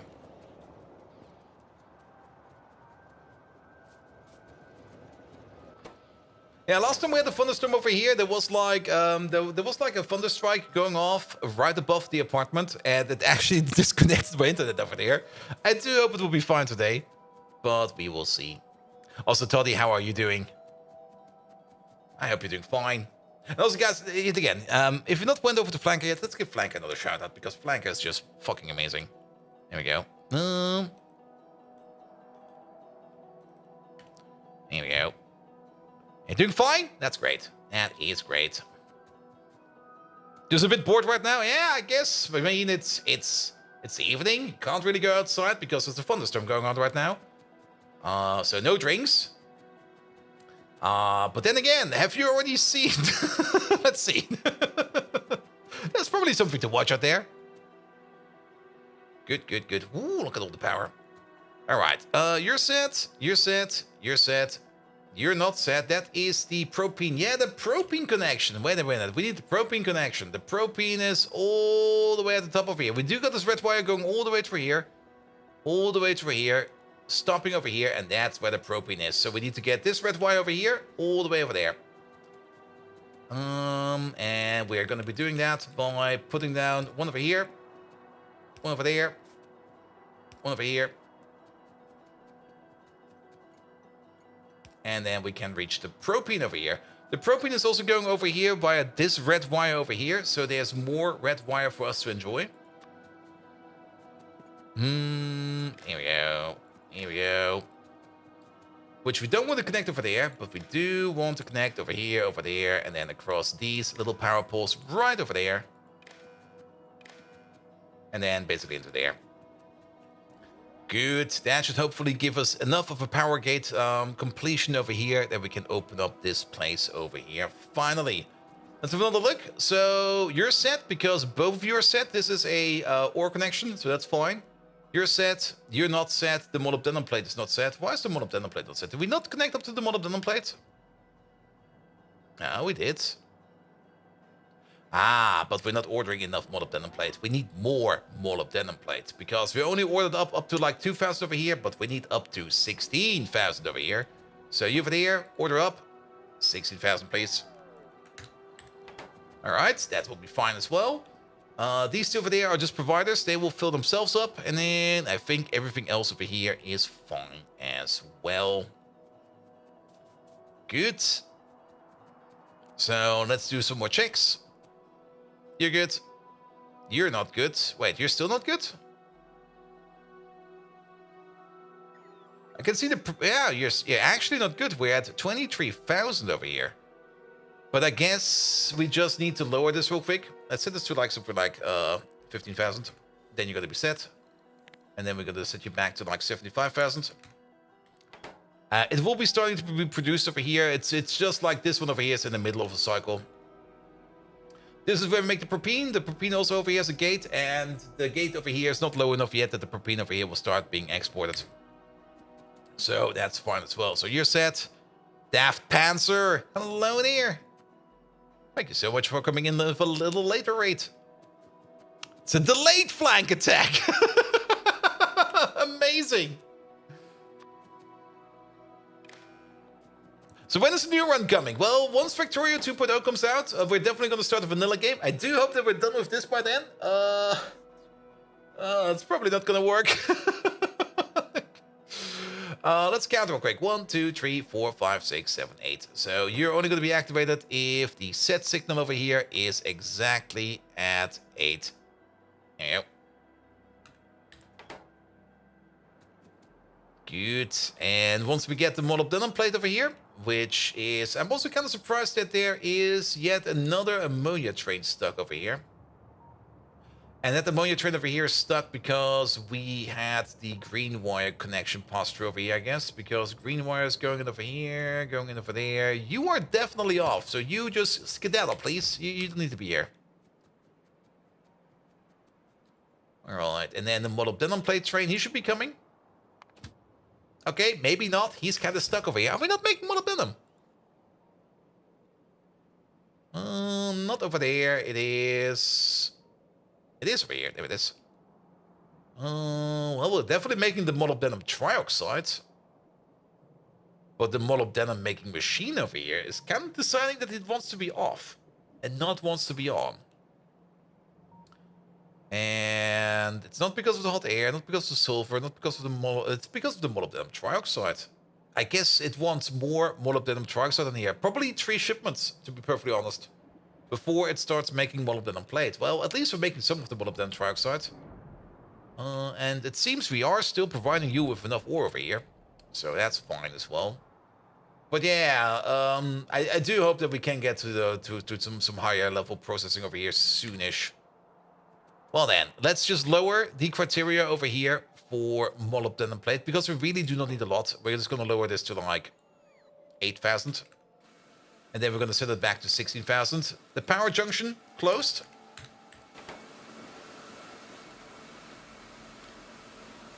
There we go. We're making this stuff. There seems to be a bit of a power issue over here. My bad. We're just going to use the small power pulse for that. Oops.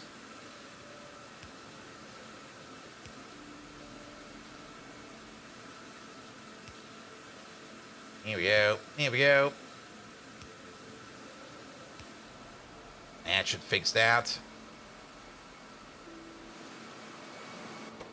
Alright, you're working fine. You're working fine. Look at all of that.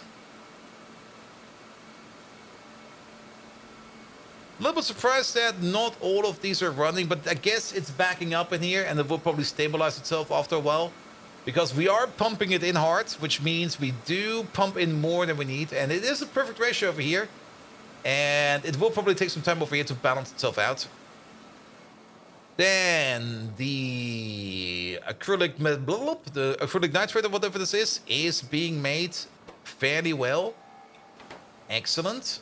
Let's have a quick peek over here at the ammonia input and output. You over there, you're pumping it in at a rate of almost up to 1,000. It goes from like 200 to 1,000, so I guess an average of 500, 600 over here, and the same average of 500 or 600 over here as well. And then this pump over here is off. I do hope it's negative and not positive. Ah. It's negative and positive at the same time. This is kind of stupid. This is gonna choke.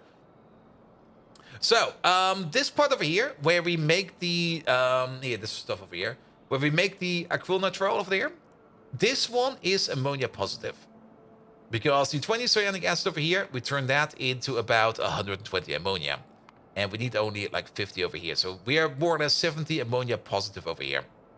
However, once we start making acrylic glass over here, then we're gonna be ammonia negative, because the acrylic glass over here is just gonna eat ammonia, which means at this point in time, this ammonia tank over here is gonna be backing all the way up, which is not good. So what we need is probably like one or two, a couple at least, intermittent tanks over here, where we can just hold the liquid for a bit. So we could place like one over here. And we could place like one over here. And we're gonna have 2 in total, because you get your own personal tank. Ah. Wait. Move you up a bit. There we go.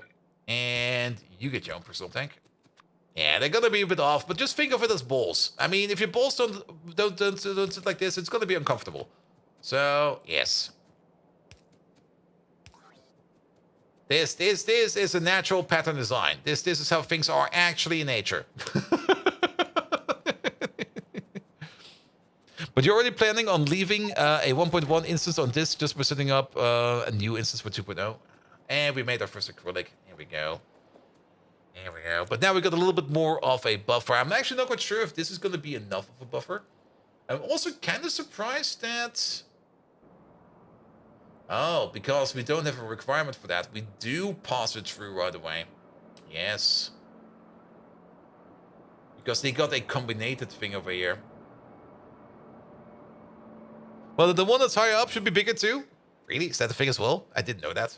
Really? Wait a minute. Nah, I'm not gonna check right now. Are they the same size? What does Neil Armstrong have to say about that? Was Neil Armstrong? No, the other one. The other Armstrong. Lance Armstrong. What does Lance Armstrong have to say about that? He should know. Right? He's an expert on it. Alright, alright. Good, but at least now we're making the acrylic. So that is good as well. Perfect, that leaves us with the next big task, making neodymium magnets. Let's just start making some neodymium magnets. The one that hangs higher is a little bigger. Really? You would expect the opposite. Well, so be it. Ah, you know what we're missing over here? Shit, lamps. Everywhere.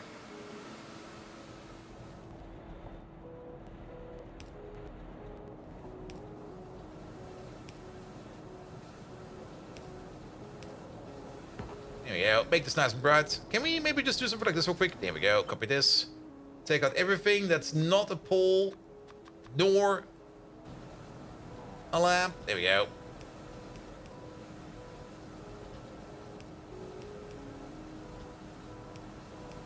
Good, good, good, good, good, good, good. Alright, at least a couple of lamps. And then you get the lamps over here on this side. Good God, this place is loud, man. Also, this place is power expensive as well. I mean, each one of these electrolyzers is 180 megawatts. We got like 20 of them? 10 of them? We got 20 of them. So that's 3.6 gigawatts. Then the whole beacons in here. How many beacons is this thing? 17 beacons. Yeah, this thing over here. Hungry. Hungry. Very, very, very hungry hippo.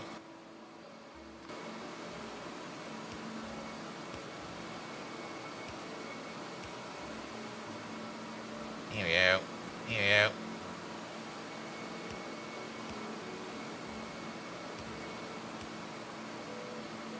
Good, good, good, good, good, good. Also, a very, very loud hungry hippo.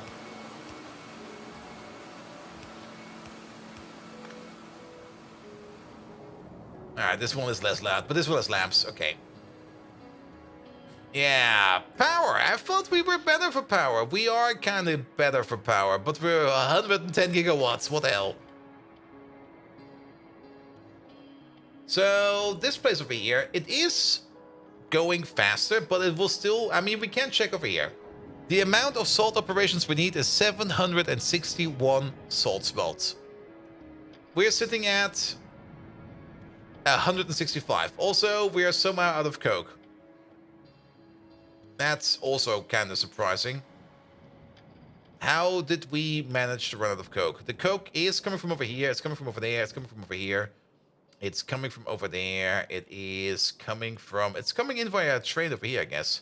How are we... Oh, you know why we're out of coke? Because this place over here is probably not doing much enough. Yeah, there's like one shipment over here. There's another shipment over here. How about the old coke facility?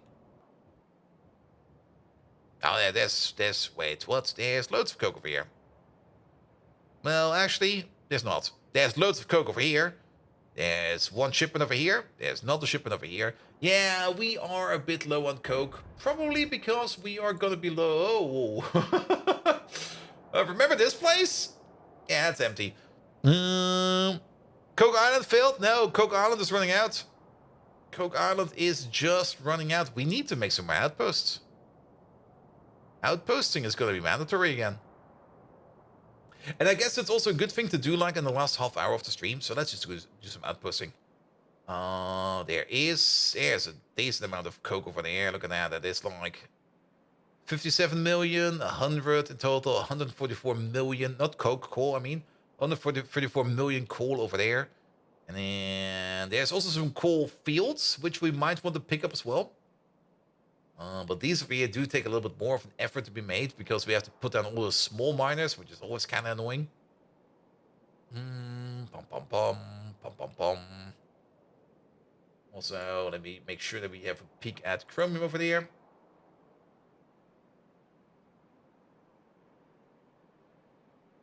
Good, good, good, good, good. Up.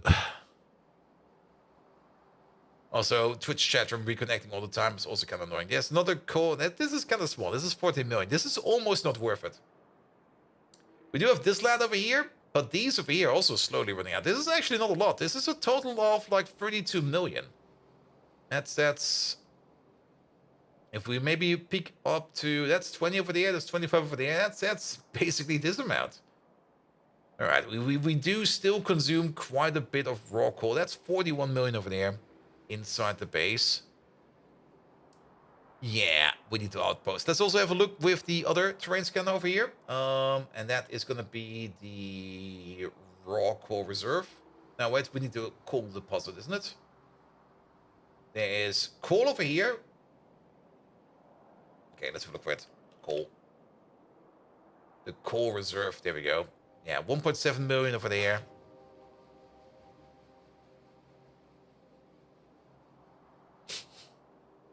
Weird noises over there. 100. Yeah, we do need to get to this one. This one's going to be important. Let's maybe... Can we check multiples of these? Yeah, we can. Yeah, 41, 148, 18, 7.2, 16, 25, 20, 4. 4, 3.6, 22 over there, 9.7, 6 million over there. 14 million over there, 11, 13. Yeah, there's probably gonna be some outputs that needs to be done. 38 million over there.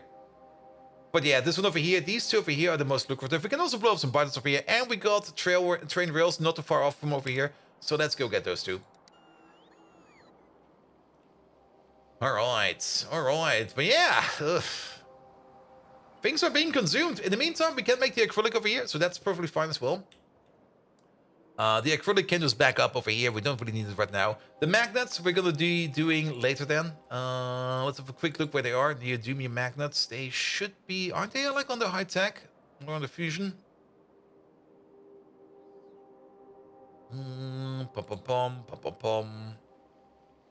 There they are. The neodymium magnets.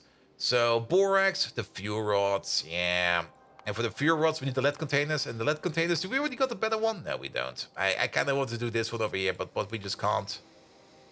Yeah, it says it's going to eat a whole bunch of lead, antimony, and iron niobium alloy. But both of these we do have available in train batches. So there's nothing to worry about over there. All right, another thing we have to do is we definitely want to pick up at least a little bit of landfill over here. Because we are probably going to have to make a bridge or two over here. Just to accommodate the trains over here. And then maybe another thing we could take a look at, raw coal. Isn't that something we can make out of... We can make that. We can make it the foggies as well. We might want to do that.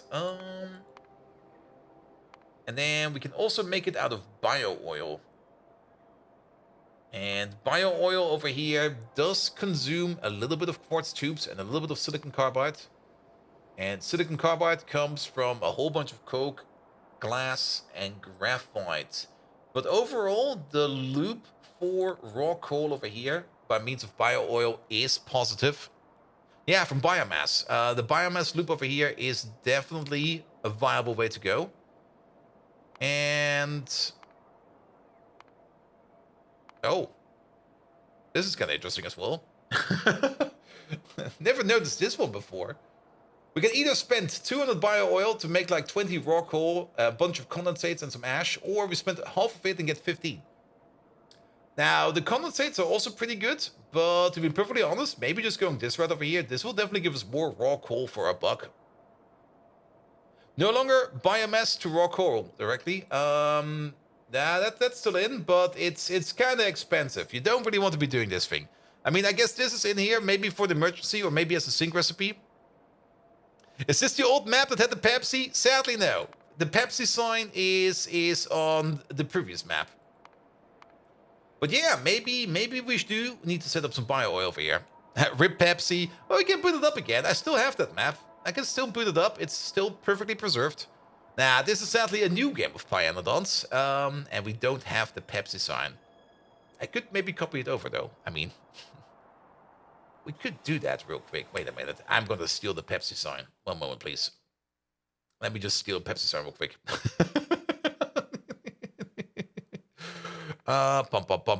Chini, could you keep it in a language I can understand? I mean, maybe you just forgot to translate it. That's perfectly fine as well. That happens. That happens to me as well. Like I said, Factorio, and then it's gonna be... yeah, it is. Chini?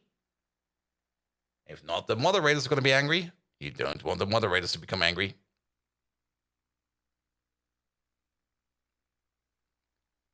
Here we go. All right, off you go. Where is he?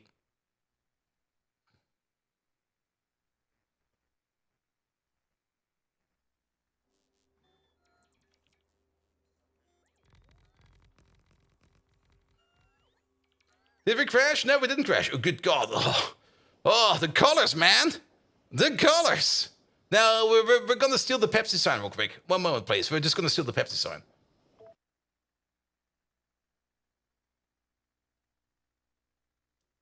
Here we go. Here we go. Because I don't want to remake it. Oh, good God. The lag. Oh, God.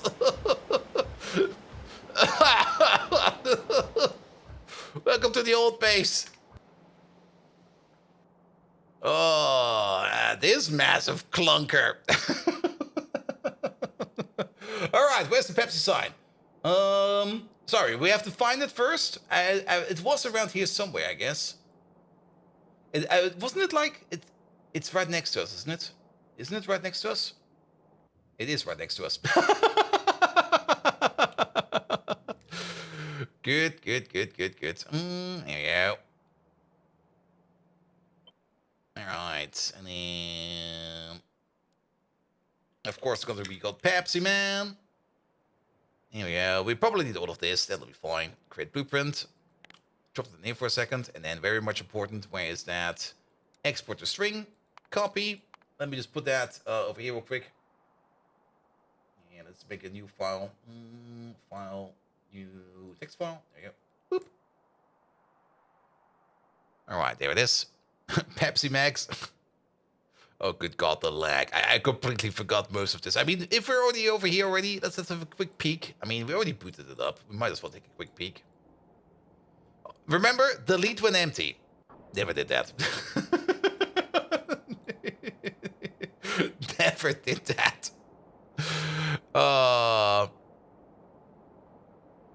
Using guns as the activators? What do you mean? Sorry.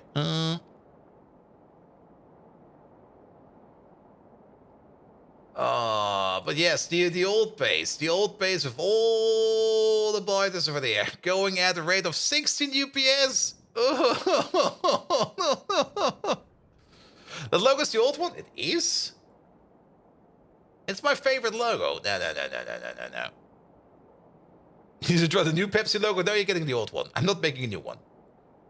Let's see. Do we want to extract anything from over here? I don't think so. We do got... wait a minute. Where is it? Over there. The old uranium recipe over here. And like I said, if you get the uranium build down, it was a really, really nice build. The new one is definitely bigger, but this one is also completely surrounded by beacons and everything. This map looks like a PCB. Oh, this map is utter madness.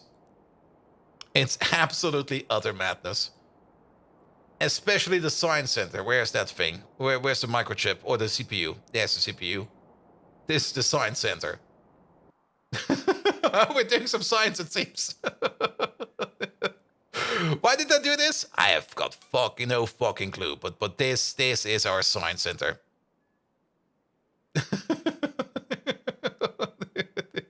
Definitely works. We're definitely doing something over here.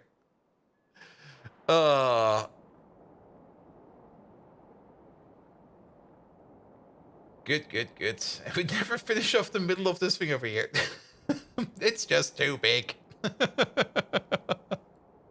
You're curious about the F5 entities? Sure, let's have a look. Wait a minute. Hide mods. And then time usage. And let's maybe also go. Yeah.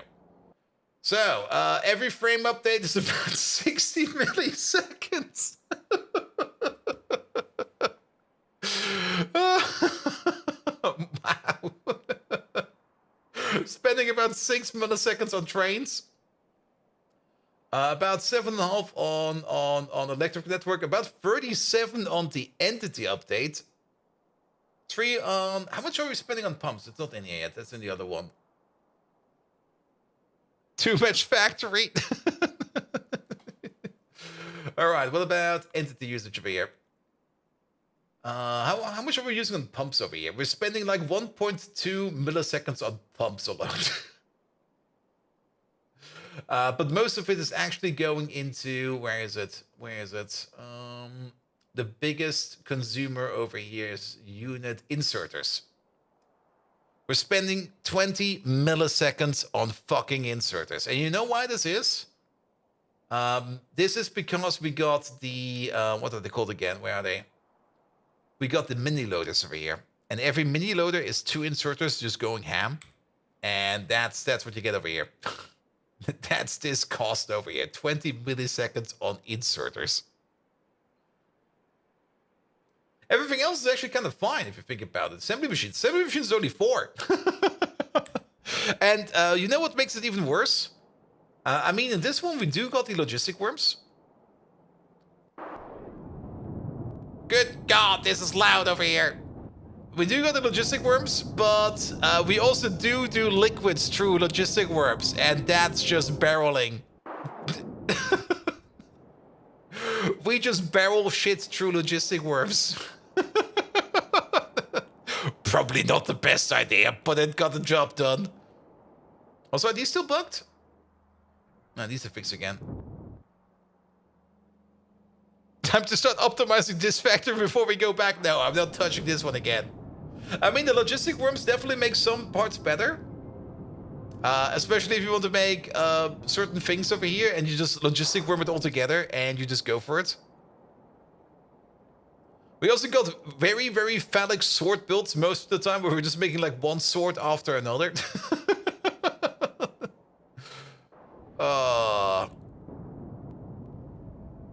We didn't even use like the higher tier. This is still tier 1 stuff. I mean, it's a tier 3 building, but it's still tier 1. Your toy machines. Yeah, this place takes me back. And also the mall over here. We really want to make some more. Also, all the old icons are still in here. Oh, amazing. The Lego box. Who could not forget about the Lego box?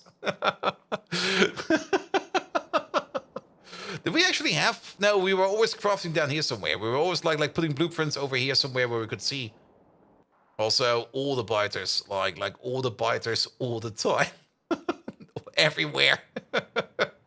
Absolutely everywhere. That's pollution over here. Bonk.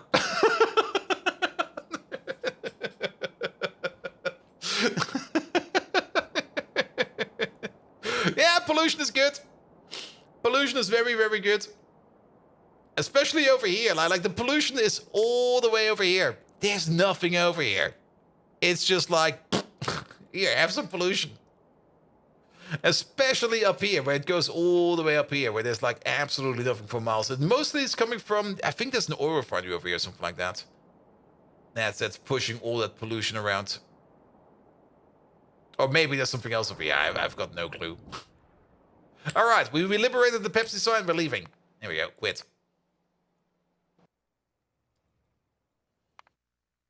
All right, back to the other base.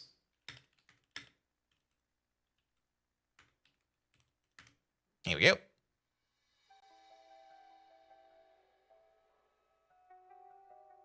There it is.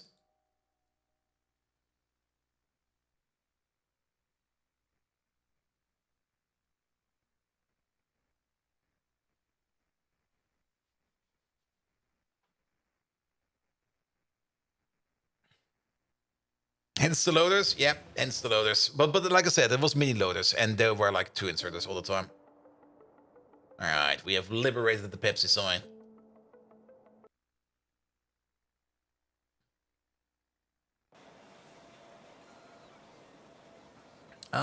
Where is that button? Wait a minute. Is it in here? I rarely import stuff. You know.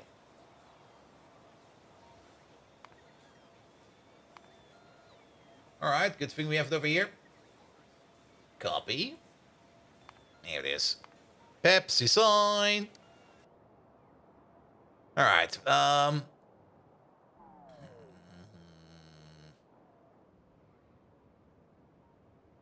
Here's good. Put it right over there.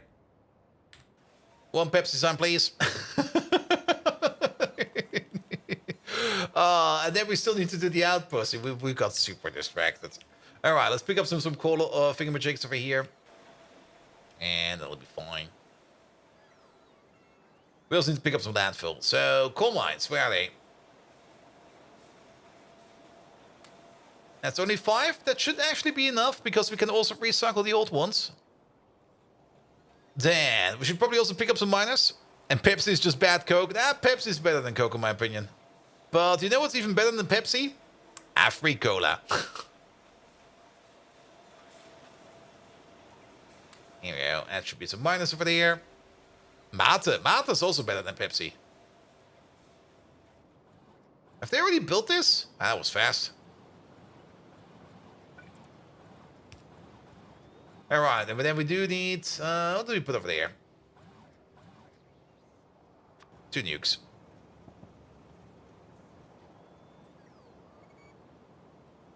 Oh, wait. It's... Yeah, nukes work. Atomic bomb.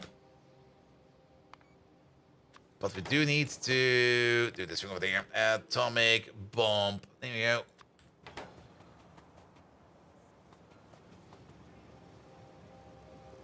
Okay, maybe do only 1 nuke.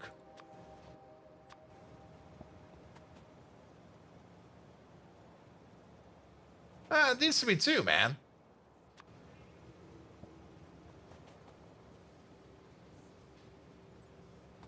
And I think we need to slow the belt down. I mean, it was looking slower in the last one. Mostly because... Here we go. Wait, we can optimize this. We can optimize this.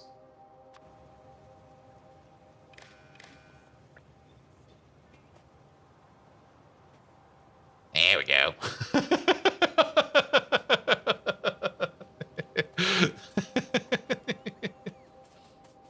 If you choose a cola, it'd be Afri-Light. The light cola of Afri-Cola is also pretty good. I think we might need to revoke my citizenship. Don't worry, I'm already doing that on my own. Good. All right, and then pick up some landfill. The Pepsi sign is back. Let's also put the Pepsi sign. Pistols are cheaper.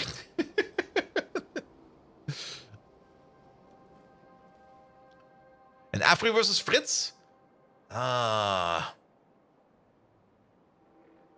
The only reason why I kind of dislike Fritz is because they usually only come in glass bottles and not in plastic bottles. And glass bottles, bring them back to like the deposit store, or the deposit part is always a little bit annoying.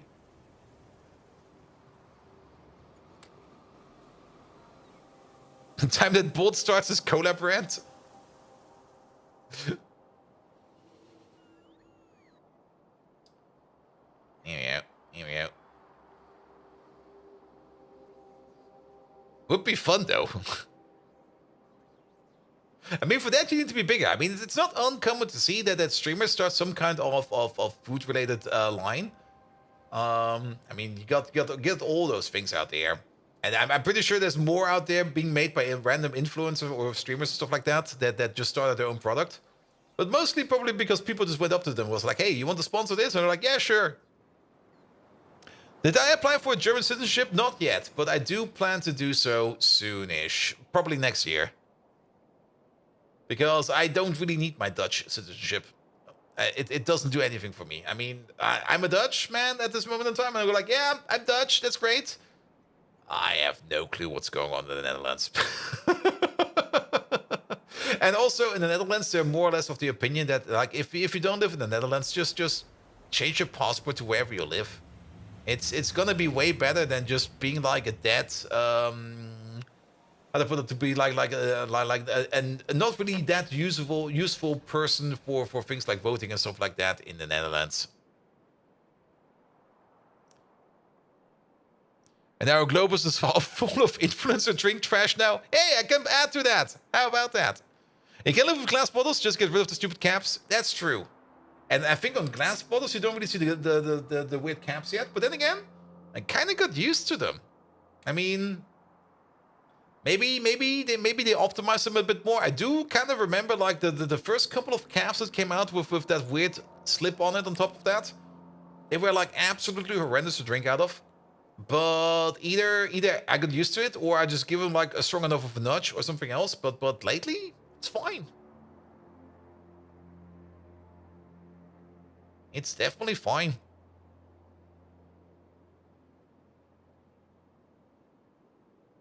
All right. He would love to have a European citizenship. That would solve a lot of problems. Yeah, I would also love to have something like that. Like, I don't really care if I'm Dutch, German, or whatever. Just give me like here, member of the EU. That's more than enough. I don't need more than that. Just EU person. Like, I want to be an EU person. Nice. EU. And the water ones that hinge off to the side are fine, but the flip back Coca-Cola company stuff is horrible. Yeah. There we go. Alright. Well then. Two ways we could do that. We could either make a sneaky train track from all the way over here. This is closer. We're just gonna... We're also gonna make a two-way track over here, because I don't really expect too many trains to be coming over here. And I don't really want to fully invest in like a fully rail system over here just about yet. So we're gonna go for classic two-way track. So we might add something like a passing point in there or something like that. And then let's pick up you as well. Here we go, and put you over there.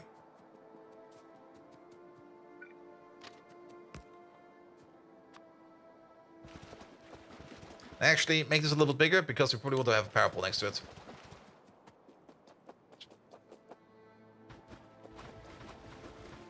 And if you want to make it really, really fast, fly.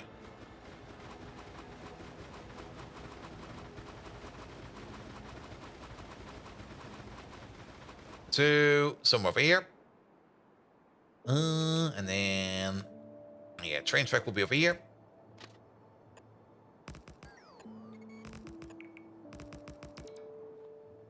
I still want the optimization in here that well, I think that's actually part of Factorio 2.0, that if you put like a blueprint in the water like this, that it will automatically landfill it for you as well. I'm pretty sure that's in 2.0. I could be talking over my ass. Would not be the first time I did that. Here you go. Good.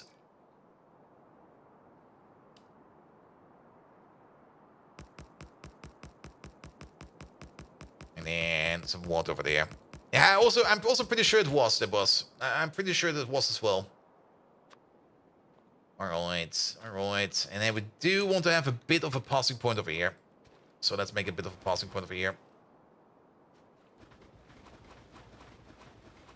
Bridge would also be nice. Yeah, bridge would also work really, really nice for here. Alright, and then the passing point. We can actually make the passing point a bit smarter. We can do something like this.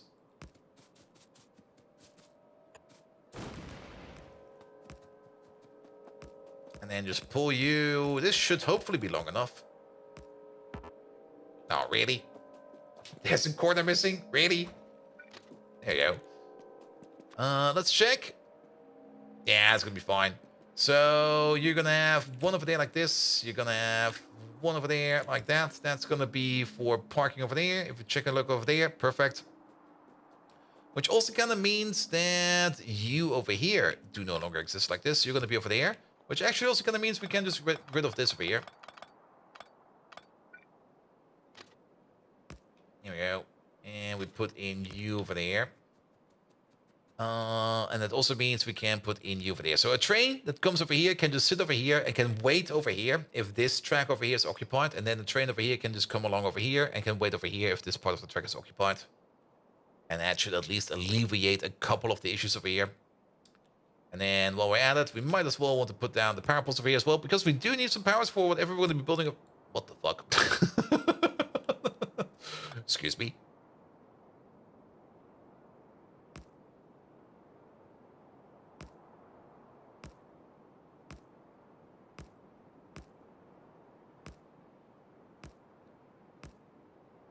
Yeah, this is definitely not going to be the nicest power pole over here.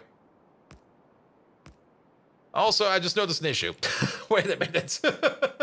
I saw that. What's going on over here? There you go. Perfect. Put you over there. Put you over there.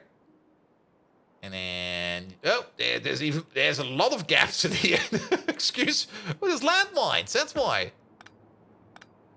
Probably just forgot to pick them up over here.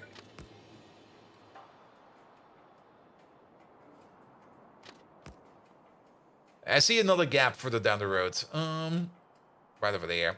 And this one might be landfill related. There we go.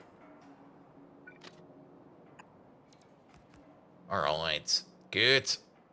So now we can get all the way over here, and then we're gonna make we're gonna make 2 coaling mining outposts over here. One for the big mine and one for the small mine, and then we're also gonna be nuking those biters up there as well. And how many stations for the mines? A couple. Like, probably 2. 2 should be fine. Maybe 4.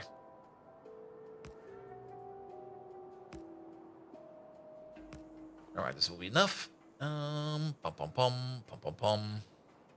You can also get to the molybdenum over here if you want to. Just pull this along real quick. All the way over there. And yeah, at some point in time, we're going to have a little bit more of development over here. And then we're going to be turning this into like a better rail system over here. But for now, if there's only going to be like an outpost train over here coming in every now and then to pick up some resources, that's going to be more than enough.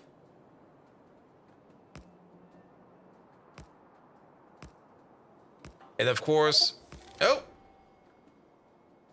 we made 100,000 chemical science packs. Nice. I always thought it said like you made the next pie science pack, and I was like, what? Why did we set that up? But no, it's nice, nice, nice. All right, all right. Yeah, let's put them over here. So you go in like this, you go in like that. We're gonna be putting down 2 providers over there. Provider. One over there. One over there. We're gonna need 1 requester for the drill bits. And we're gonna need 1 requester over here for the... I think it's kerosene. Yeah, consumes kerosene.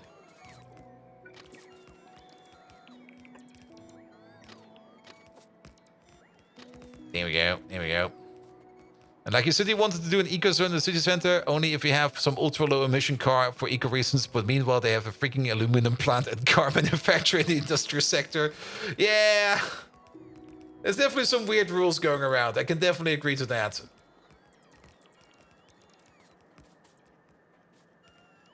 Like currently, in the city where I am at the moment, they're kind of discussing that they're having some issues with like their garbage disposal, and the garbage disposal man don't want to be carrying the garbage cans over like 3 steps, and we're like, what the fuck, man? What are we even paying you for? I mean, I understand that garbage disposal is a tedious job, but come on, that's what you're there for.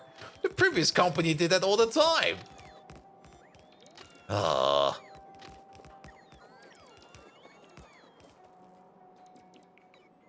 Why are you a series of drones? What do you mean by that? There you go. Good, good, good, good, good. I mean, we got some pocket bots over here. The pocket bots help us constructing, because I don't really want to be putting down all of this over here. Also, this over here, we're gonna get rid of it. This is an outpost. Outposts do not have fuel.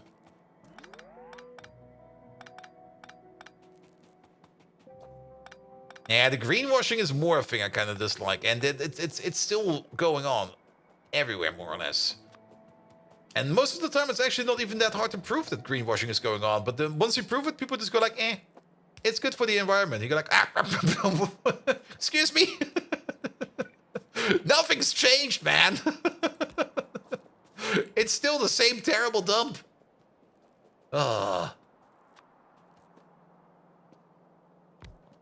Here we go. Here we go. Alright, then. We need some of these in here. Consume less fuel, please. We also kind of want to put a beacon over here. Let's put you right over there. Let's shrink you down. Size 3, 5 over here should be fine. Yeah, that affects everybody.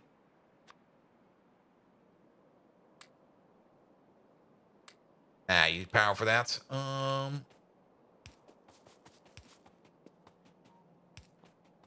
Here we go. Now you're at 80%. If we pick you up, you're still at 80%. So we don't need these over here in the middle. Can we maybe put a speed module in then? Nope. Nope. Nope. But maybe we can put a speed module in here and an efficiency module in there. Not really. It's still consuming more fuel for only a bit of speed. But maybe we can put in a proc mod in the, I mean, we could put some more beacons around over here to counteract the speed, but I think this will be fine. All right, and then you over there, you over there, you over there, and you over there. Push it out over here, push it out over there, push it out over here, and push it out over there. Ah, there's this one thing going on, which is kind of annoying. And we already learned this the hard way. For some reason, there's only one input on, one liquid input on these machines over here. Which kind of means we do have to be kind of careful where the kerosene input is going to be. And also we're going to have some issues over here.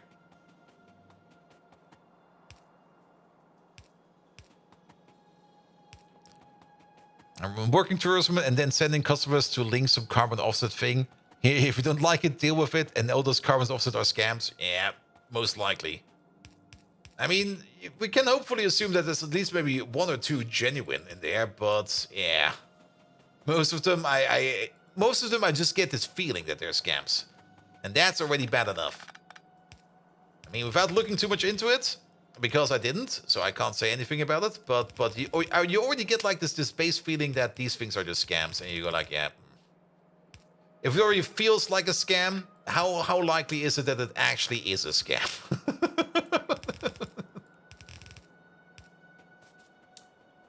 Here we go. Here we go. And let's move you over there.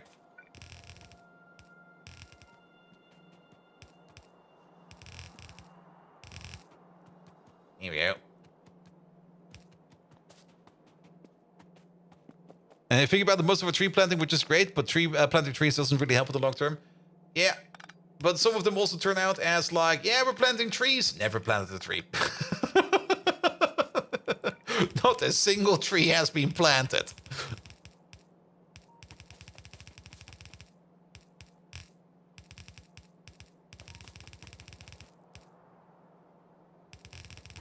Here we go. Here we go. Good. Good, good, good, good, good, good. Alright, that's for... Wait a minute. Oh, that's a provider. Oh! And by provider, I mean that's the requester.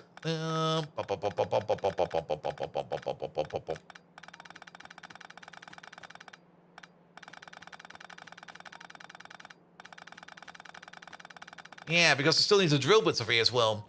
No worries, no worries. We just go over here.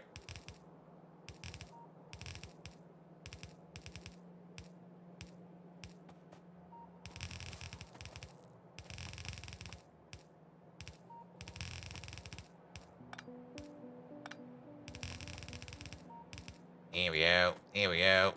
And in you go. And then we also need the bleed through connection. We're just gonna go out over here again. Actually, we could maybe do this better. Let's try to do this better.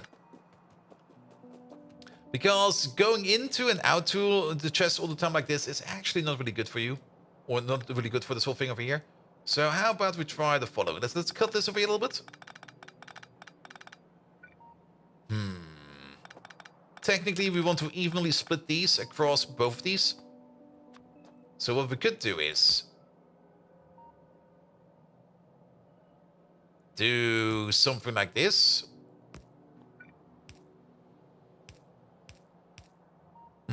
Well, this is what I wanted to do. Wait a minute. Brain, what the fuck am I doing over here? I mean, we could do just a standard 4x4 balancer and just put it into the left and to the right with 2 of each. But if one of these is full, then we're basically blocking 2 full belts. So I would rather have something like... Yeah, let's go a little bit further up.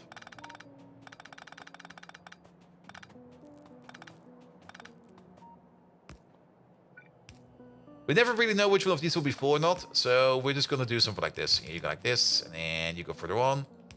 And next one will be over here. You go like this, and you go further on. Next one will be over here. You go like this.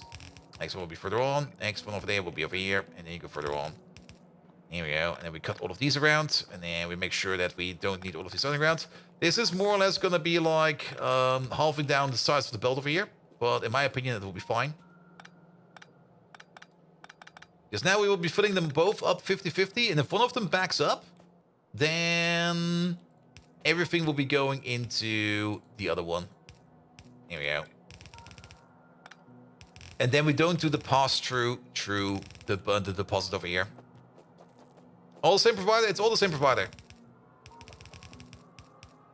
Then again, I'm also pretty sure it will never, ever, ever come to the point that we actually back up on raw coal. I don't see that happening anytime at all. But you never know. You never know. But this way around, it will definitely be fine. We could even argument that we want to turn all of this into yellow belt to make it even more saturated. We could do that. There you go. Because the red belt over here, that still connects, right? Yeah.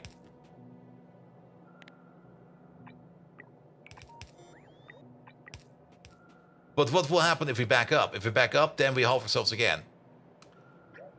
Okay, let's not... Okay, it's getting late. That's one of the things. I don't give a fuck.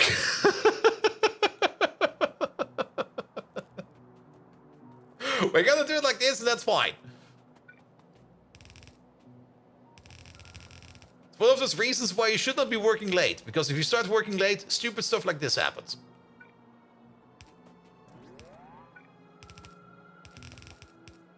Alright, and then we're gonna need insert over here. Late? It's already past midnight, mate.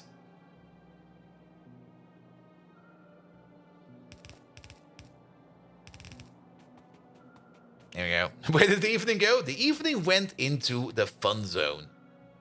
Because I was having a lot of fun again.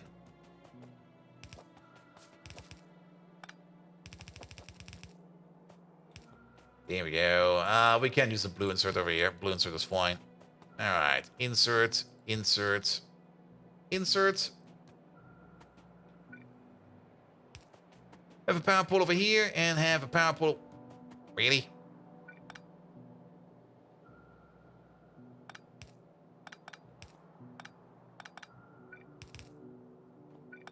One moment, please. That works. Good, but for now we only got like a 1-1 requester for the drill bits. So this whole station over here is a little bit oversized. We might at some point in time go for like full 2-8 stations for this. But for now, let's go like this and we go over here for the drill. It's called drill bit? No, what's it called again? Drill heads. Drill heads, not drill bit. There we go. Good. Which means you over here, Sanders Scamper, you're gonna be the drill head 1. Well, we can make you 2-8 requests if you want to. There's no train for this, but we can pass through the station over here to Tranknar over there. And then you over there, you're gonna be the drill head 1-1 requester. Here we go. So we got both stations over here. He's coming over. He's bringing us drill bits. We might also want to put down some signals over here because we are kind of missing some signals, which is not the best. Pum pum pum, pum pum pum. Especially if this over here is like 2-way track. And Soft Feather, hello there. Welcome, welcome, welcome. And I thought petro gas was a liquid, not a gas. Hopefully there's no bugs nearby. Petroleum gas, is it a liquid? It should actually say over here. Where is that? Petroleum. I mean, it does say gas. Very true. But this thing over here is... It's also called olefin? No, wait, I'm looking at the wrong thing. It's a fluid. Petroleum gas. Fluid. Petroleum gas. Gas. Let's compare that to, for example, petroleum sulfonates, which is... Oh, fuck this, man. Wait, actually, was that a gas? No, was that? Gas temperature. Molten aluminium has a gas temperature. Tailings also has a gas temperature. When in doubt, where is it? Fluid index. Does Control F not work in there?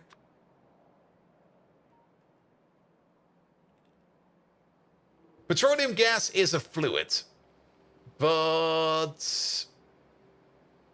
No, it's a gas. It's a gas. It's a gas. It's definitely a gas.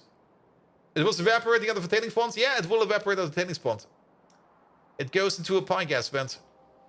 Yeah, that kind of sucks, man. Alright, and then you over there, you're gonna be the kerosene. Kerosene 2-8 requester, please. There's a little train already. Good, there's our drill bits. And then we do need to set up these two up as co-providers. You just hooked it up and you only lost a few thousand units. I mean, petroleum gas is not really that useful in Pyanodons. So at least you didn't lose too much out of it. I mean, what do we use petroleum gas over here for, actually? Gas. Petroleum. It used to be very useful in the previous version of Pi, but in this one over here, you need it for the Mimic. That's part of the more advanced ore processing. It's part of the cobalt chromium alloy. And then it's you do require it to make the better sulfuric acid recipe later on. And you can turn it into refined syngas. Is that? Wow, you were fast here. Oh yeah, the refinery is just around the corner. And you can turn it into liquefied petroleum gas, which is a liquid. Which can get you gas stream, which goes all the way into helium. You use it mostly for melting glass in the big smelters. Yeah, that's probably good.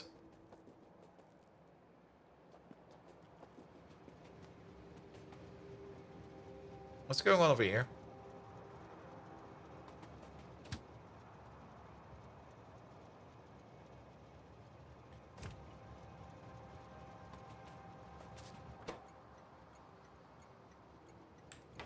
Excuse me? What the fuck? Oh, I know exactly what's going on over here. Ha! Ha! Oh, can we still reach the switch from over here? Well then.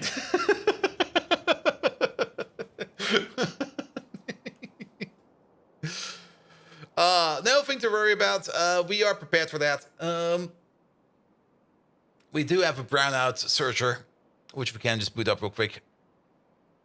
Well, that came out of nowhere.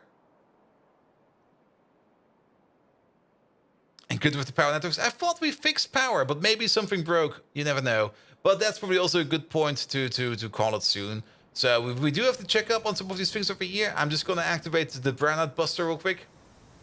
Which usually we prepare earlier if we notice that the lights are flickering. But I guess we were so far out and we just didn't notice all the lamps around us that it just passed us. But nothing to worry about. There's an easy fix for this. We can recover from this. No worries.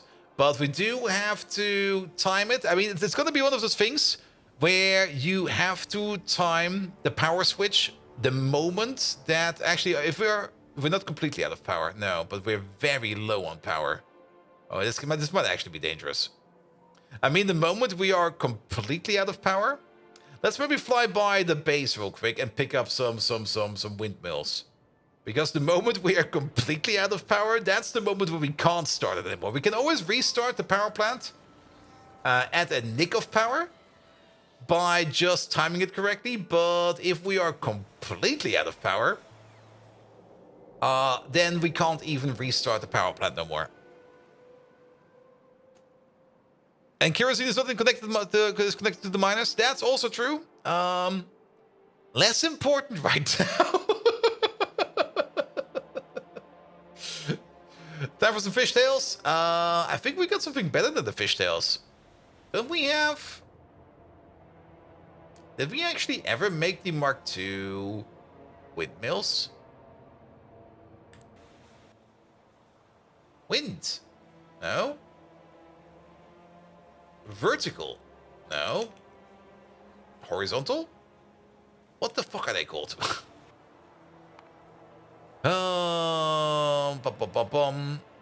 The heart. Did we ever make a heart? We made the yellow ones, alright. We never made the red ones. There they are. Yeah, give me 10 of these.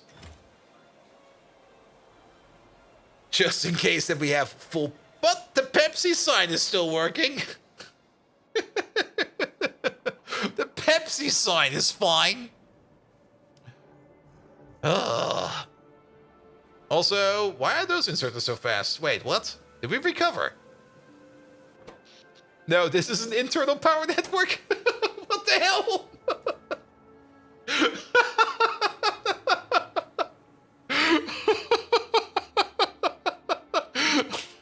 Random internal power network just sitting around going like, yeah, we're fine over here. What do you mean power is out?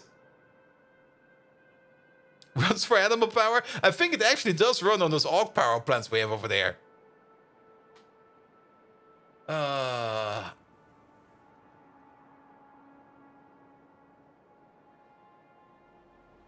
at least now we're at 60 UPS. Nothing is going on. Nothing is working. Everything is off.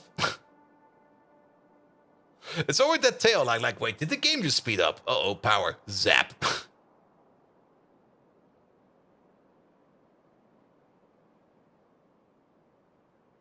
All right.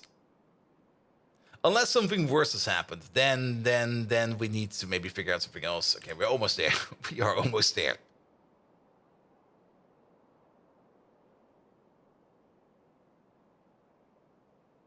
Maybe we're lucky. Maybe just flicking the button will already help us out. We basically need to flick the button over here if one of these over here is operating. Not like that.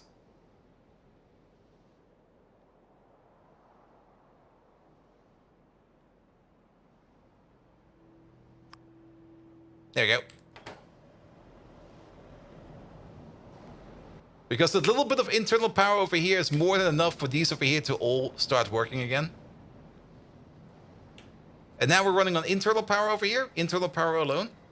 We should maybe just try to brownout protect us somehow. Maybe that will do better. But now this whole place, especially also the creosote maker over here, is running on internal power. Have you considered a radar on a detection grid power next to a power switch? We could think about that as well.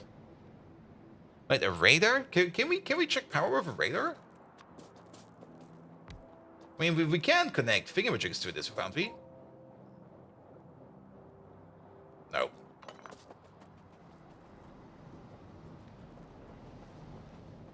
Good. I mean, there is usually a radar over here, and usually if power is low, and we notice it, with the remaining power, it's usually fast enough to go over here real quick and flick the button over here. Yeah, there is usually a radar over here, but power was so low. Yeah, there's the radar. Power was so low that not even the radars worked anymore. Good, but now we got the internal power. This whole place over here is only... This is actually kind of interesting. This whole place internally only uses about 250 megawatts over here.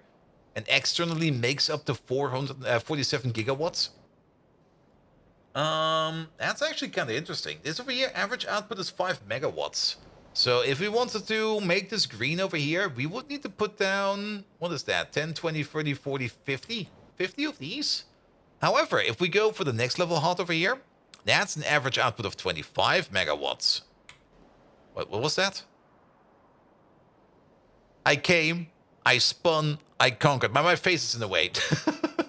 Wait a minute. There we go. It's right over there. At the bottom. I came, I spun, I conquered. But yeah, maybe we do want to put down some machines over here that help us out over here with production over here. And if we put some efficiency modules in these machines over here, we can maybe just run this maybe on 4 red hots. And then we just connect to these directly without connecting these at all. And then it will be fine. Oh, radar, solar, 1 pole, just to access... Oh, that's what you mean. Sorry. Yes. Yeah. Yep. Could do that as well. But I'm rather thinking of actually maybe putting down some green energy over here. Maybe even just some tidal plants over here.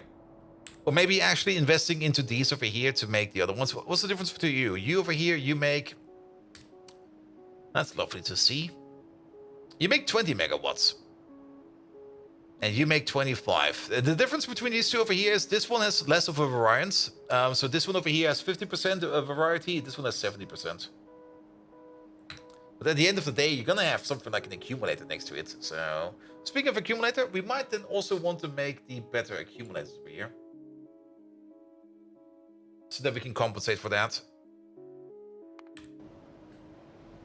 Make the blimps, they're cool. We should look at that at some point in time. The blimps sound kind of fun, but I also kind of have the feeling that they're kind of absolute mess. They need 100 excellent batteries? What the fuck? You know how expensive that is? Alright, but these pressure tanks over here are not backing up. And technically, we should be able to survive if we click this button over here. Boop. Ooh. Pump it. Pump it. Pump it. Pump it.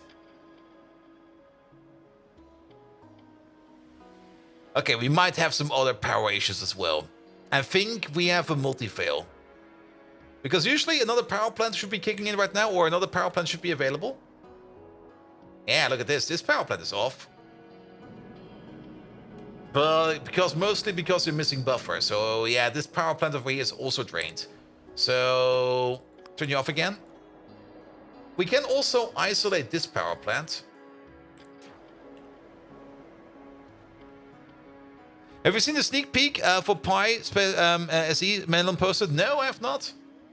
I'm actually kind of ignoring that for now because it will only distract me from stuff.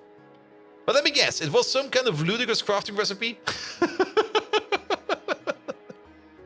Something like, here, we're going to space, just bring me like all of this shit?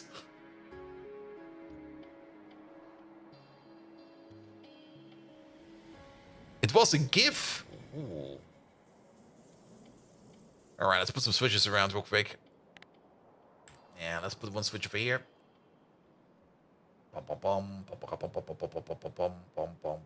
Where's my switch?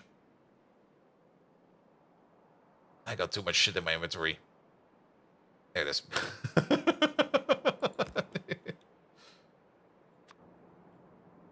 Over there.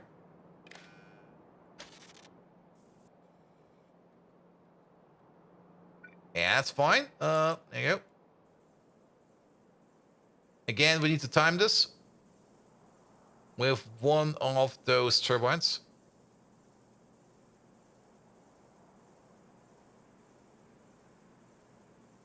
And we can only see 2 of them, sadly. Come on, make some steam.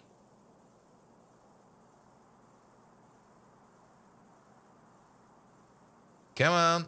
Come on.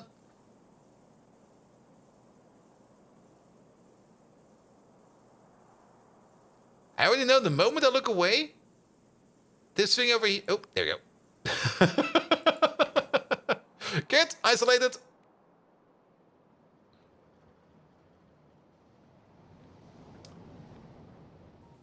And then the same thing over here. One switch over here, please.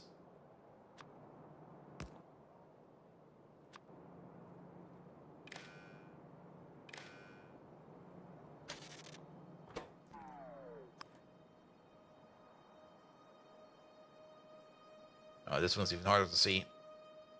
It's all the way down there. And if we go too far away from the switch will lose the connection. Come on, make me some steam. You can do it. You can do it.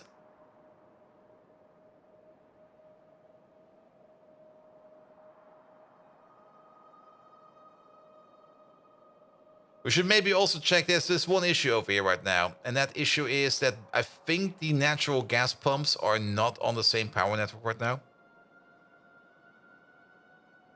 We need to fix that after this.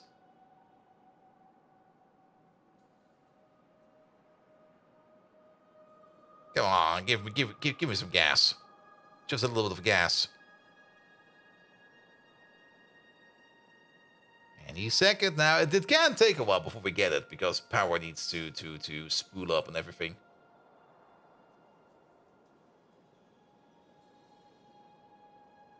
I'm looking at you. Come on. Come on.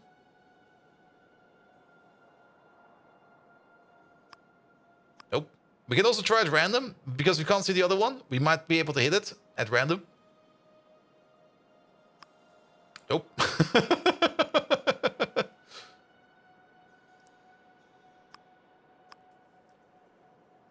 Yeah, fusion power is also one of those things. I mean, once you get the fusion power, you do make a lot of power, but on the other side, you do also need to keep feeding that fusion machine. So much stuff, man.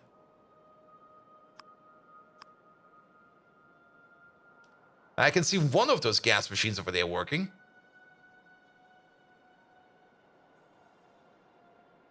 Can we actually move away from the switch? Oh, I'll be damned. Never mind. That's actually kind of fun. All right.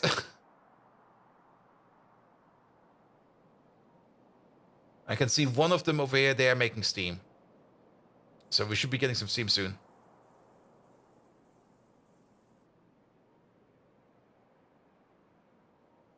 Come on, give me that tasty steam, man.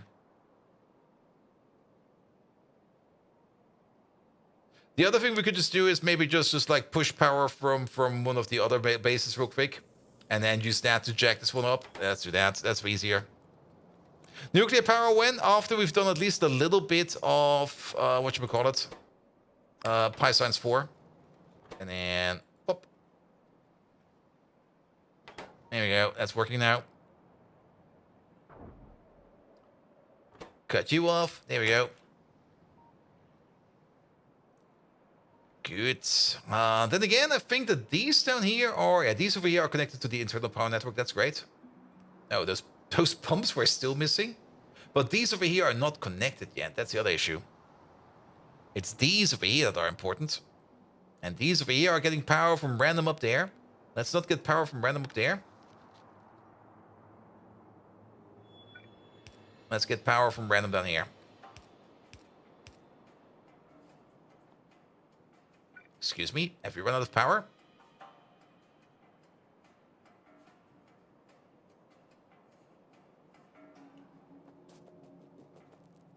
And a couple of things of pressure steam with turbines to switch the network to just wonders. That's exactly what we're doing over here right now.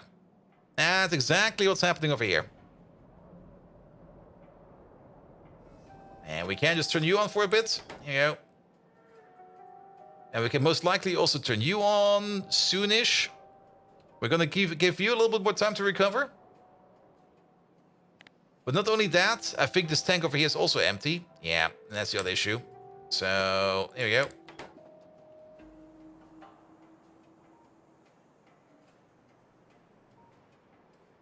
Good. So, let's make sure that we can at least get in the gas from over here. These are not done yet, because we kind of were late on them. You're done as well. This one's done. That one's done. This one's done. That one's done. So at least over here, we can get rid of these pipes over there. Here we go.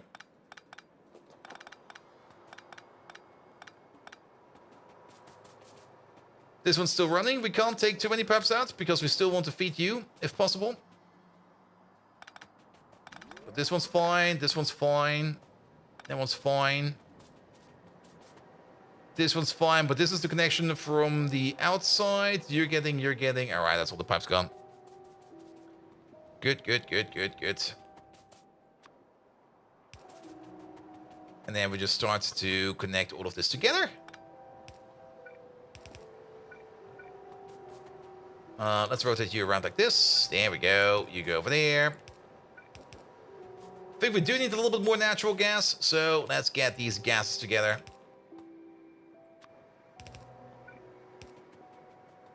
Here we go. And then you say... Yeah, over here is fine. Not like that, please. Definitely not like that, but like this, please. Thank you very much. And then we got these boys over here. And this boy over there. That boy over here. Here we go. Yeah, I guess we do have to put in that bigger oil power plant sooner than later. This cannot continue. All right.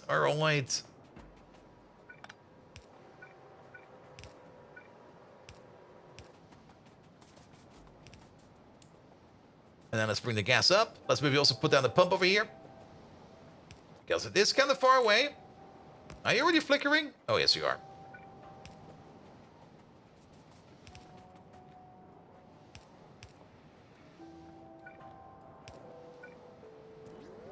Here you go. And you go into this happy tank over here, please.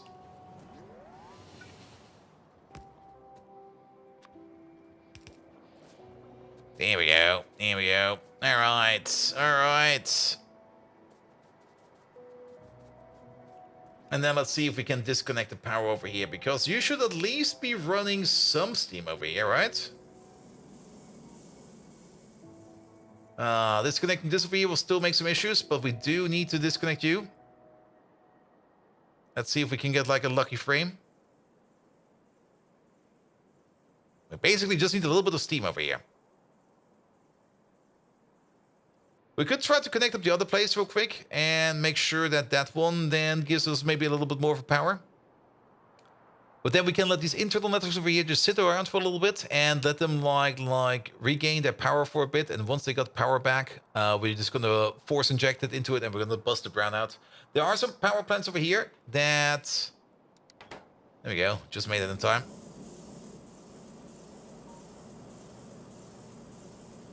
Yeah, that's good. All right.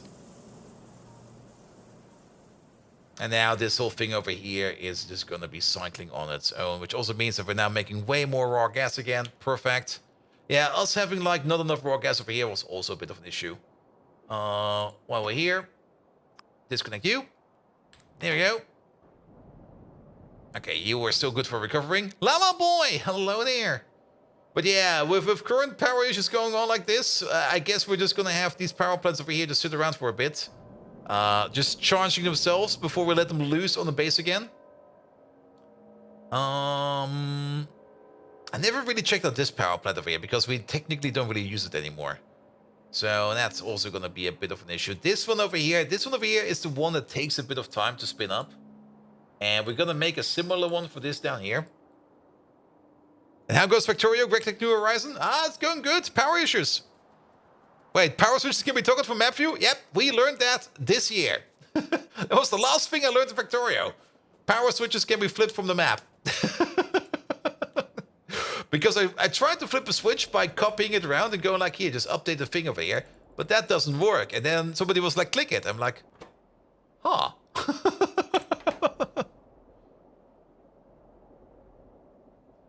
But what's the main issue with the power plants? They run out of steam faster than they can generate new.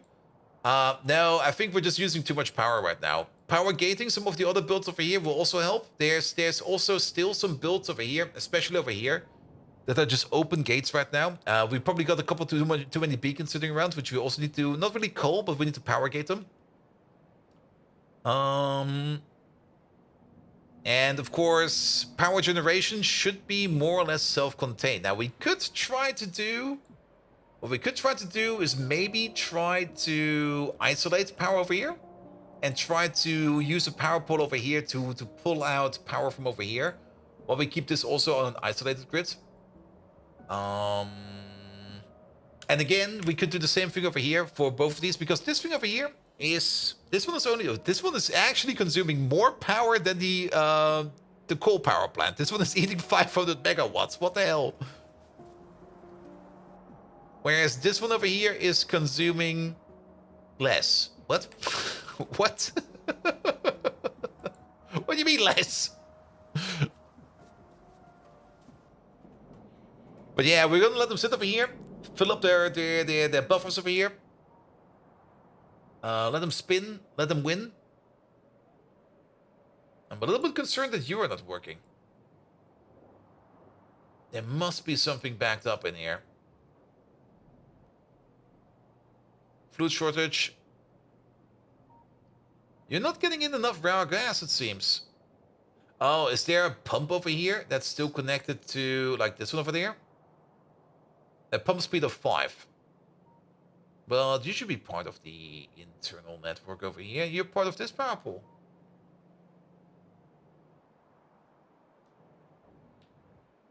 We can't see the most important part. There it is. You're full of raw gas.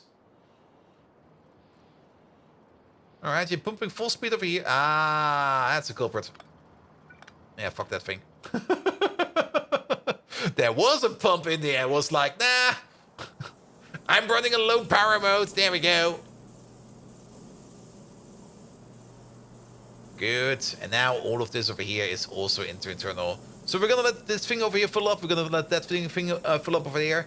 In total, it's going to be 1, 2, 3, 4, 5, 6, 7, 8. And then another 6. 14 turbines running each at 10 gigawatts. So we can burst 140 gigawatts of power, which should be enough to get us out of the brownout.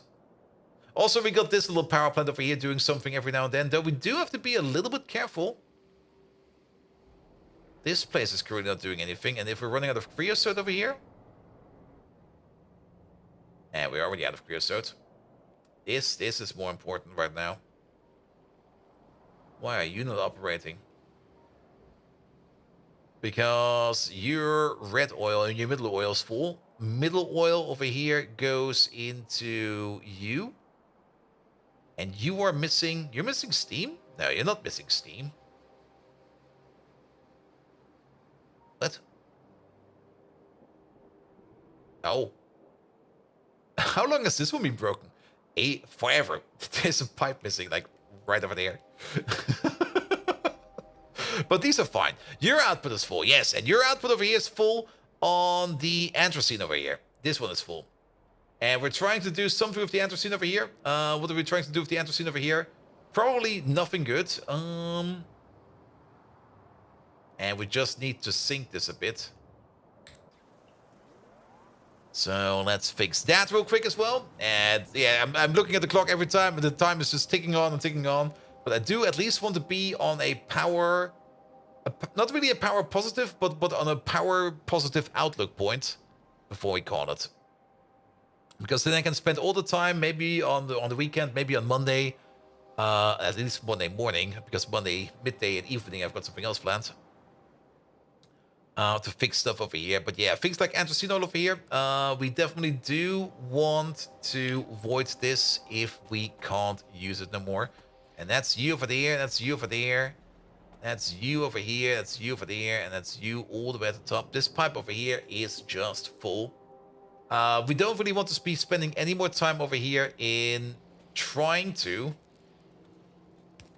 fixing this stuff by turning it into steam. It's more of a UPS hog than it does us anything good. Instead, it's going into the pit. It's just going into the pit. It's a little bit sad that we have to do that, but if we do not have good recycling recipes, and the only thing we can do is turn it into steam, and steam is just gonna cause, well, what are we gonna do with that? We can't even throw it into a good power plant or anything. So unless there's like any kind of good way of sinking any kind of like, I'm still vouching for like a better burn everything oil power plant. We got all these liquids with burner liquids or with burner fuel. Just give me something that makes at least not the best power, but like at least better power than a fucking steam engine, you know? Because those steam engines are terrible. Absolutely terrible. I don't mind putting this over here into steam and trying to use this as best I can, but if we can't really do it for anything, then yeah, it's going down the drain. Nuclear steam engines? Yeah, but the steam we get is not hot enough. Keep that in mind as well. The steam we're getting is 250 degrees over here. So even if we get like the nuclear steam turbines over here, which which probably do make more, it's not hot enough. There needs to be a steam engine that gets proper priority over all the other generators so that it can be used for venting. Yeah, something like that. That would also be nice.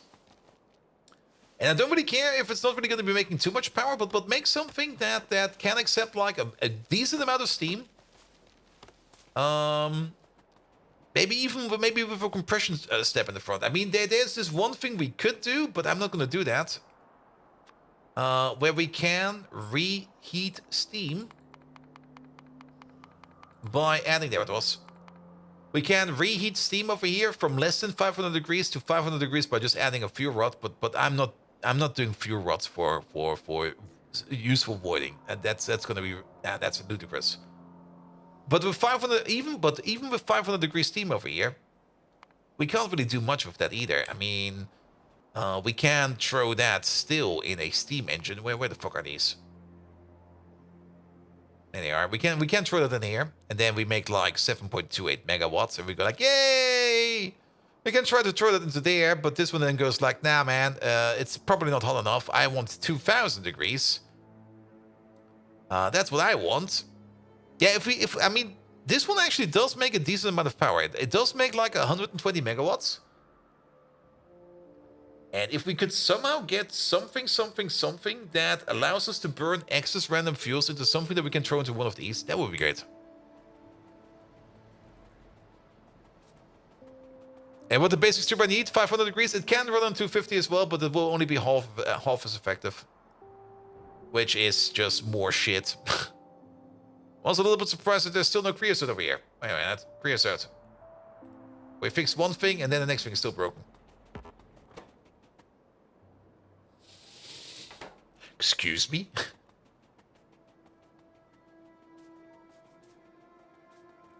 Is there another weird... Excuse me? There's no creosote over here. That's fine. Creosote is coming from over here. Come from over there, come from over here, come over there. Come from over there, come over here. Empty, empty, empty, empty. You're pumping. Creosote from over here. I know what's going on. These pumps over here, different power grid.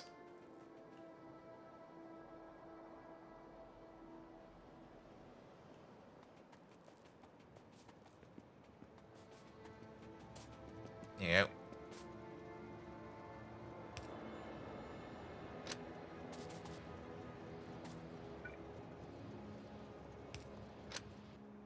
Here we go. And then... Bop. Bop. There we go. That works. That does the trick.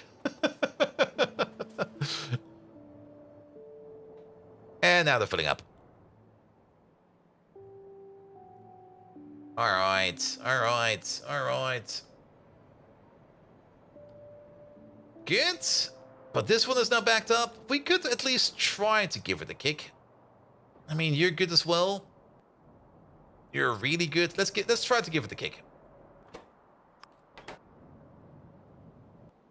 And then you over there, kick. And you over there, kick. And voila. There we go. Alright, alright. But yeah, we are actually eating 133 gigawatts right now. We were at 100 a couple minutes ago. Or an hour ago. Here we go. And we can definitely make up to 140 with these turbines right now. I do kind of hope that at least this power plant over here starts to kick in soon again. This one takes some time to start up because we got this coal buff over here that needs to go all the way down. And then...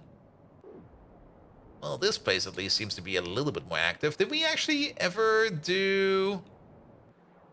no, because of course we're, like Fallen Angel said, we're still missing this part over here because we just ran away. So that's still something we need to do. You did cycle all the kerosene in. Perfect.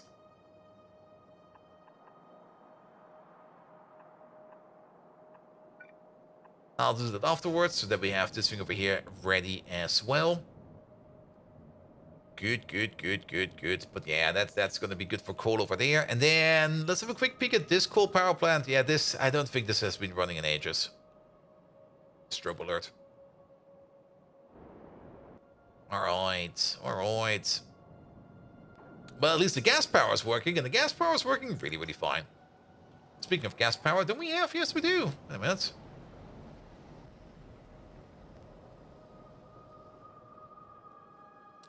But you know what? We're going to check that out later. I think it's almost 1 AM over here, and I should really call it a day now.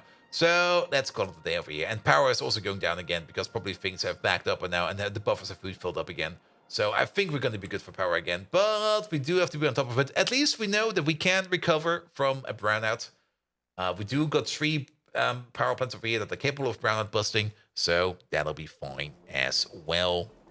Good! Alright, last objective for today. Who are we going to raid today? Not you, none of these, none of those, not you. None over here. Well, there's not that many around. I think I will just be raiding Aussie again because we haven't raided Aussie enough in my opinion. And Aussie is an absolutely amazing person and he's only been live for like 2 hours. So we're going to be raiding Aussie nuts. Here we go. Good. All right. Also very important, before anybody comes in with their own raid, there we go. Thank you so much for today, everybody. Thank you so much, Tully, for your prime resub. Flanker, thank you so much for your lovely raid. Mark Connors, thank you so much for your resub. Sintert, thank you so much for your prime resub. We had a hype train made out of Ashtron. Oh, we had a hype train? I think I completely missed that hype train. I'm so sorry. Made up of Ashtron and Turkey Program. Thank you so much for your resubs. And that was basically it. Nevertheless, I'll be back tomorrow with Drag Tech New Horizons. We should probably be done with power tomorrow. And we're just going to be trucking along the quest book, trying to get as much done as we can, so that we can either solidify in Ivy or maybe even take a peek at what we need to do to get out of Ivy to get into Luv. Good.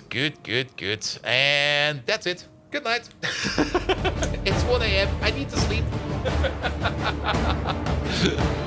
See you tomorrow.